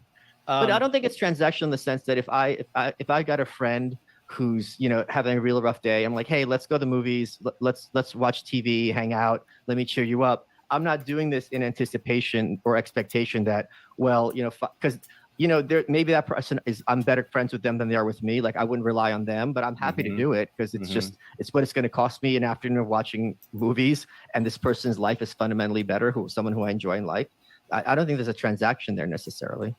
Yeah. I mean, there's sort of a Christian morality in there, I think, that you're talking about. There's a feeling we get. I think it's more of an ego thing. From doing good in the world, right? Yes, but it's I make this joke. I gave talks about networking a couple of times, and the line I always say is, I do it. Like, there's this Ayn Rand joke, like, what does Ayn Rand say after giving head? I did this for me, but it's kind of like, don't never heard that. It's in a good one. Don't you want to be like that? The concept of like existentialism, this idea that existence precedes essence, and we can become the kind of person we want to be. Don't you want to be that guy who, when one of their friends is having it really rough, can make their lives better pretty effortlessly? So there is something, egotistical about it. And that is something that everyone has that power to do. You have that capacity to make people's lives better. And that also makes you the kind of person that you can look in the mirror and be like, you know what? I did pretty good today. I did the right thing. Right. But it's always in service of one's own ego. Sure. Okay, that's all. Yeah. Well, which doesn't mean it's bad. No, not at all. Like, I'm a Randian in that sense. I get her point there. Like, I don't moralize against selfishness. I think that's ridiculous and stupid. But yeah, I hear you. Let's keep transacting right now. Sure. And speaking of things that are not transactional, how's this for a segue? How about international communism? Not a lot of transaction going on there over the 100 or so years it existed. Well, there was. They had the friendship rates. This is how they bribed other countries, right? Yeah, other communists, I know. I meant like the people like your parents. And by the way, you never answered the question. Do you consider them victims? Because it sounds like they carried forward a lot of values that they learned from the Soviet Union and from communism. They're valuable. See, the thing with, I got into it with someone from The Atlantic because they had referred to George Soros as a Holocaust survivor, which I thought was so intellectually dishonest. He turned in and people. I just told him, like, listen, if you want to make George Soros into another Anne Frank, there's something they can say to you. And it's technically true because he was Jewish and in countries that were under Nazi occupation, he survived, so ergo he's a Holocaust survivor. But people perfectly know that term implies someone who was in the camps and survived, or someone who was like in an attic somewhere and survived. So the term victim, when you think of victims of communism, I think gulags, I think murdered. In a sense, everyone was a victim that the freedoms were taken from them. But the fact that they escaped and made good lives for themselves, I would hesitate to use that term because the implication is something far more nefarious. How about heroes instead? Well, they're not heroes. They're certainly, Or try and charge the battery that's there. Do you have a trickle charger? It was had to explain to me that I'm a I wouldn't refugee buy one unless because you know the that term one has is- such a is theirs, connotation of man. like Middle Eastern men and women and or maybe Tested? Central America. He's like, You no, get to no, get dude, tested? you're a refugee. And AutoZone? I'm like, holy crap, I never thought of myself that way, but it's true. You're not brown enough to be a refugee. Yeah, but it's true. The term does have a racial coded subtext to it nowadays. Yeah. So not victims was the answer. I don't like that term in this context. No. I like it. I'm with Okay. you. Yeah, let's get down to brass tacks here. So why did you write this fucking book about the history of communism? I mean, there's hundreds and hundreds and hundreds and hundreds of books about the history of the Soviet Union and the Eastern Bloc, international communism, and all these things. And I told you, there was a whole genre not long ago Yes, during the Cold War. And I read much of them, unfortunately. It was a slog. Yeah, right. There were several reasons I wrote this. One of them is I am extremely hopeful about the future of the West. And in the circles I traveled, there was a lot of give it all up, guys. It's a wrap. Either they're too powerful. There's that whole demographic argument, which I do not find compelling at all, as I'm sure you don't as well. Which one? Great replacement? Or just like the demographics aren't there, but they're going to vote on the Democrats and America's over. It's just like, okay. America had Democratic rule for like 50 years. And there are many negative consequences, but in the sense that we're like a failed state and this is Cambodia, we got a ways to go. I think it's very fair to say. Pol Pot, Cambodia specifically. And the reason why I was so hopeful wasn't some kind of Pollyanna, everything's going to be great. It's not this idea that have faith in God and things are going to work out in our lifetime. I was like, we've been through far worse and the victory was absolutely complete and relatively bloodless. And you can't expect the New York Times to tell the story because their fingerprints are all over it and their bloody hands all over it as well. So I'm like, all right. And I just feel like it's also, and I hate using this word in other context, a very important story. It is shocking to me that the absolute unquestioned number one foreign policy issue in America for decades is now less understood. And domestic issue too. Right, yes, very much so. For decades, yeah. For decades. And now everyone's just like, oh yeah. And it's just like, how do you not, it's just, of all the things to memory hole, to memory hold the Cold War to me is I'm kind of gobsmacked that it was even possible. And you're just talking about the United States experience, right? Yeah, exactly. And we barely experienced it, you know. Right. Yes. But the people around the billions of people around the globe on every continent had some interaction with the Cold War in a negative way. But you know, they don't even teach them in Germany about like the Stasi and East Germany like nowadays. Like even they've like memory holding. It's crazy. And credit to Putin, and I'll give him credit. Gulag Archipelago is mandatory reading in Russia. Oh wow. Which is really great. Wow. That alone speaks volumes for Putin right there. I think so. I'm glad I already work for him. Money's great, man. That's why I have awesome studio sets, because you know, RT. Are you doing some kind of 1970s Berlin setup? It's brutalist. It's brutalist studio set. That's what it is. Yeah. Thanks for noticing. Yeah. So yeah, it's been memory hold. No one talks about the Cold War. I mean, no one talks about the Vietnam War either. No one talks about the Iraq War, for God's sake, really. The Iraq War is discussed, I think, a lot, because when people invoke, like, we need to get into Syria or whatever, they're like, okay, when Bill Crystal gets up there, it's like, all right, buddy, we tried it your way. We believed you. You don't get to do this twice. Right. I mean, part of this, and I 100% agree with you on this point, but I'm just saying part of it is that Americans generally are historically illiterate and uninterested in history. Right. And what you wrote, by the way, is I don't think there's any mention at all of contemporary politics. Not one mention. This is what's really funny, and this is kind of maddening to me. Mm-hmm. When people are like, well, how does this apply to today? I'm like, not everything is about Donald Trump. Not everything is about Joe Biden. I forget who I was talking to. No, it was Glenn Greenwald. And he was like foaming at the mouth, almost literally, about how, they were describing Bolsonaro as the Trump of Brazil. 5 hours ago. Not everything can be reduced to this American political binary. And if you're going to, and from his regard, he's like, Bolsonaro is this like quasi-fascist strongman. Pause. You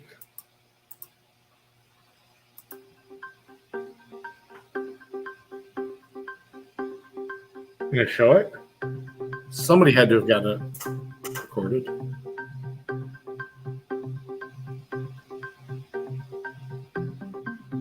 The twin engine.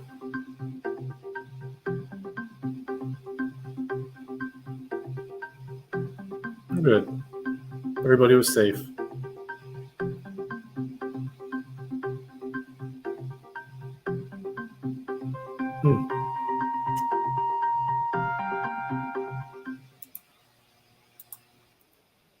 If you're going to compare locking, talking brazenly about locking up his political opponents, but actually doing it and like taking on the judiciary, you're going to compare that to mean tweets. Right. It's just like you guys have no shame, and also just no framework for understanding things. Or Duterte in the Philippines, just complete kind of.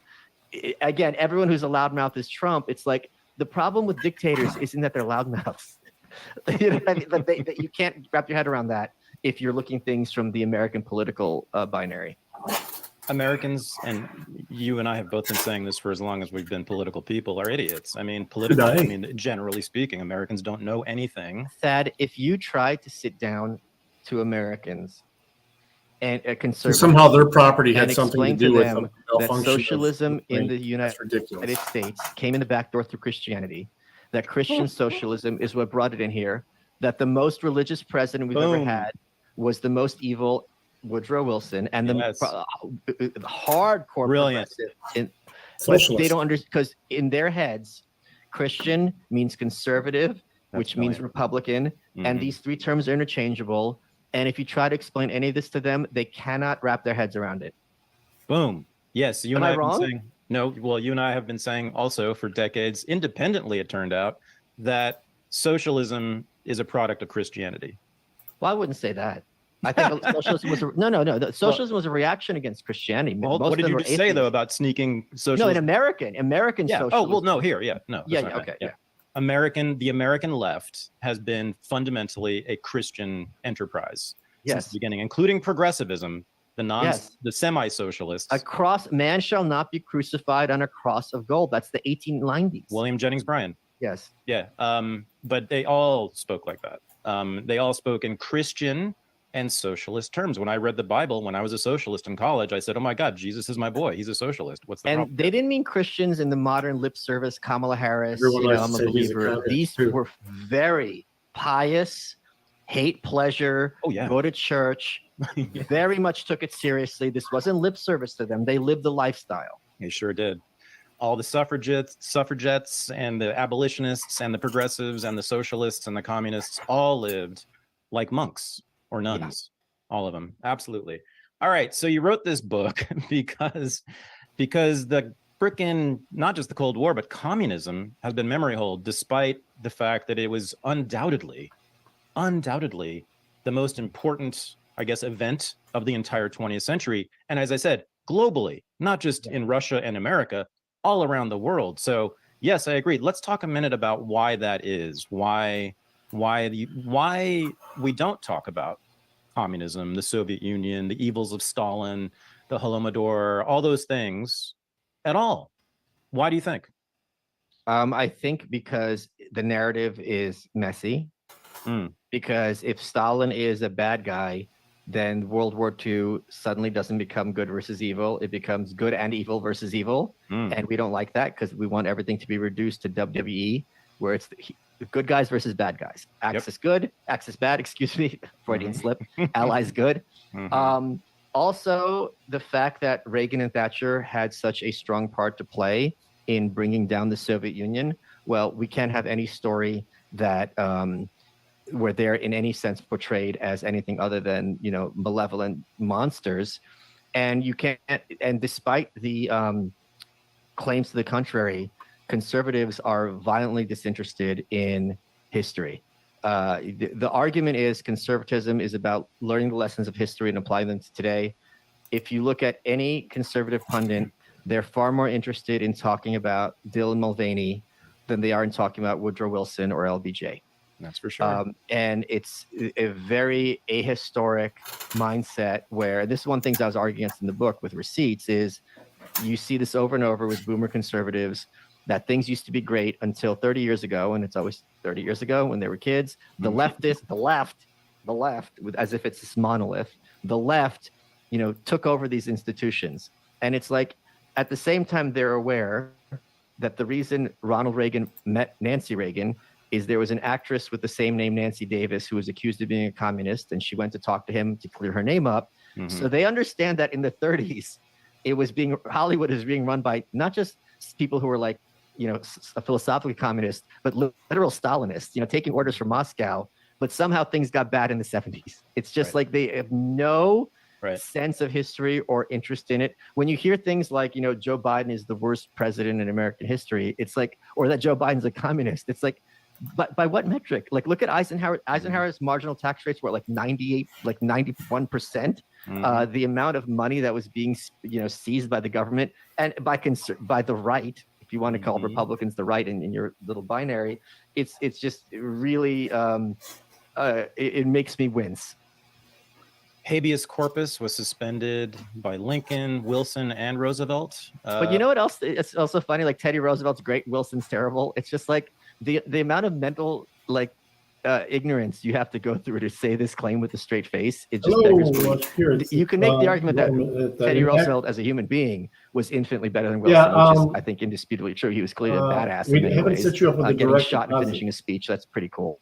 And Wilson's just a prick, and Roosevelt had a sense of humor. But in terms of their policies, that these are evil, these are great. It's just like you're insane. It should have gone the Shakir State at Gmail. Roosevelt was wildly racist and imperialist, and he used those terms. He called himself an imperialist. I mean, Teddy Roosevelt, he was vicious dude.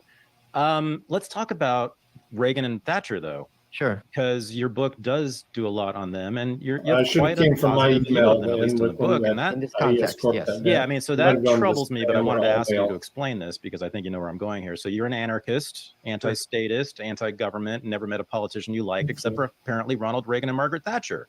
So, I mean, I understand because they were diehard anti-communists. Yes. I get that part, and I agree with Margaret Thatcher and Ronald Reagan. I am just as much an anti-communist as they were. But That's I mean, IES Corp. The way they approached it was building lots and lots of Do you want me to text it to you? missiles. and many I'll tanks. just text it to you. That way you have it written drafting down, okay? people into the army and putting military Welcome. bases all over the If world. you have and any all problems filling out and the fighting papers, let me peasants know, in okay? Vietnam and El Salvador and killing lots and lots of people. So I mean, I don't think who they fight in Vietnam. And if you don't get it, just give me a shout. Not Reagan and Be here Thatcher, for a but bit. their people. I mean, their parties. And Yeah, Reagan was text is already, fine. he was No problem. he was a politician. It's best to during text, though, in the because I get it on 60s. all my He devices was that way. pro-Vietnam. Yeah. So that's what I meant. I meant their ilk. Number right here. They Well, wouldn't. I think they both were very much outliers within their parties, as I talk about in the book. Thatcher certainly, to this day, has a very quixotic relationship with the Tories. They don't really know what to make of her historically. Reagan was, a loon. The establishment fought him fairly heavily, and the media certainly despised him. What I admire about him especially, you talk about those nukes, when they took him down to the bunker, he made the decision that if Russia nukes us, I'm not retaliating. This is to the left of McGovern. This is kind of crazy sense of pacifism, which I think is an enormous, one of Reagan's biggest accomplishments was when he sat down as president, he goes, okay, I'm putting a stop to the threat of nuclear war. It's absolutely crazy that I can push a button and kill tens of millions of people. We need to, and he wanted to, sat down with Gorbachev at Reykjavik. He's like, we need to figure out a way to denuclearize the world. To me, that is as heroic, and he meant it. He clearly meant it. And Thatcher was just blowing a gasket because she called him insane or some words to that effect. And her point, which is also true, is you can't uninvent something. If something is created and you disassemble all of them, doesn't mean that they cease to exist. The technology is still there. And there's this great line where her mask drops, where she's like, "How do you know Gorbachev wouldn't cheat? I would cheat." So she knew, she was the cynic in this regard. So the fact that he was willing to sit down with Gorbachev and be like, let's demilitarize, the fact that he went to Red Square, and when he was asked in Moscow, you call this country an evil empire, and he's like, he hemmed and hawed. He goes, that was a different time. It wasn't that different of a time. Mm-hmm. So these were just major, and the fact that there's that whole parable about Nixon in China, because Richard Nixon was universally regarded correctly as such a anti-communist to the point where he was a red baiter, in a McCarthyist vein. Only someone with that much cred in anti-communist circles would have this political capital, pun intended, to go to Mao and raise a toast to him and make nice with China. If it was someone, in the middle of the left, they'd be eviscerated because it's like you're self-communist, so on and so forth. So the fact that they were so credentialed in terms of being such cold warriors, that gave them the space to be complete doves and be like, listen, if you guys are demilitarizing, we're not going to invade. We're not going to press this advantage. Let's all shake hands and work together. And they had an enormously successful working relationship. Gorbachev came to Reagan's funeral and so on and so forth. And I think that is, to me, politics. To me, politicians at their best is when someone has a huge gun and they take their hand off the gun. They're like, no, we're not doing this. We're going to figure out another way. And they, all three of them did that. They were all committed to that. Okay. I guess it's just that, again, as an anarchist, to see a president who oversaw a massive growth of the state, right? Sure. I mean, the military, there were more nuclear missiles when Reagan was done than when he started, and a much larger military. We were spending much more money on the military than ever before. This isn't an anarchist book. No, I know that. But I mean, again, I'm wondering why you admire him, because... Well, like I said, I admire someone who was instrumental in liberating half the world relatively peacefully. Okay, well, I have to argue with you there. Okay. So you do credit Reagan with the liberation of the Soviet people? Well, no, to some extent he was key, but okay. I think Gorbachev was probably the hero. Gorbachev, Rand was writing Atlas Shrugged. There's a character called the Wet Nurse, and she said he kind of wrote himself. And I never understood that. And as I was reading this research, I didn't realize to what extent Gorbachev was a hero. So I would credit Gorbachev far more than Reagan or Thatcher, certainly. What about the Soviet people? What about the Hungarian people and the Czech people? I don't think the people had as much power in these societies as they do in Western societies. But they're the ones who made the revolution. They're the ones who walked away, refused to work in the factories, refused to participate in politics. Sure, but they were not. They were also the ones who. It was the leaders who decided not to point guns at them, because as I talk about in the book, especially in East Germany, they were desperate for another Tiananmen Square. Tiananmen Square was happening during this. They wanted to send the tanks. At one point in East Germany, they actually armed the military. There was going to be a protest, and they're like, "All right, tonight it's going down. We're going to start shooting your moms and your dads and your sisters and your nieces and nephews and your kids." And the soldiers went back to their barracks crying, because they're like, all right, even if I tell my mom, I got to shoot somebody else's mom. And at the last minute, the order came in, okay, we're not shooting. Yeah, the people get credit, but you have to, I think, especially in these top-down economies, give more credit to the leaders who are choosing peace and nonviolence. Were you talking about 91 when they did? Yeah, 89 through 91, yeah. Yeah, I mean, so by then, though, I Yeah. mean, it was so apparent that the vast majorities of people in the Eastern European countries were not interested in communism anymore. And not But I don't think the leaders ever care what the majorities think. They just care about their power. No, but they have to. I mean, They- when you're not the China. king and your entire citizenry is against you, you have to do something. You can't kill everybody, right? You can't can imprison start- everybody. You can start. You could have a Tiananmen Square. Well, I don't think it's that hard. If they like, you see this. I mean, look at Venezuela today. They just have their Yeah. snipers. People protest. They just start picking people off. You don't have to kill everyone. You just have to have everyone afraid of being killed. But I think there are far more people in Venezuela who are pro-government than there were in the Soviet Union who were pro-government as of 1991. I'm not. I There's don't. movements. I mean, there's popular movements within Venezuela who are pro-Chavez and Maduro. Like, I'm not at all discounting what the people did, but I think the fact that it was peaceful was a function in these cases of the leaderships. Well, okay. Yeah, again, I just would say it was like a mass resistance, a mass sort of passive resistance in the Eastern Bloc that made it impossible for them to use violence. Because if they'd use violence, again, they would kill like a tiny portion of their opponents in the citizenry and it would ultimately backfire. So I think that's crazy. I think a lot of times violence is very effective against the citizenry. Hang on now, but wait a second. Do you think the Politburo of the Soviet leadership in the late 80s and early 90s did not shoot at the protesters because they were good men, because they were pacifistic, or because they have no choice? I think they had a choice. Okay, so they just made a good choice. Yeah, because I think Gorbachev made a good choice. Yeah. Right, but why do you think that's the question? Why do you think? I think there's two reasons. Okay. I don't think they're contradictory. I think one, he thought it was the wrong thing, and he also was like, all right, this isn't gonna. I think he did the calculus, but there was that coup against Gorbachev as well, as I discuss in the book. So I mean, the idea that like. I don't like this line of thinking because it very much blames often the victims.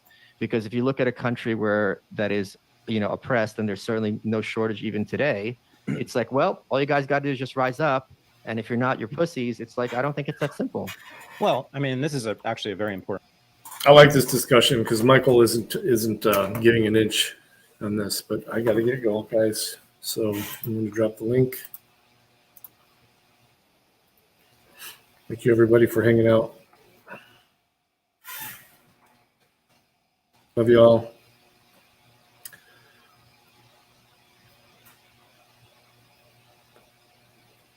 Work is voluntary. Not if you're a prisoner or a slave.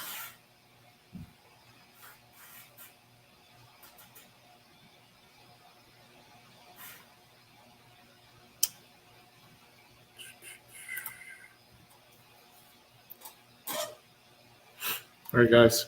We got one more. I think he's there.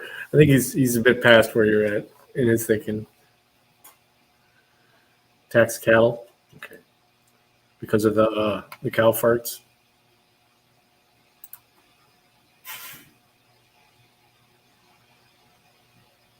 All the kids under the age of 15, come on up here. Hey, why don't you have a seat right over there? How about that one? Only girls can be the mommies. Only boys can be the daddies. Yes, sir. Everybody's fancy. Everybody's fine.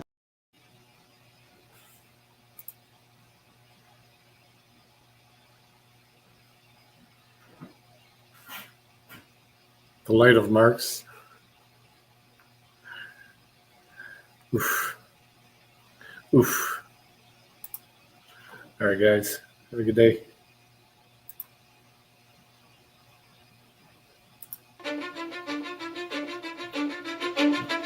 Cause I don't give a fuck what you say. Yeah, I'ma do shit my way.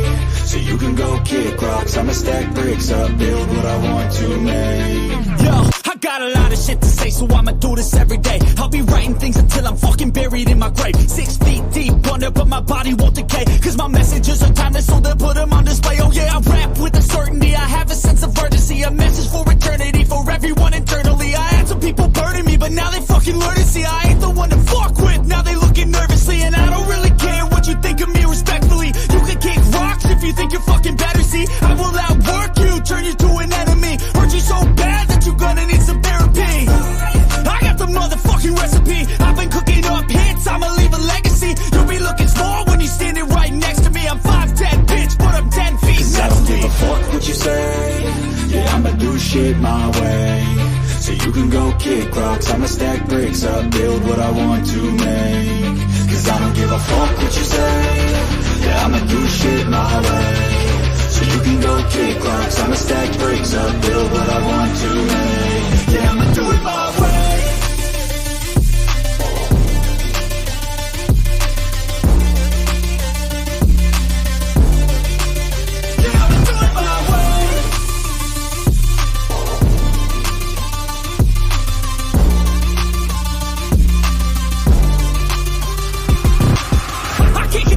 Coming out with a statement. You really changed, man, all your music and arrangement. You don't know shit, shut your mouth, you can save it. I'm the same dude that got his come up from the basement. 100 songs, 100 weeks, didn't change it. Experiments, development, intelligence, and patience. I'll do it all again, cause I never feel complacent. Let's keep the good vibes, positivity's contagious. I'm never looking back, cause I made a life that's passionate. A college graduate suppressing all his talents, yeah. He found a way to go and change, become an advocate. For taking control of your life, go out and battle. And you think you have a dream, then act on it, get after it. Get out your head and fucking capture it. You got one life to master it. Don't give up on your future, we all start losers. We're all late bloomers, gotta struggle through the sewer. What you say, yeah, I'ma do shit my way. So you can go kick rocks, I'ma stack bricks up, build what I want to make. Cause I don't give a fuck what you say. Yeah, I'ma do shit my way. So you can go kick rocks, I'ma stack bricks up, build what I want to make. Yeah, I'ma